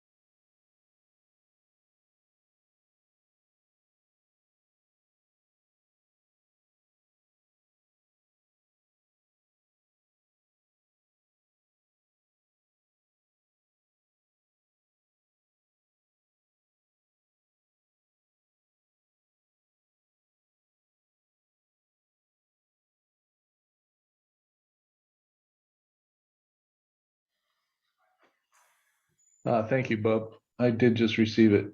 I see you have it up. Okay, looks like we're up and running. Okay. Honorable Chairman Bradford, members of the board, regional board management staff. My name is Mona Guards. I'm here on behalf of the city of Arvin. I'm here to present on the effluent disposal facilities under current and future scenarios. And could you confirm that you took the oath, please? I was walking in when they had it, so if Okay. you need to, yes, I can do that. Do you swear the testimony you're about to give is true? Yes. Thank you. Go ahead, next slide.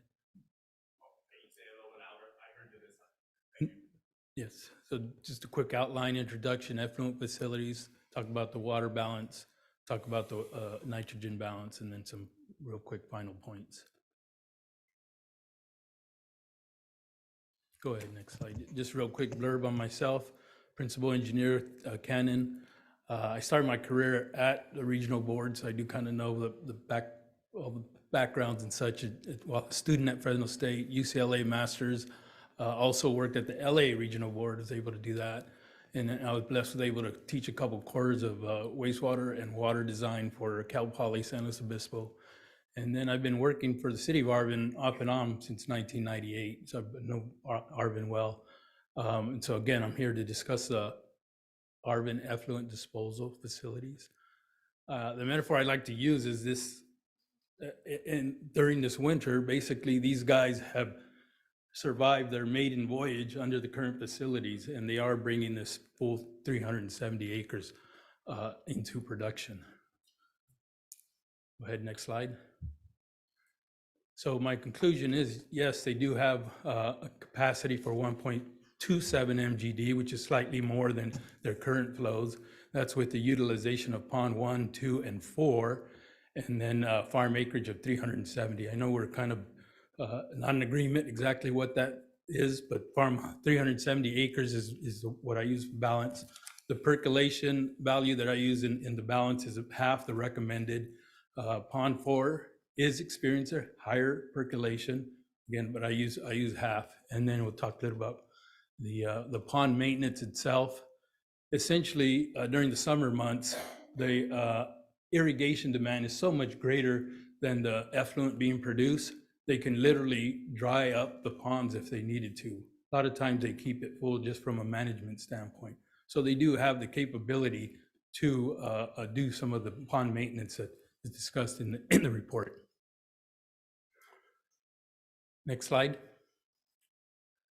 You've seen this slide already. Essentially, it's our take and accounting of the land that's used for our irrigation, water balance, and nitrogen balance.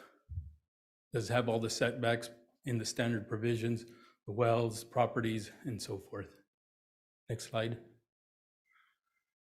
So the water balance scenario, 1.27, and slightly more than existing flow. Pond storage, 126. Farm available for farming is 370. And there's the scenarios there. Again, I want to point out the pond percolation is half the value of the recommended by a soils engineer on the fields just south of pond 3. That's what we're using for pond 2 and pond 1, as well as pond 4. And the crop in this water balance is alfalfa. Next slide, please. So here's a quick summary of the numbers. Essentially, of the effluent being generated from the facility, due to evaporation, percolation, precipitation, you really only have 1,200 acres available for effluent irrigation. The alfalfa itself has a 2,100 acre feet demand to satisfy its water thirst. And so they will have to introduce supplemental water in order to satisfy the irrigation demand of the alfalfa on 370 acres. The pond capacities, 126. The end result is 117 acre feet. It will get full essentially towards the end of winter. Next slide, please. And then from a nitrogen balance, we have a 20 milligrams per liter concentration for nitrogen. That was, I'm taking it right from the sampling and analysis that the regional board staff has taken. I do agree, it is a one sample point. They do not currently sample for total nitrogen on the effluent, so that could be monitored. But if you quantify that concentration and the amount of effluent available, we can come up with a 66,000, almost 67,000 pounds total that are going to be applied on the field. So you spread that over 370 acres, you only have 181 pounds that you can apply physically. That's all it's generating. The alfalfa, its uptake allowable is 480. That's how much nitrogen it wants. So you're really only applying about 40% of the nitrogen. Next slide, please. Already kind of mentioned the pond maintenance. Pond can be emptied in late summer when the irrigation demand is much greater than the actually effluent being generated. Deep ripping operation, if they manage this properly, and this team can manage that as a team, maybe about 1 month, it would take some time to dry one and then allow it to dry. Not send water to one, allow it to dry. And the deep ripping operation is, if you line up the right contractor or you got the right equipment, it's really only a 3 to 5 day operation. These current ponds 1 and 2, probably a 3-day operation. Percolation is only half the recommended. If we use the full, there'd be some more disposal capacity in that fashion. Pond 4, as you'll hear from Trent Farming, it's realizing a much higher percolation. I couldn't use a larger number because we don't actually have physical data. And then Pond 3 design improvements, they're ready for construction. The bottleneck is in the financing, and the city's doing everything they can currently to pursue that financing through the state. Next slide. So if there's any questions, that's the summary of my presentation.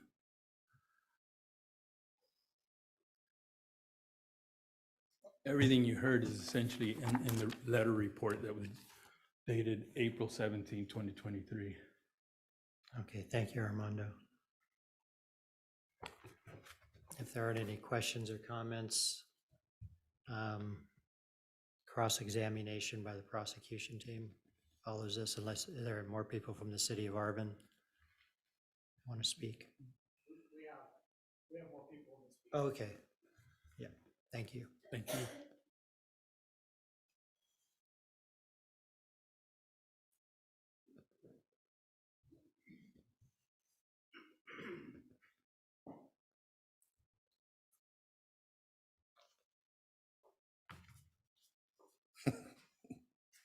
I need to be sworn in. Oh, I'm sorry. Didn't see you waving your hand at me there. Is the testimony you're about to provide the truth? Yes, sir. Thank you. Just state your name. My name is Dr. Trent Jones. I'm actually a clinician, retired doctor, so I'm not an engineer by any stretch. Our group manages the farms, starting in April. We have a PowerPoint, if you can put it up. Should say the Arvin. The Water PDF. Board.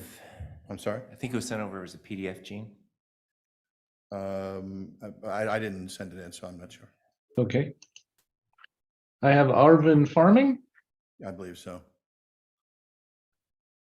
So I'm going to go more of the city of Arvin is the faucet and the farm is the bucket. But the calculations are solid and the engineers will want to look at it. But the key on this is the timeline for us. We came in April 21, 213 acres farmable ground in the entire, there's about 242 acres in total. The tank started leaking in September. By year end, there's an effluent emergency.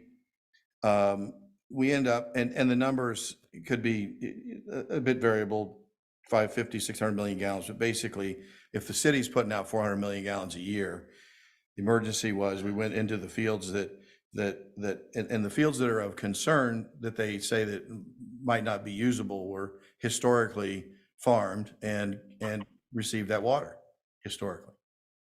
So we went into those areas and basically we emptied tanks 1, 2, and 3 within, and this is important, during the winter months of October 21 through October 22. It's the coldest time of the year, least amount of evaporation, et cetera, and a single crop of alfalfa. And what's been left out also is what's called Pond 4. That's been in operation since 1999.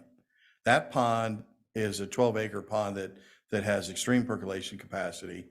And so we ended up draining all those tanks into taking the effluent in that year, a lot of cold and less evaporation on a total of 263 acres plus Pond 4.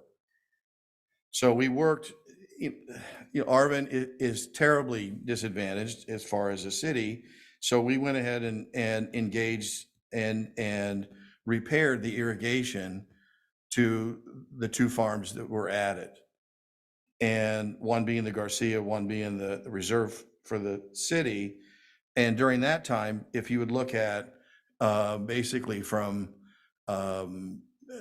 November of 22 through April of current, is again, we end up receiving on at that point now we're at 380 acres and we're double cropping. And this is important.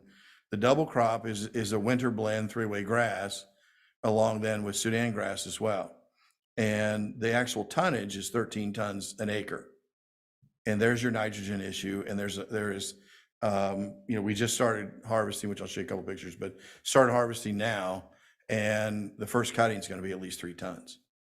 And normally it's a 1-ton cut, typically. So that water is being used, the nitrogen is being used and assimilated through the plants and converted into good chemistry.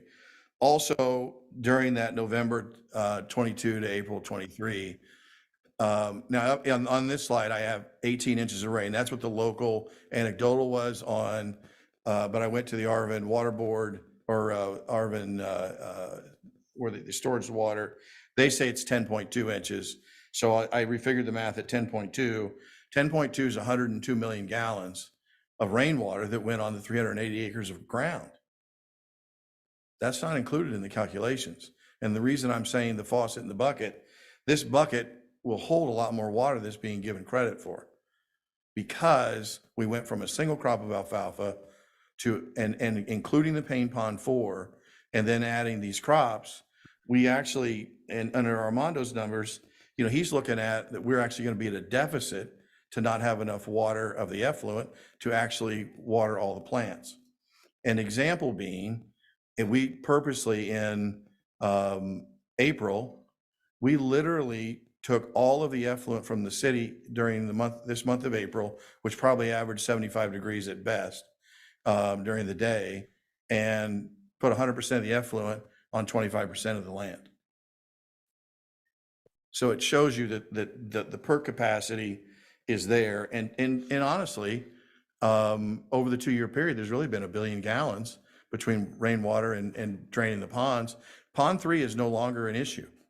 We can run that facility now without Pond 3 and not have any concern on water and where to put it. And then let's go to the next slide, though. I want to go through some pictures real quick so you can see. That one basically describes what I just said. So go ahead and go to the next one. Because when the emergency was declared, it was Clay basically said, listen, empty these ponds. The worst thing that could happen is this pond hemorrhages. So we emptied it. And in it, the area, please go to the next slide, please.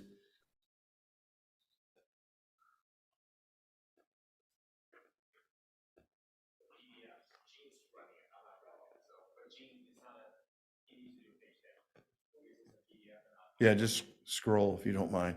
And this is really visual more than anything, so you can understand that prosecution teams' pictures of a standing water pond and not using the water appropriately. It was originally used to literally reduce. Scroll down to the next slide, Gene.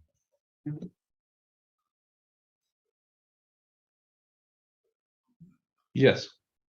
Yeah, you keep going. There we go. There's the repairs. Now, Now, also, while we're at it though, that chart will show you that what we started with and what we have now, and again, 215 acres to 380, that's double cropped, that really ends up being, you know, if prosecution team thinks you need 725 acres, you don't, based on what we've seen over the last 2 years. But you certainly have an excess of 500 acres in summer and winter crop and its ability to absorb the water. And the 12 acre Payne Pond, which is included in the green section for the prosecution team, that's not included in any of the calculations. And in it, that pond by itself, if the city puts out 1.1 million gallons, 7.7 million in a week, that pond by itself, winter or summer, can take a week's supply and percolate it within that 7-day window. And you can empty that in 3 days into that pond. And so that pond, along with adding the city reserve, and then also the 77 acres it's referred to as the Garcia, we have control over that farm. We have no issues with it. We have a long-term model, and the original family, they're in some financial things they're working through, and the city has emails of them saying, use this for the water and the ability to use the 77 acres. So we have complete control of that. That plant's not going to go away. Also, just keep going through. Basically, that's the recent cut. That's a significant amount. Everybody knows when they cut hay, that's a lot of hay. Keep going, please. Go all the way. Actually, you don't have that picture, but there's Carlos. He's here with us, but that guy worked his tail off to literally save that city, because Arvin would have been gone if that tank would have blew, and it was him and his team that made sure it didn't happen. And I think just the takeaway is, I think asking the board to give the city the time to truly show the numbers and look at real engineering based on Armando came in a little bit later, and some of the reports didn't include the percolation rates that we see. They didn't have the data, and we'll provide all the data you need. That's the Garcia farm, by the way. That's the 75 acres today. Keep going, please. No, that's the last slide, sorry. That's it? That's it. Okay, all right, because this is a little different than what I got. In it, and the nitrogen position also is not a concern, because of you're using the three-way and the Sudan grass as well, and that's not included with the alfalfa. Sudan will put out 10 tons an acre through the fall months. So we're rotating, doing that. And as of today, we're planting another field today. We'll continue to add. And we're invested into the model for the long term. Okay? That's all I have.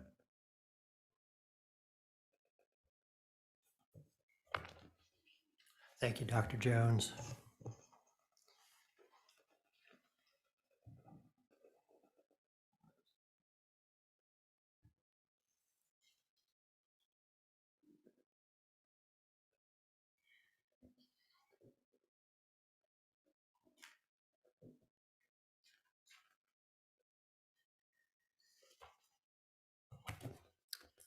Hand up.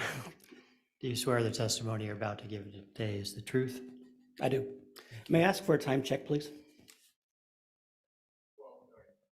12 minutes, 30 seconds. All right, thank you. Good afternoon, Mr. Chairman, members of the board. My name is Jeff Jones. I serve as the city manager for the city of Arvin.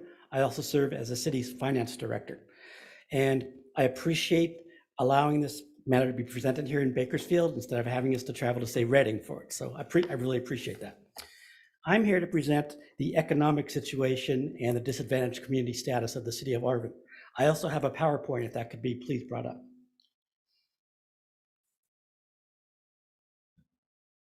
That's the I'm last. sure. Happy to. I'm not sure what it's called. Well, City of Arvin present. It's the other PDF. Got it. Thank you.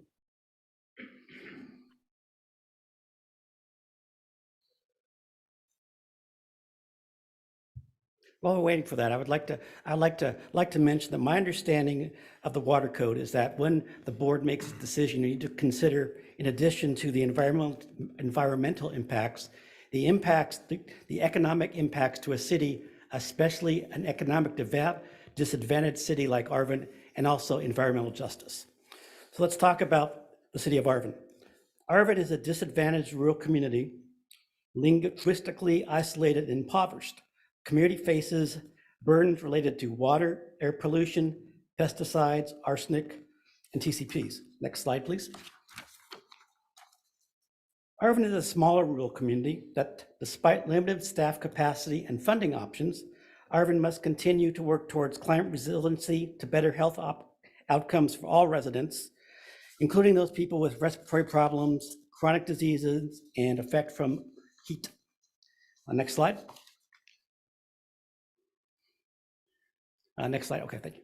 Population of Arvin, 19,669, 94% Hispanic or Latino, 4% non-Hispanic white. Next slide, please. Language speaking, next slide, please. Arvin places in the 97th percentile in California for linguistic isolation. In other words, 89% people speak a language other than English at home, with Spanish being the dominant at 86%. So people are very English challenged. Next slide, please. Education-wise, Arvin places in the 99th percentile of California for low educational attainment. As of 2020, only 39% of people over the age of 25 have a high school degree. 25%, 38.9% only with a high school. Only 2.2% have a bachelor's. So that means that 61% of the city did not finish high school. Next slide, please. In respects to poverty, Arvin is in the 100th percentile in the state for poverty. In 2020, the poverty rate was 32%. The average median income is only $39,750, and 5% have an average income of less than $10,000. Approximately 36% of children live below the poverty level. 91% qualify for free or reduced meals in the schools. Next slide, please. Regarding pollution, as you may have heard, Arvin has some of the worst air in the nation. Because of our bowl situation at the end of the San Joaquin Valley, residents are subject to emissions from cars, trucks, and industrial operations from nearby and across the valley. Due to its geographic nature, these emissions are not able to ventilate and remain stagnant within the area. Arvin places within the 95th to 97th percentile for ozone and the 98th to 99th percentile for PM 2.5. Okay, next slide, please. According to the Cal EnviroScreen 4.0, we're obviously between the 75th and 100th percentile. And again, I won't go over again the burdens we have. Next slide.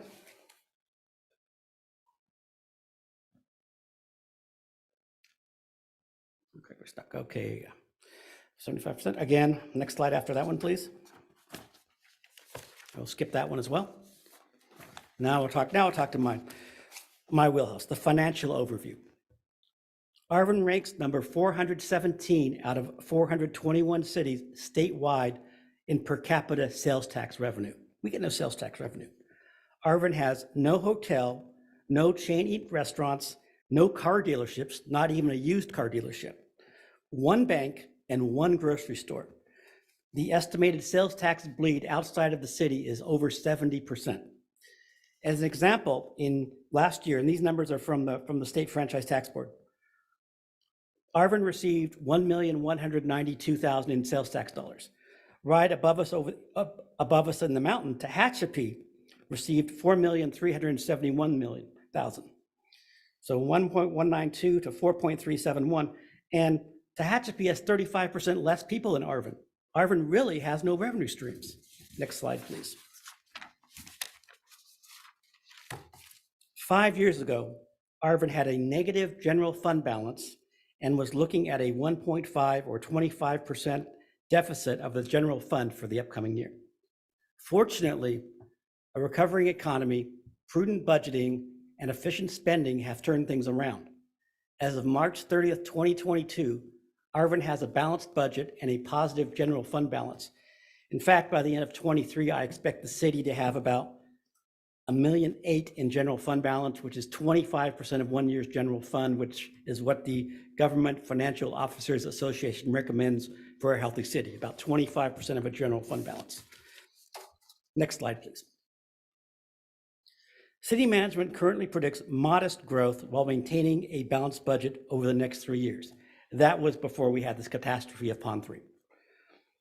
This projected economic growth is critical to the city because in addition to ongoing inflation, which impacts all budgets, the Kern County Fire Services increased its cost for fire protection services by over 50% over 3 years. We're paying $700,000 in 2022 to about $1 million in 2025, and it's going to increase to $1.4 million in 2028.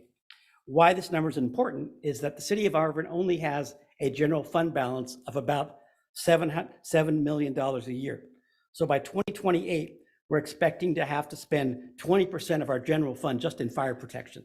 I don't know of any other cities in the state that have to spend 20% in fire protection. Normally, it's your police that have the majority of the general fund. 20% for fire is just a huge burden for Arvin. And quite frankly, we're depending on future economic development growth to cover this potential deficit. Next slide, please. City staff is at a minimum. In fact, I looked the other day, this is not evidence, but I'll mention it. In 1992, the city staff was 46. In 2000, and the population was about 9,000. In 2023, the population doubled, but we only increased city staff by 8 people. So we're lean and mean in Arvin. The city manager is also the city's finance director. There is no community development director. The only department staffed to a basic service level is the police department, which has the recommended staffing level of 1 officer for 1,000 citizens. City facilities are outdated. The City Hall Police Department is over 50 years old. 2 of the largest parks need major water line reconstruction and rehabilitation. Next slide, please. Several retail operations have expressed interest in setting up shop in Arvin. The implementation of a CDO will probably make those operators think twice about building in Arvin. Should economic growth stop, the city will be looking at personnel budget cuts by 2026, if nothing else, due to the fire contract I mentioned earlier. And as stated earlier, we don't have any more positions to cut. Next slide, please. So let's talk about future development and what it looks like for the city of Arvin. Arvin does not project a lot of additional wastewater flow over the next 3 years. What are we actually projecting? Well, right now we're at 1.12 million gallons per day. Divide that by the population and you get 57 gallons per day per person. Next slide, please. We estimate that we have, right now, even under a limited situation, we can increase from 1.2 to 1.27, which is an increase of 150,000 gallons. Okay. So what is the expected development in the next 2 years for the city? We have 1 housing tract of about 120 homes, and using that 57 gallons per person, that comes out to about a use of 28,500 gallons per day. We expect infill ADUs, another 100 homes, 400 people, 22,800 gallons per day. Next slide, please. We have, finally, the Arvin campus of Kern Community College is under construction and will be completed in the next 2 years. The average per use per day per student based on high school numbers is 0.031, so the community college is only going to use about 1,000 gallons per day wastewater. That's based on high school studies. Additional retail, we're still determining that, but that if you look at industrial retail, such as a fast food stop, and even a supermarket, the majority of those people are going to use their facilities at home and not the facilities in the stores or shops. So there's not going to be really a lot of increase per industrial increase, as we probably don't expect a lot of out-of-towners to come into Arvin based on our current development growth. So basically, we're expecting an increase of about 70,000 gallons over the next 2 years, or half of which we believe we can accommodate, 1.27. Next slide, please. So in closing, Arvin believes it has the storage and land to handle current wastewater flows plus an additional 13%. A cease and desist order with underlying commercial and residential growth moratorium will cripple the city, perhaps even to the point of disenfranchisement within 5 years. We're that close to the line, guys. Should the city be forced to dissolve, the event would be terrible for the citizens of Arvin. Next slide, please. So here's our ask. If the CDO is issued, and by the way, we appreciate the extension to October on the technical report. That was going to be one of our asks, and we appreciate that already being granted. So thank you for that.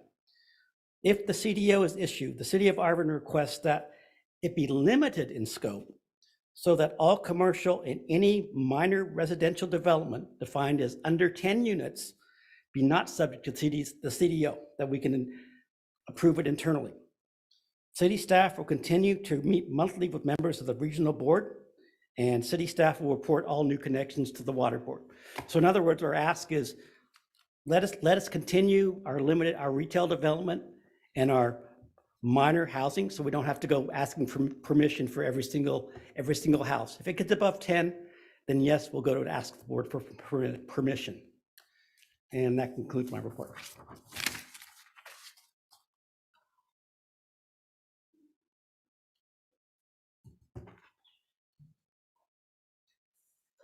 Thank you.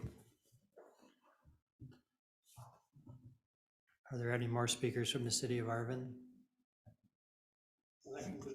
And the city just used all its time. I commend you. That was like exactly 30 minutes to the second. I've been doing this for a number of years. I don't think I've quite seen that on a dime. Fantastic.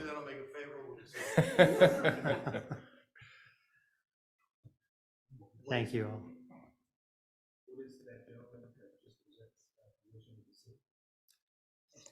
Oh, yes, city manager.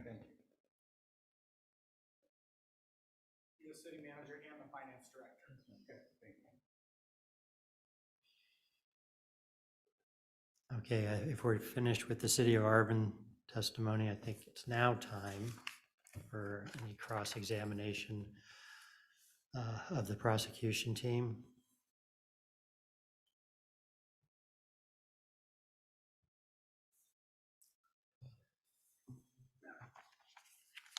Did you say of the prosecution team or That's by what it the says on my prosecution notes, team? but I don't think Okay. that's right, yeah. By, yeah. Yeah, so this is Naomi Rubin for the prosecution team, and we have no cross-examination at this time. I believe we have 5 minutes left, and we would like to reserve that for closing argument. Thank you.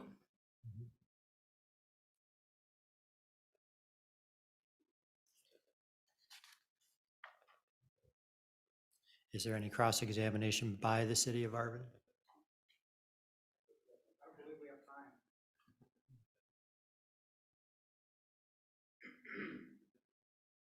If you really want to, you can ask for more time to do cross-examination.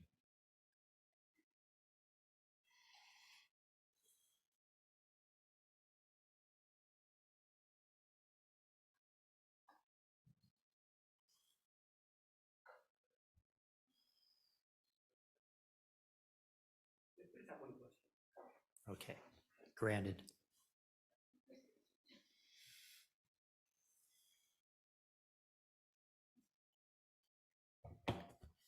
Good afternoon. My name is Nathan Hodges. I'm the city attorney for the city of Arvin. I've really only got one question, and since there was only one presenter, I know who I'm going to be asking a question of. My question relates to what numbers were actually considered when determining the amount of capacity that the city could bring in, as well as or could dispose of. The numbers, it appears, look like it's a 2.0 number that was used, potentially a 1.3 number that was used. However, the state receives information, reports from the city every single month showing what the average daily flow is.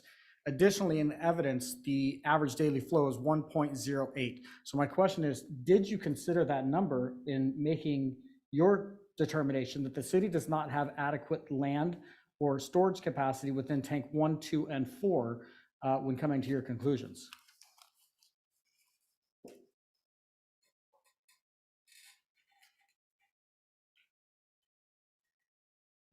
Omar Mustafa with the prosecution team. We did review and receive the city's monitoring reports, and we are aware that average flow for 2022 was about 1.08. The 1.3 and 2.0 figures came from engineering reports submitted by the city of Arvin, 2 million gallons per day being the permitted flow limit in the permit. And the disposal and storage capacities were analyzed for a flow of 2 million gallons per day in the city's 2007 engineering report. The design flow was reported as 1.3 million gallons per day in 2 of the city's submitted water balances, and 1.27 was what was provided in the city's most recent water balance report dated April 17th of this year. I believe the 1.27 was the amount of capacity that could be essentially stored and disposed of by the city, correct? Yes, that's what the engineering report indicates. We don't believe that to be true, and that's based on our analysis as well as field observations where, wastewater is pretty much being stacked on unpermitted land application areas. And, the water balance may show one thing, but when we do our inspections and there's standing water in land application areas, and the city has built up berms so that those areas can hold even more water than, had the berms not been there, that's all evidence to us that the city does not have adequate capacity, no matter what the engineering reports say. The other issue is that Pond 3 is in disrepair, and they're continuing to use it. We've been holding our monthly meetings with the city as outlined in our presentation. And during the most recent April monthly meeting, Jerry Lemus, the wastewater operator for the city, reported that Pond 3 contained about 6 feet of wastewater in it. So we believe that, we have done an adequate review of the engineering reports the city has submitted. And we've also taken other factors into account, such as our field observations and what's been reported by the city in monthly updates. In those field observations, did you consider the actual harvest that was taking place, or have you been down to observe that harvest and that there is no standing water out there? And the plants are growing, uptaking nitrogen, taking all the water, and in fact needing additional water to continue growing, or the consideration that there is now multiple crops planted so that there's a crop growing during the summer months and a crop growing through to the winter months as well. Was that considered? Objection. I'm just going to ask that you restate the question, as that is extremely compound. There are a number of questions in there. Okay. Have you observed, you say I that think you did use your one question, so. I'm sorry, but he opened it up with that response. I know that the time limitations were for one additional question. If you'd like more time for cross-examination, you direct the request at the board chair. And I would request additional time. I could go on for a while, but I don't know how long you will permit. If no additional time is granted, that's acceptable as well. I think the city has made its point pretty clear that it currently has a flow of 1.08. It can handle up to 1.27.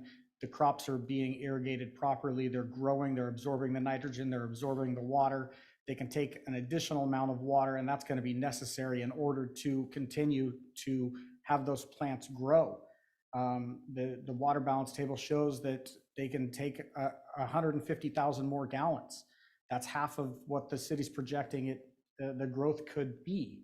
And so once again, we just respectfully request that if a CDO be issued, it be limited in scope to not include commercial development, as well as any minor residential development. And you allow the city to just authorize such small development that will have very little impact on the actual wastewater treatment. I absolutely appreciate that. I think you just saw both the both the discharger and the prosecution team make excellent use of time off the clock right there to advance their arguments. Just an observation, if permitted by the board, and I think I really thank every one of both of your teams for presenting the case here today. If I may, I would suggest that we do grant the city some time for a closing statement. And before that, I'd like to just present a couple observations after listening to the testimony here today, and maybe they can be addressed in the closing statement. I don't know, 2 minutes or something along those lines. It's difficult from where we sit. So as members of the advisory team, we look at the proposed order.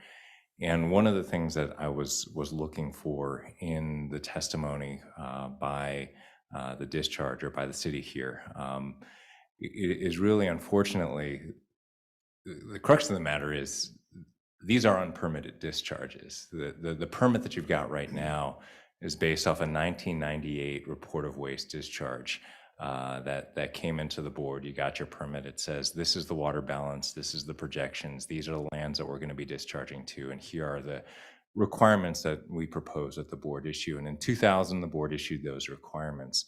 Somewhere between then and now, things went sideways. And it may still be the case, and I actually think that there's a good argument to be made that there is a lot of capacity at the plant, even on the limited acreage, perhaps to dispose of the wastewater that you have right now, putting aside the nitrate issue, because I think virtually every single treatment plant, unless they're on advanced tertiary, we're seeing nitrate impacts right underneath the plants. They just don't scavenge enough. The web of roots cannot pull every molecule of nitrate out, and we are seeing nitrate impacts even at the best managed facilities, unless they have nitrification, denitrification built into their plants. So we'll put that issue aside for now. That is as much our problem as it is your problem, to be quite honest. We're working on that. That was part of the presentation earlier today. But we still have a facility that is non-compliant with its waste discharge requirements, and in a pretty big way. The report said this is how we propose to discharge. That's not what's happening out there at all. And then I think Omar's point is very well taken too. I know that your consultant came in, and the way he phrased it was very artful, in that if everything happens perfectly, we have the capability to deep rip these ponds, dry it out, just the right conditions. You can do it in a month. It rarely is done in a month, has kind of been our experience. So we're kind of on the razor's edge, at least is what I see it at best, with Pond 3 out of commission. So I think the cease and desist order at its core, what it's asking for, the two main asks from a permitting standpoint are, number one, let's get that permit updated. Let's get Omar and his team and the permitting team to see some numbers that actually reflect the practices that are going on right now, as opposed to an exchange back and forth of what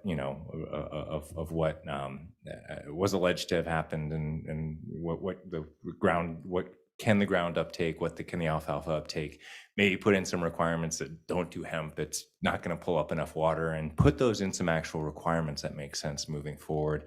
So that's the first ask of the cease and desist order. The second ask really is to upgrade the pond, and I think they try and give sufficient time for state funding so that you're not impacted at the local level. Essentially, this is what state dollars are supposed to be for. A very impoverished community needs to upgrade their pond, which is leaking. I think that's also appropriate. So it seems like we don't have too much disagreement on those two components of the cease and desist order. And so we then get to the connection restriction. And I think, love it if you discussed it a little bit more during the closing statements, because I think we're on track, at least for the first two components of that cease and desist order, especially with the timing pushed back a little bit more and give you some more breathing room there. So the third component is the connection restriction. We've got a couple of those that we've adopted in the past. The Central Valley Water Board has one for on-site sewage treatment systems in the city of Chico. The executive officer, so that falls on me these days, it's an old one, dates back to 1990, can authorize exceptions to that, for exactly the reasons that you're kind of presenting today. After the town of Paradise burned down, they had a lot more people come in, and they're not a rich community by any stretch of the imagination. Neither were the people coming in from Paradise. So we granted those exceptions.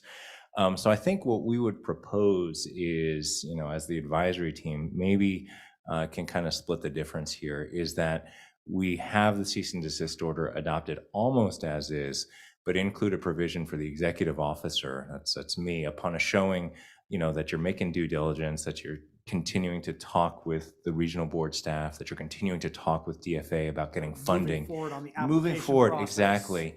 And because that's really what this provision is in place for, that we could, upon giving 30 days notice on our website, I would sign essentially an exception saying 10 more units, that's fine. 8 more units, that's fine. New commercial development, that's fine.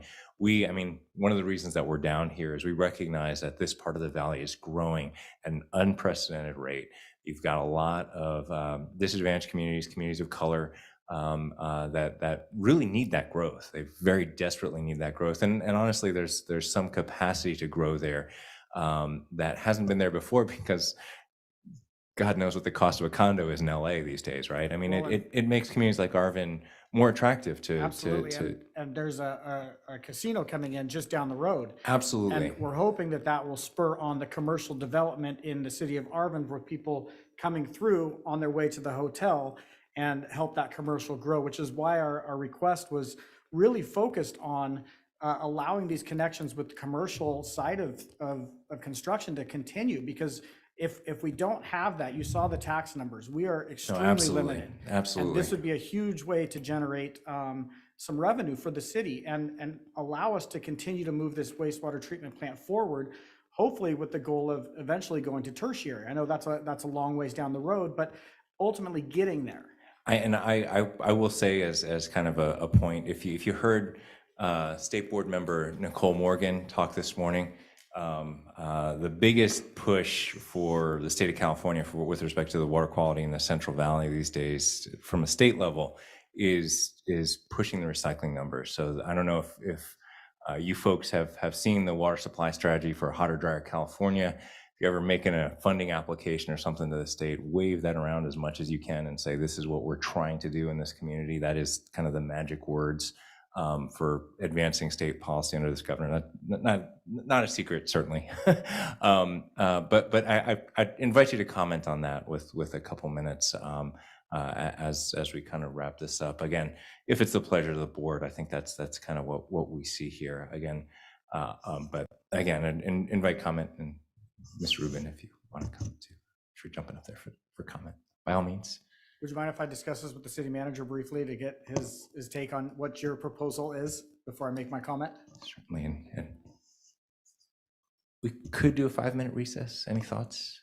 Let's do the 5-minute recess and we'll reconvene. Very good, thank you. Yep.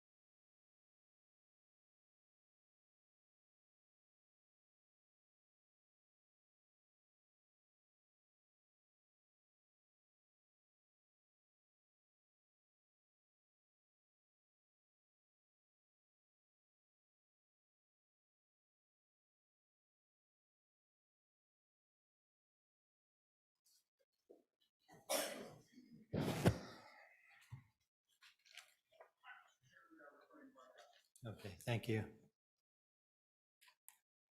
Okay, per Patrick's suggestion, I think we're going to allow 2 or 3 minutes for closing statements. First by the city of Arvin. I think the prosecution team has 5, so And then, we'll give Arvin 2 or 3. yeah, Thank you. I appreciate the extra little bit of time here. I know that I've already kind of made a closing statement to you and asking some questions, so I'll keep this very brief. The city really appreciates the executive director's suggestion to potentially modify the CDO.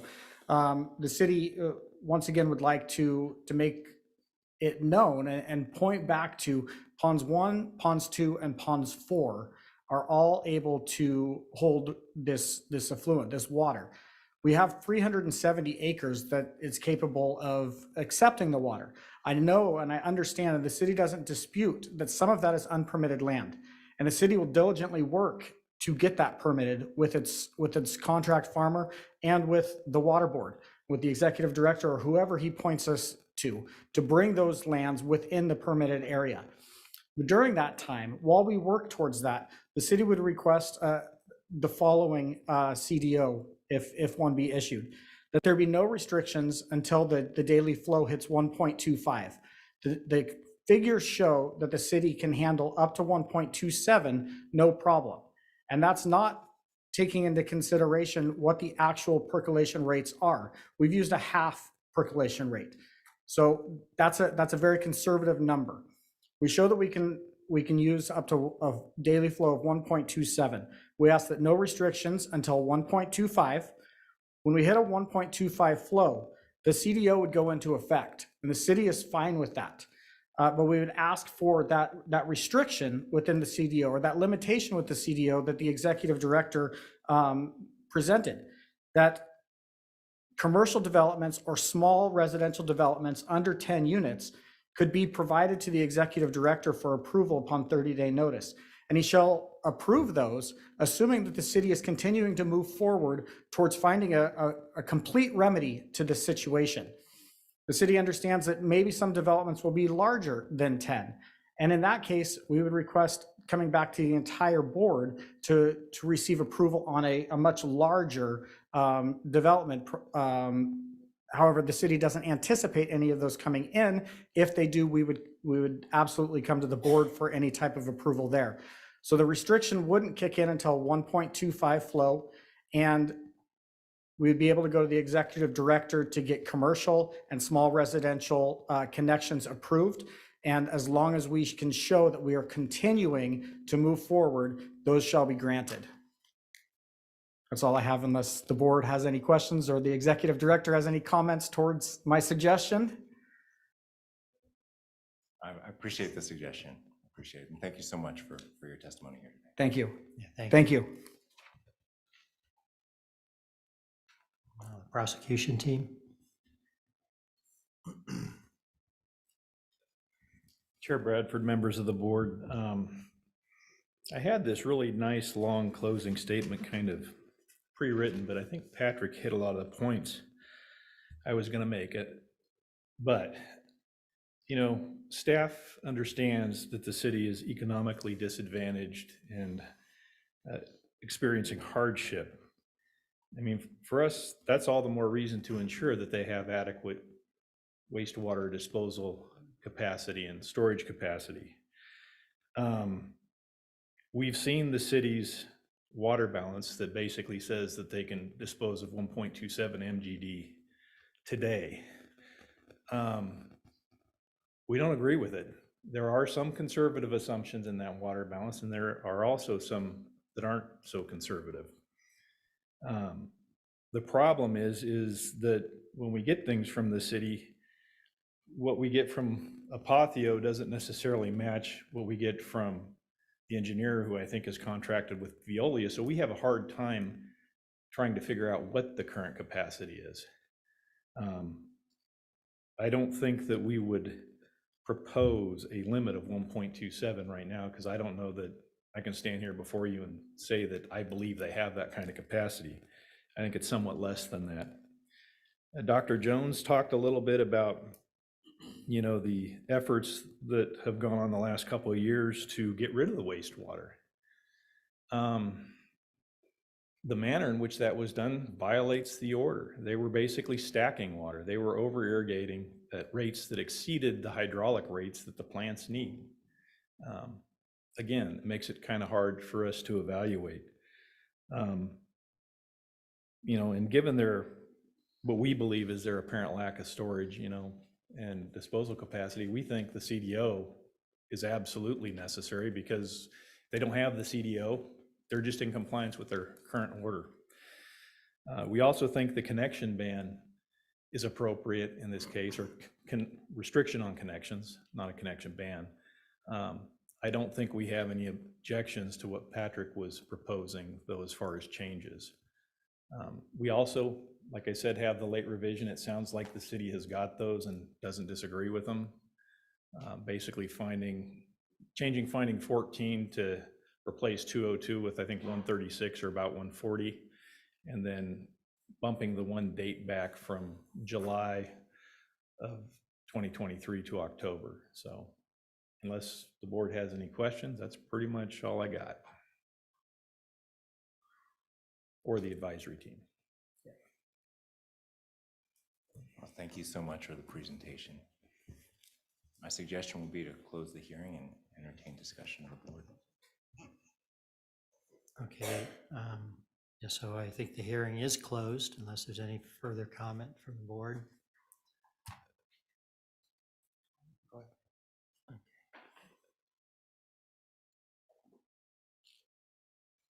Okay, yeah, I've heard all of the discussion.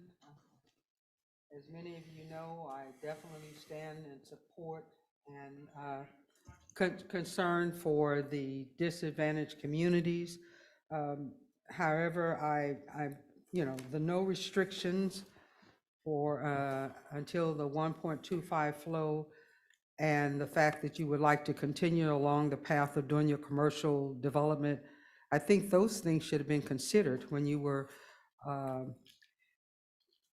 allowing water to, the unpermitted properties to be utilized in the way in which it was. That's a concern to me for a disadvantaged community that's trying to protect the welfare of its community. So I really have some concerns where there's, my first question was, with you being a disadvantaged community, did you have a need for funding? And was that the reason that these unpermitted properties were, were being utilized in an inappropriate way? So I have some real concerns about what I've heard by Arvin today. A little bit disappointed, and the fact that you are asking for this negotiation here, and you didn't do your due diligence. So those are just my comments at this time. I've not made my decision yet.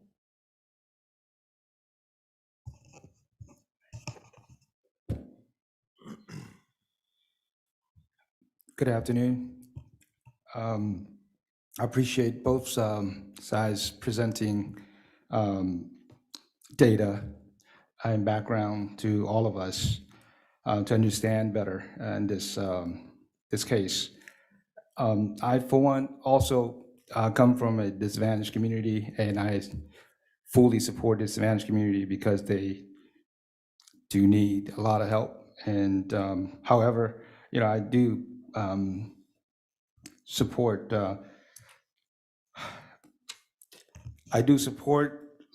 policies and things being compliance, that nature. That's to protect the community and the people itself. And I really hope that we could come to a medium happy for the better of both parties and moving forward to protect safety and betterment of the community. So that's all I have to say for now. Elena, do you have anything? Okay. Yeah, I would like to thank both parties that presented today. I think that was a good discussion. Yeah, basically, I understand the disadvantaged community situation in Arvin and definitely sympathize with that.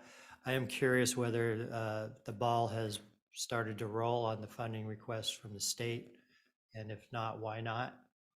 I think the sooner you get the funding application in, the sooner you'll get funding. So I'm kind of curious about that aspect. I think with respect to the funding application, it is submitted. I think it's under review for, there's findings in the draft order. There's a 4-component submittal to Department of Division of Financial Assistance.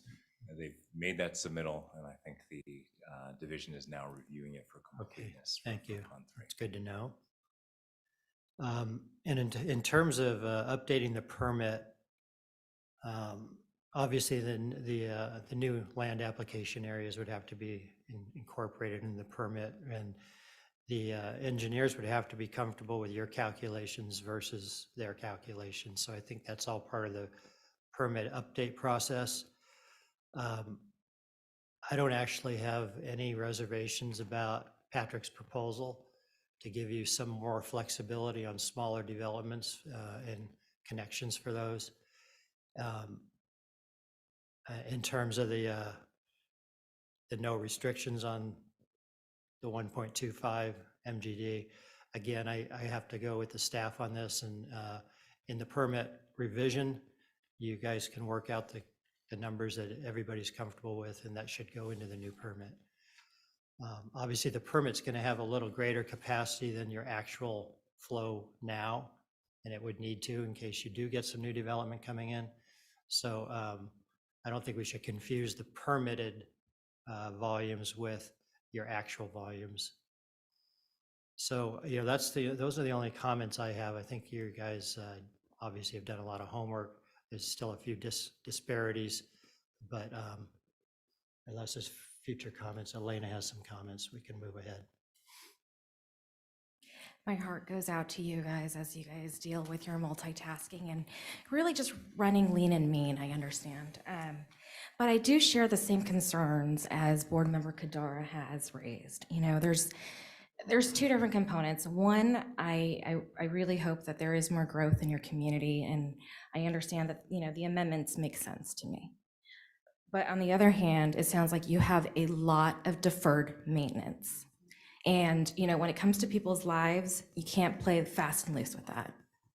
So, are you guys ready to make a motion? Not yet. I just have one clarification point here. So the outdated, out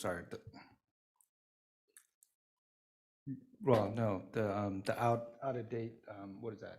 Sorry. The permit? The permit, I'm sorry, yeah, the permit. You say that it was outdated since when? Well, at least since 2021. So the permit was adopted in 2000 based off of a 1998 report of waste discharge.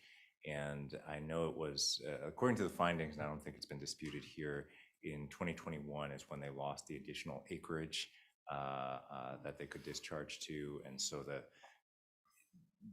true noncompliance started at that point with the permit. So how much does that kind of permit cost? How much does which cost? That permit.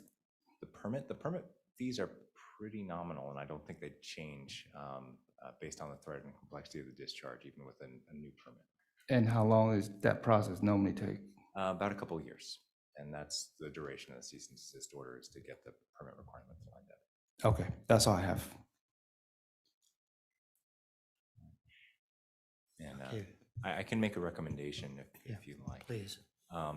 So my recommendation would actually be to, I do know, there are competing conversations about the 1.27. I think from the evidence provided, they're at best running at the razor's edge with the flows that they have right now. So I think there's some significant dispute about the capacity issues.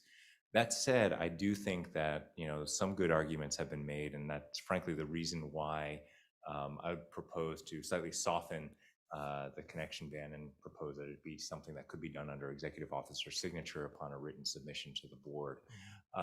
There's one other component that I would call out, and that's actually number 9. And forgive me, but I'm putting on my board member Abdis hat, who's worked with development projects, and that, you know, it's a component that of the order that says the Central Valley Water Board shall, upon finding that the above conditions are no longer being met by discharges, revoke the exception and reimpose a sewage connection restriction. That's a complicated one to do.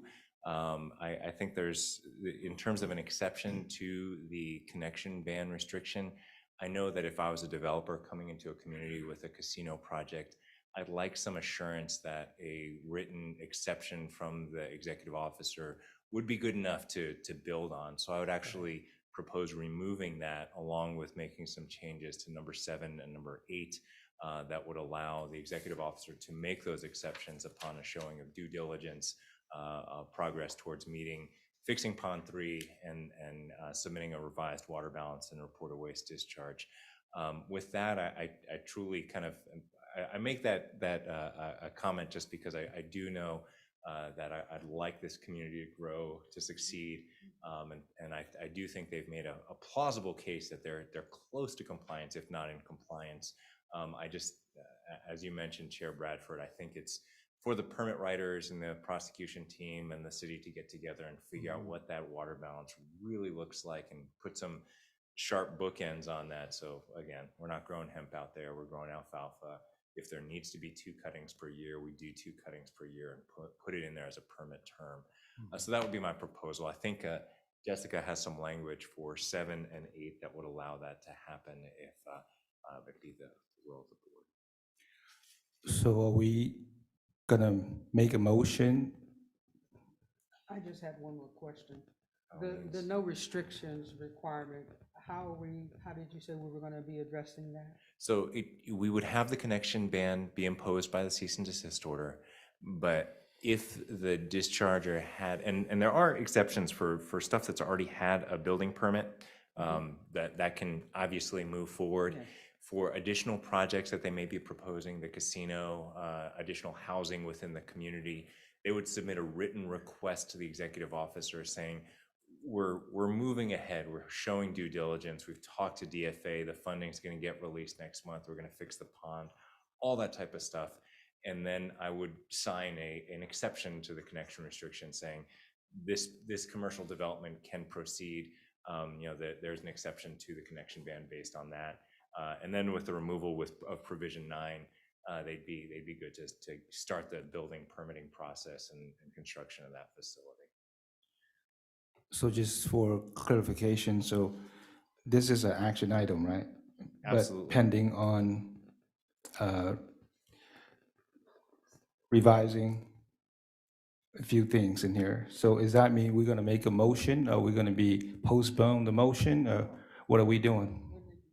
It would be making a motion here today for the cease and desist order with amendments. Okay. And Patrick, for clarification, it's amendments to 7, 8, and 9, or is it 7, 8, and 9? Or 10? 7 and 8 and removal of 9, and I think there's one other with the date pushing back from July to October. I believe that's provision 2. Yeah, it would include the late revisions proposed by the prosecution team as well. So that's the 2. But with So- that, yeah, I'm in agreement with that proposal. And so when we vote, we'd vote on the cease and desist order to be amended. Is that? Yeah, vote on the cease and desist order with late amendments With late as described by staff. And I think, Jessica, if you could read those for 7 and 8 Yeah, into the record. So for 7, the first sentence would say the Central Valley Water Board's executive officer, so just add in executive officer. And then 8 would become requests for exemptions to the sewage connection restriction shall be submitted in writing to the executive officer and include justification for the exception request. The executive officer shall provide an opportunity for public review of the exception request prior to making a determination on approval or disapproval of the request. Interested persons may request the Central Valley Water Board review the determination made by the executive officer. I will note that this would be for all projects, so there's no limitation on commercial or residential. Good. Well, with that, I think we are ready for a motion to approve the CDO with amendments to items 7 and 8, as Jessica just outlined, and deletion of item 9. I move. And the late revisions. And the late revisions, sorry. I move the motion. Sean I'll has second. moved. Elena has seconded. Mindy, could you take the vote? Board Member Yang, Yes. Board Member Kadara, I'll say yes. Board Member Lee Reader, Aye. Chair Bradford. Yes.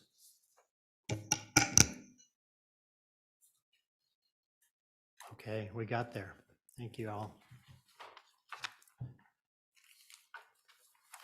You have anything else, Patrick? Again, I really want to thank the city and the prosecution team, and certainly hope that I'll be hearing from you from here on out, and that we can move and within a couple years get a new permit out there, and hopefully you've got a casino included in that permit. So thank you so much. Yeah, thank you all.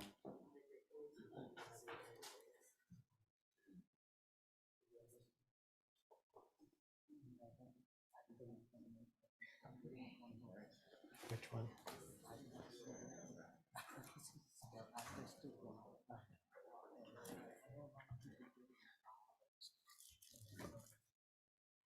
Sounds like I've made some progress, though. Yeah, I understand And as long as they keep meeting with the staff and trying to, I mean, this could come back in front of us 6 months if we did it. Yeah, but the economy part is the US. Good questions, Sean. Good questions. I'm glad to know that we have applied for the funding. Yeah, that was the other. I didn't want to hear. I think we got this. That was the other. No, I understand your point.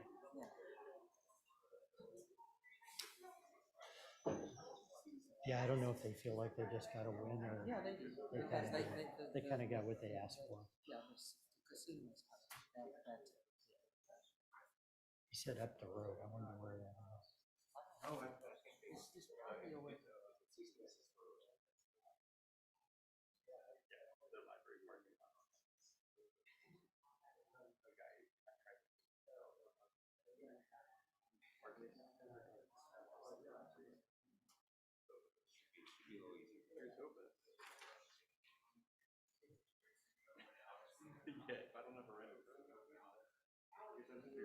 Alex is going to give the short form. You're up, Alex. You know what to do. This, I will do my best. thank you. This is, Take your time. Bob, are we on now? Denise's chance, right? Yes.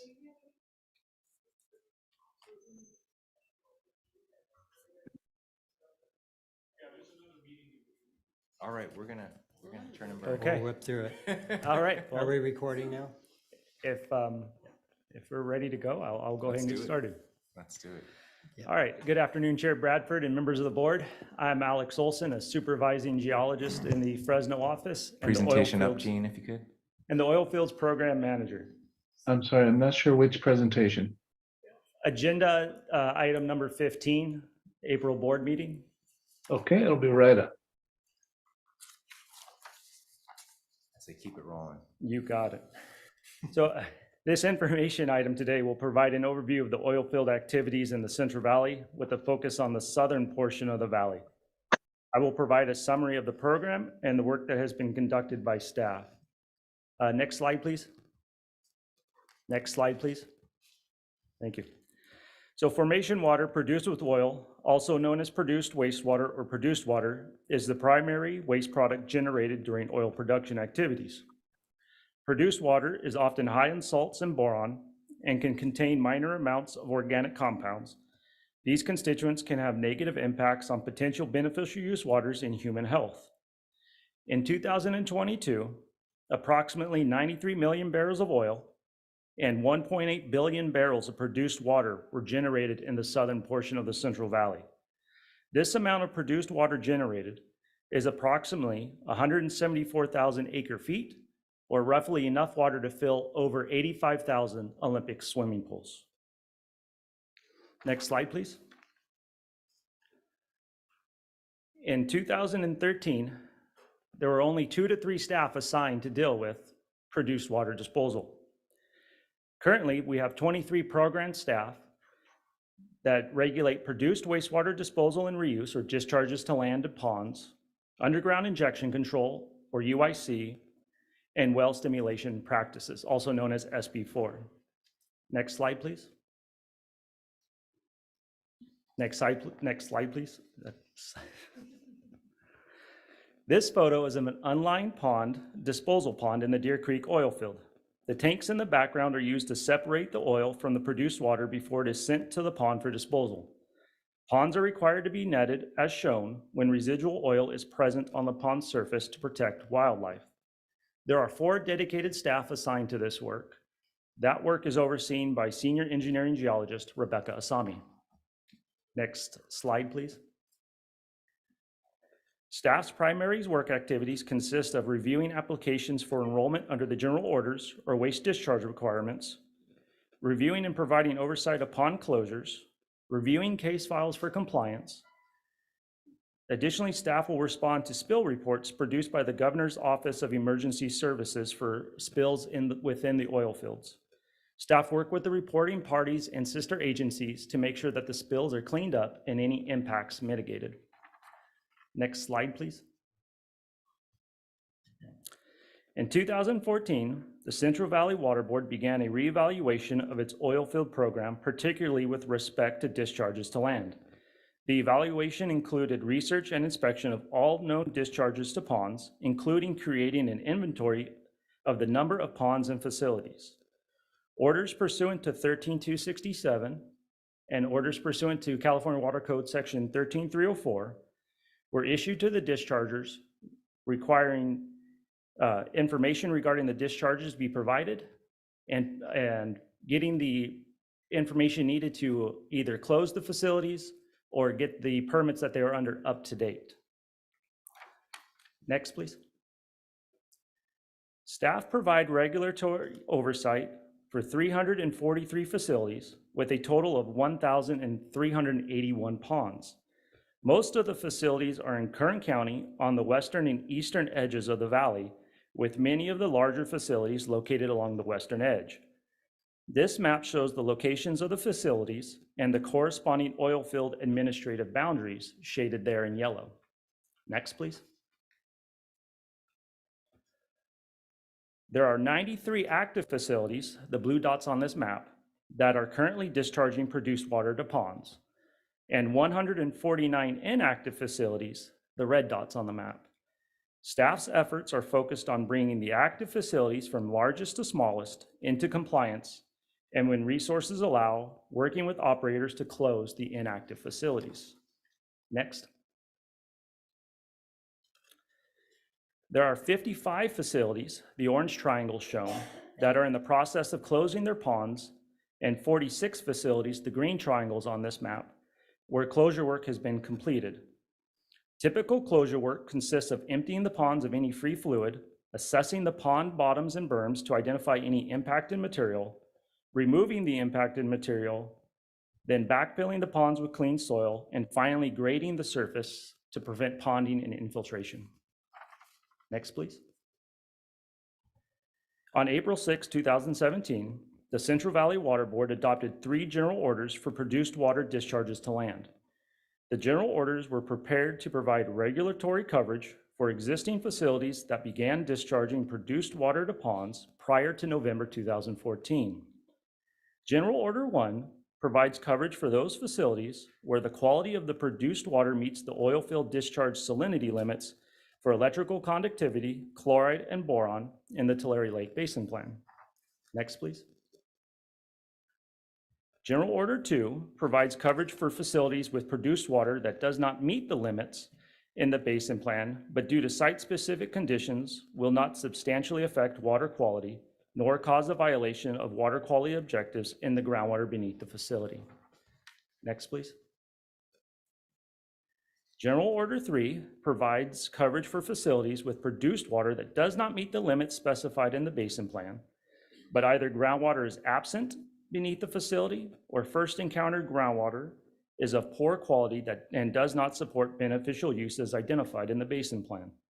For those sites where first encountered water is of poor quality and it has been demonstrated that the current basin plan beneficial uses are eligible for de-designation, dischargers are given a timeline of 5 years to implement the basin plan amendment process. Next, please. To date, staff have enrolled 8 facilities under General Order 2 and 38 facilities under General Order 3. At this time, there are no facilities enrolled under General Order 1. 67 facilities are operating under individual waste discharge requirements, or WDRs. Many of these WDRs date back to the late 1950s and 1960s.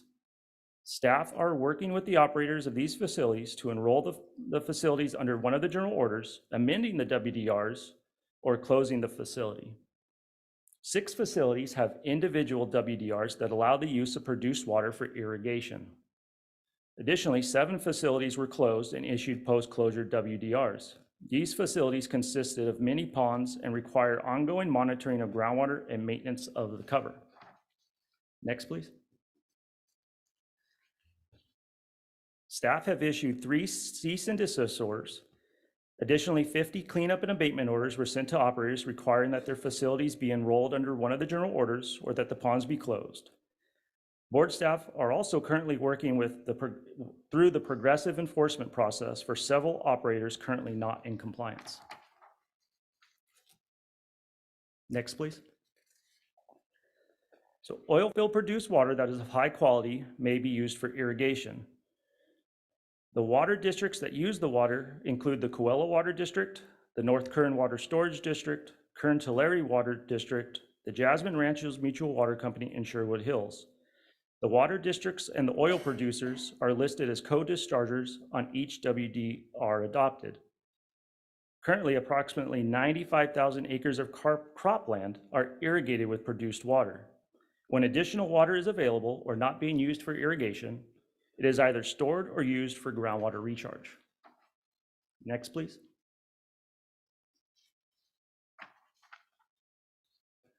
Next one, please. Formation water produced with oil may be injected into the subsurface, often back into the geologic formations which it originated. The oil is removed from the produced water, and then the produced water is injected for either disposal or enhanced oil recovery. There are approximately 870 active UIC projects in the state, consisting of over 55,000 injection wells. Approximately 550 of the active UIC projects are located within the Central Valley. There are 10 dedicated staff assigned to UIC work. This work is overseen by Senior Engineering Geologist, Dr. Jill Glerter.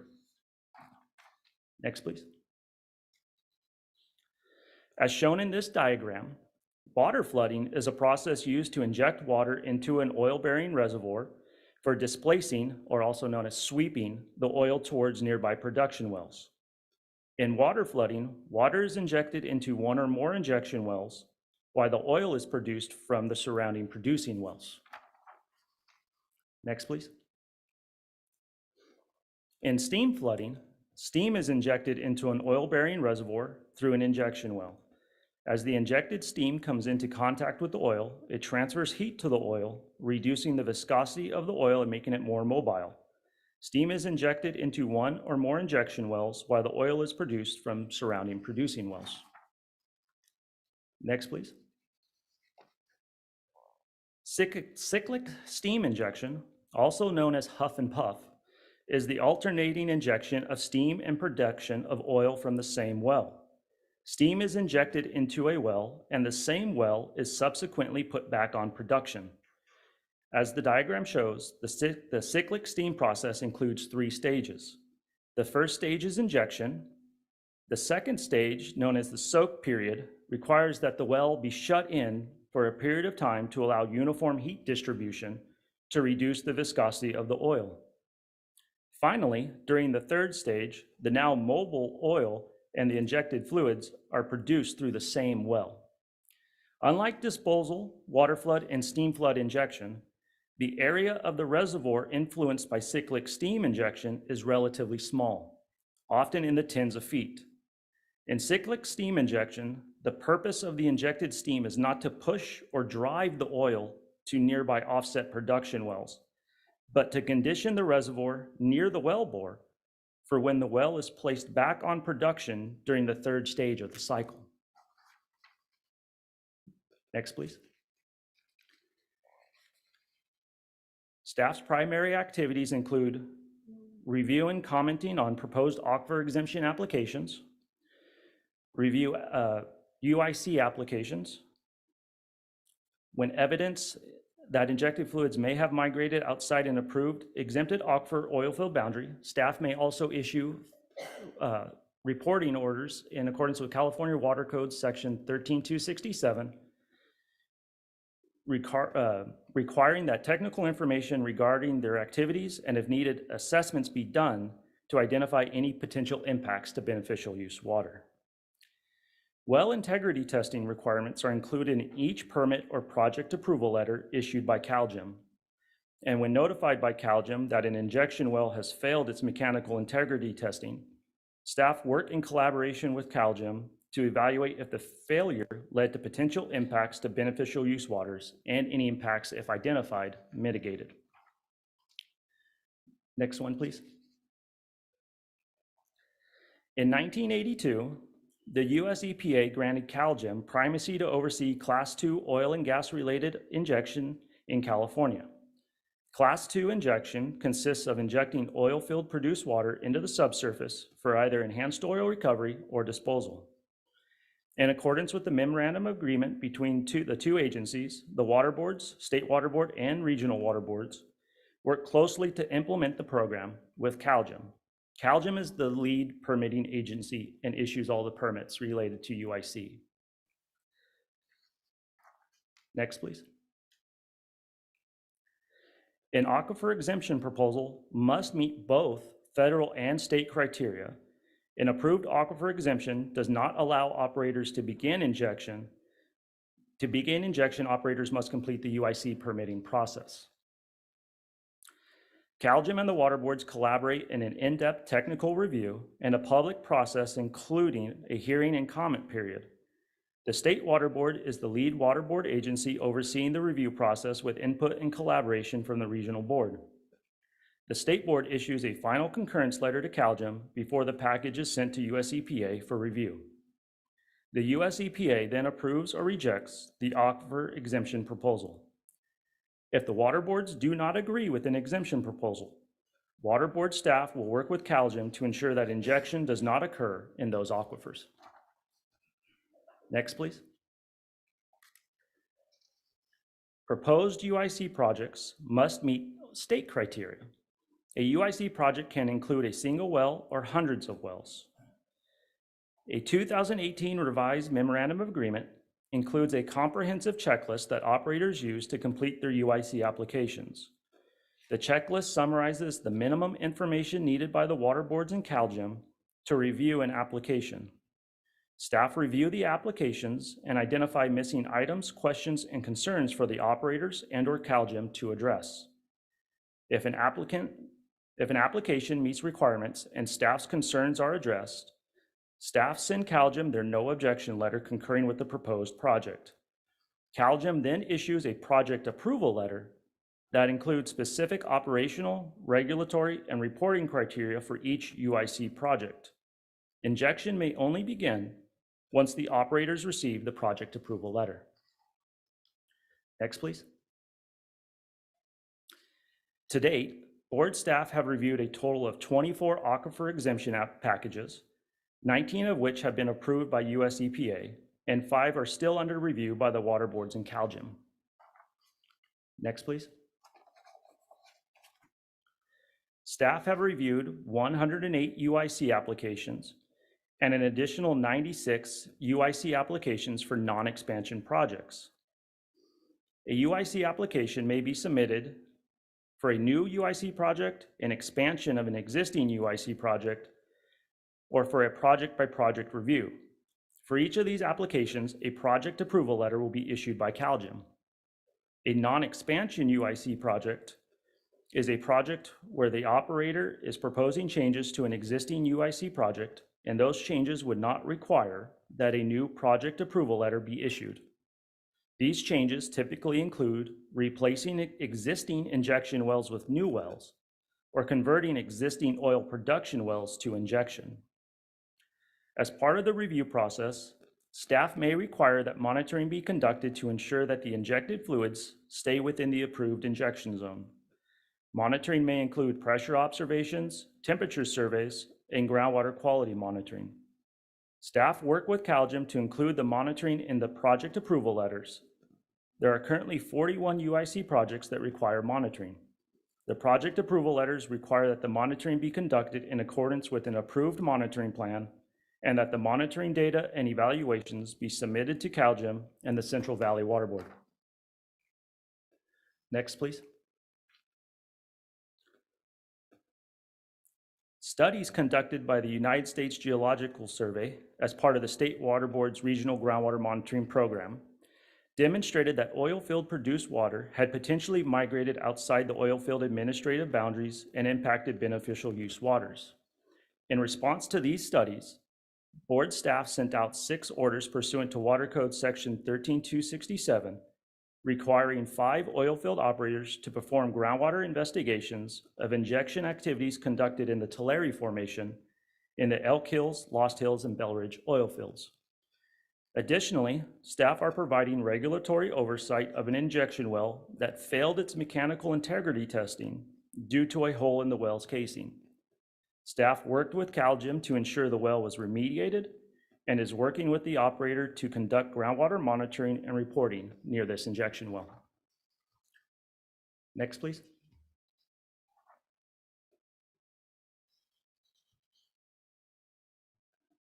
Go ahead into the next one too, please, Gene. Thank you. Well stimulation treatments have occurred for decades, predominantly in the southern San Joaquin Valley. Since 2015, it has occurred primarily in Kern County. Well stimulation activities include, but are not limited to, hydraulic fracturing and acid well stimulation. Board staff's primary focus is on hydraulic fracturing. Hydraulic fracturing uses high pressure to inject a fluid mixture that consists of gels and sands into a geologic formation to increase oil production. Depths of well stimulations in California range from about 600 to over 13,000 feet below ground, and the water present in the formations being fractured is of poor quality. The main geologic formation that undergoes hydraulic fracturing is known as the diatomite. This formation consists of organisms known as diatoms that accumulated on top of marine sediments that were then compacted and cemented together. The diatomite has a large amount of pore space where hydrocarbon fluids are present, but these pore spaces are not connected. Therefore, hydraulic fracturing is used to connect the pore spaces and allow the hydrocarbon fluids to flow towards production wells.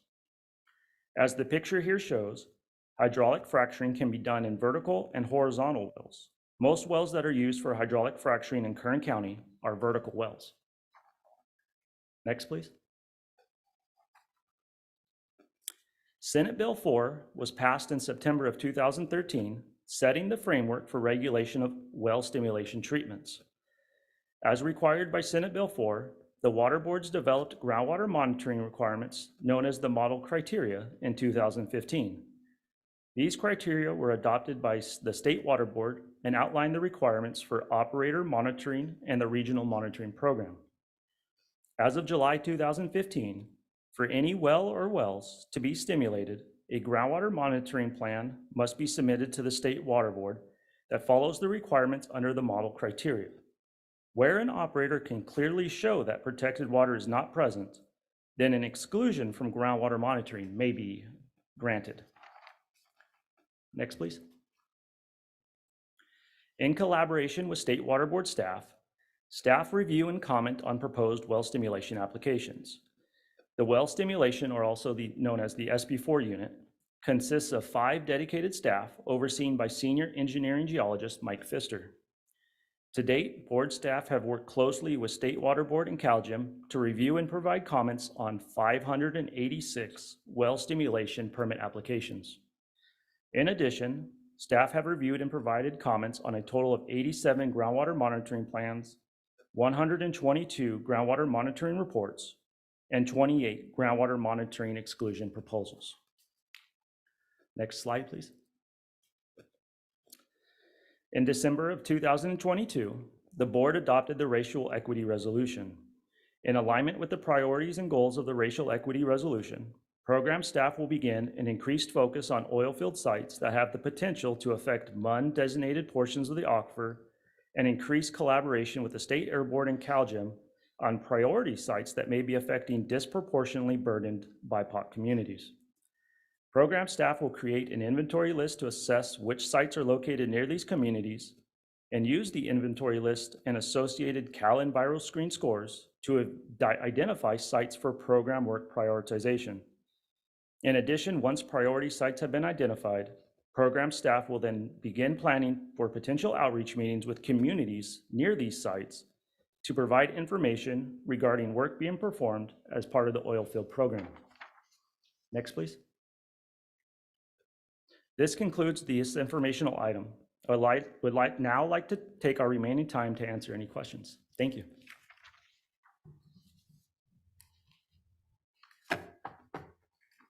We will definitely be providing this presentation to the board because it took me months and months to understand what Alex just explained in a couple minutes here. Really, congratulations on setting up this, on helping to set up this program and your continued oversight of it. I think the number that does jump out is, you know, when I was originally assigned to the board, there's maybe one guy in Clay in his extra hours who was looking at oil field operations. And now Alex oversees a pretty large team that's doing all this work, and it's truly exceptional work. And you know, great people attract great people. He's got a lot of good staff working under him these days. It struck me you have a adequate staff maybe, but for all of the work that you're doing, it seems like you guys are probably busier than the one-arm painter. So you guys. It's very interesting, especially the injection presentation. I wasn't aware of those different options that different producers use to keep these wells moving. So thank you. I look forward to getting a copy of that presentation. Thank you. Yeah. Can I have 2 quick questions? Sure. One, thank you, Alex. Thank you for sharing your knowledge and showing us the tour yesterday. First question. Is there any long-term environment or that the injection of this, the material or the steam and condensed water to the ground have a long-term effect, a harm of the environment? The water that's injected is put into exempted aquifers that allow for the injection. So as long as that water is staying within those approved injection zones, which we look for when we review these applications, there's no threat to beneficial use waters. Okay, and second question, you know, there's 10,000 plus acre of the well pump field. So there's a lot of pumps out there. Is there any sort of, I would say it's profit sharing that goes to the residents in the county? I do not know the answer to that question. Okay, thank you. Yeah. I just had one quick question, Alex. Yes. And thank you for the tour yesterday. We really appreciate it. Thank you. You mentioned the program priorities and focusing on the disadvantaged communities. That is correct. And so I'm curious as to identifying where those high priority areas might be. Right now, we're in the process, and part of the maps you saw today are that process of finding out where visually our facilities are located. So then we can pair that up with the Cal EnviroScreen scores to kind of come up with this inventory list, to kind of come up with a ranking system where the high priority sites would be that would we would first focus our efforts on. Okay, have you had any inquiries or concerns from residents, in any of these areas that might give you any indication of? In my brief time with the program, no, I have not. Okay. Thank you very much. I appreciate your presentation. Thank you. Yeah, I had one question. I didn't realize there's still fracking going on in California. Wasn't there a ban on that or not? For the last couple years, we have not received or reviewed any well stimulation applications from CalGEM. Okay. Thank you. Welcome. Anything else? Again, thanks a lot, Alex. Thanks for waiting around till the end of the day as well. Thank you. Thank you all for your time. Yeah, thank you. I think we're. Unless there's any comments? Yeah, or- more comments? Do we have any interested persons? Oh, sorry. No, Aren't- nobody. Aren't too many persons left here, so.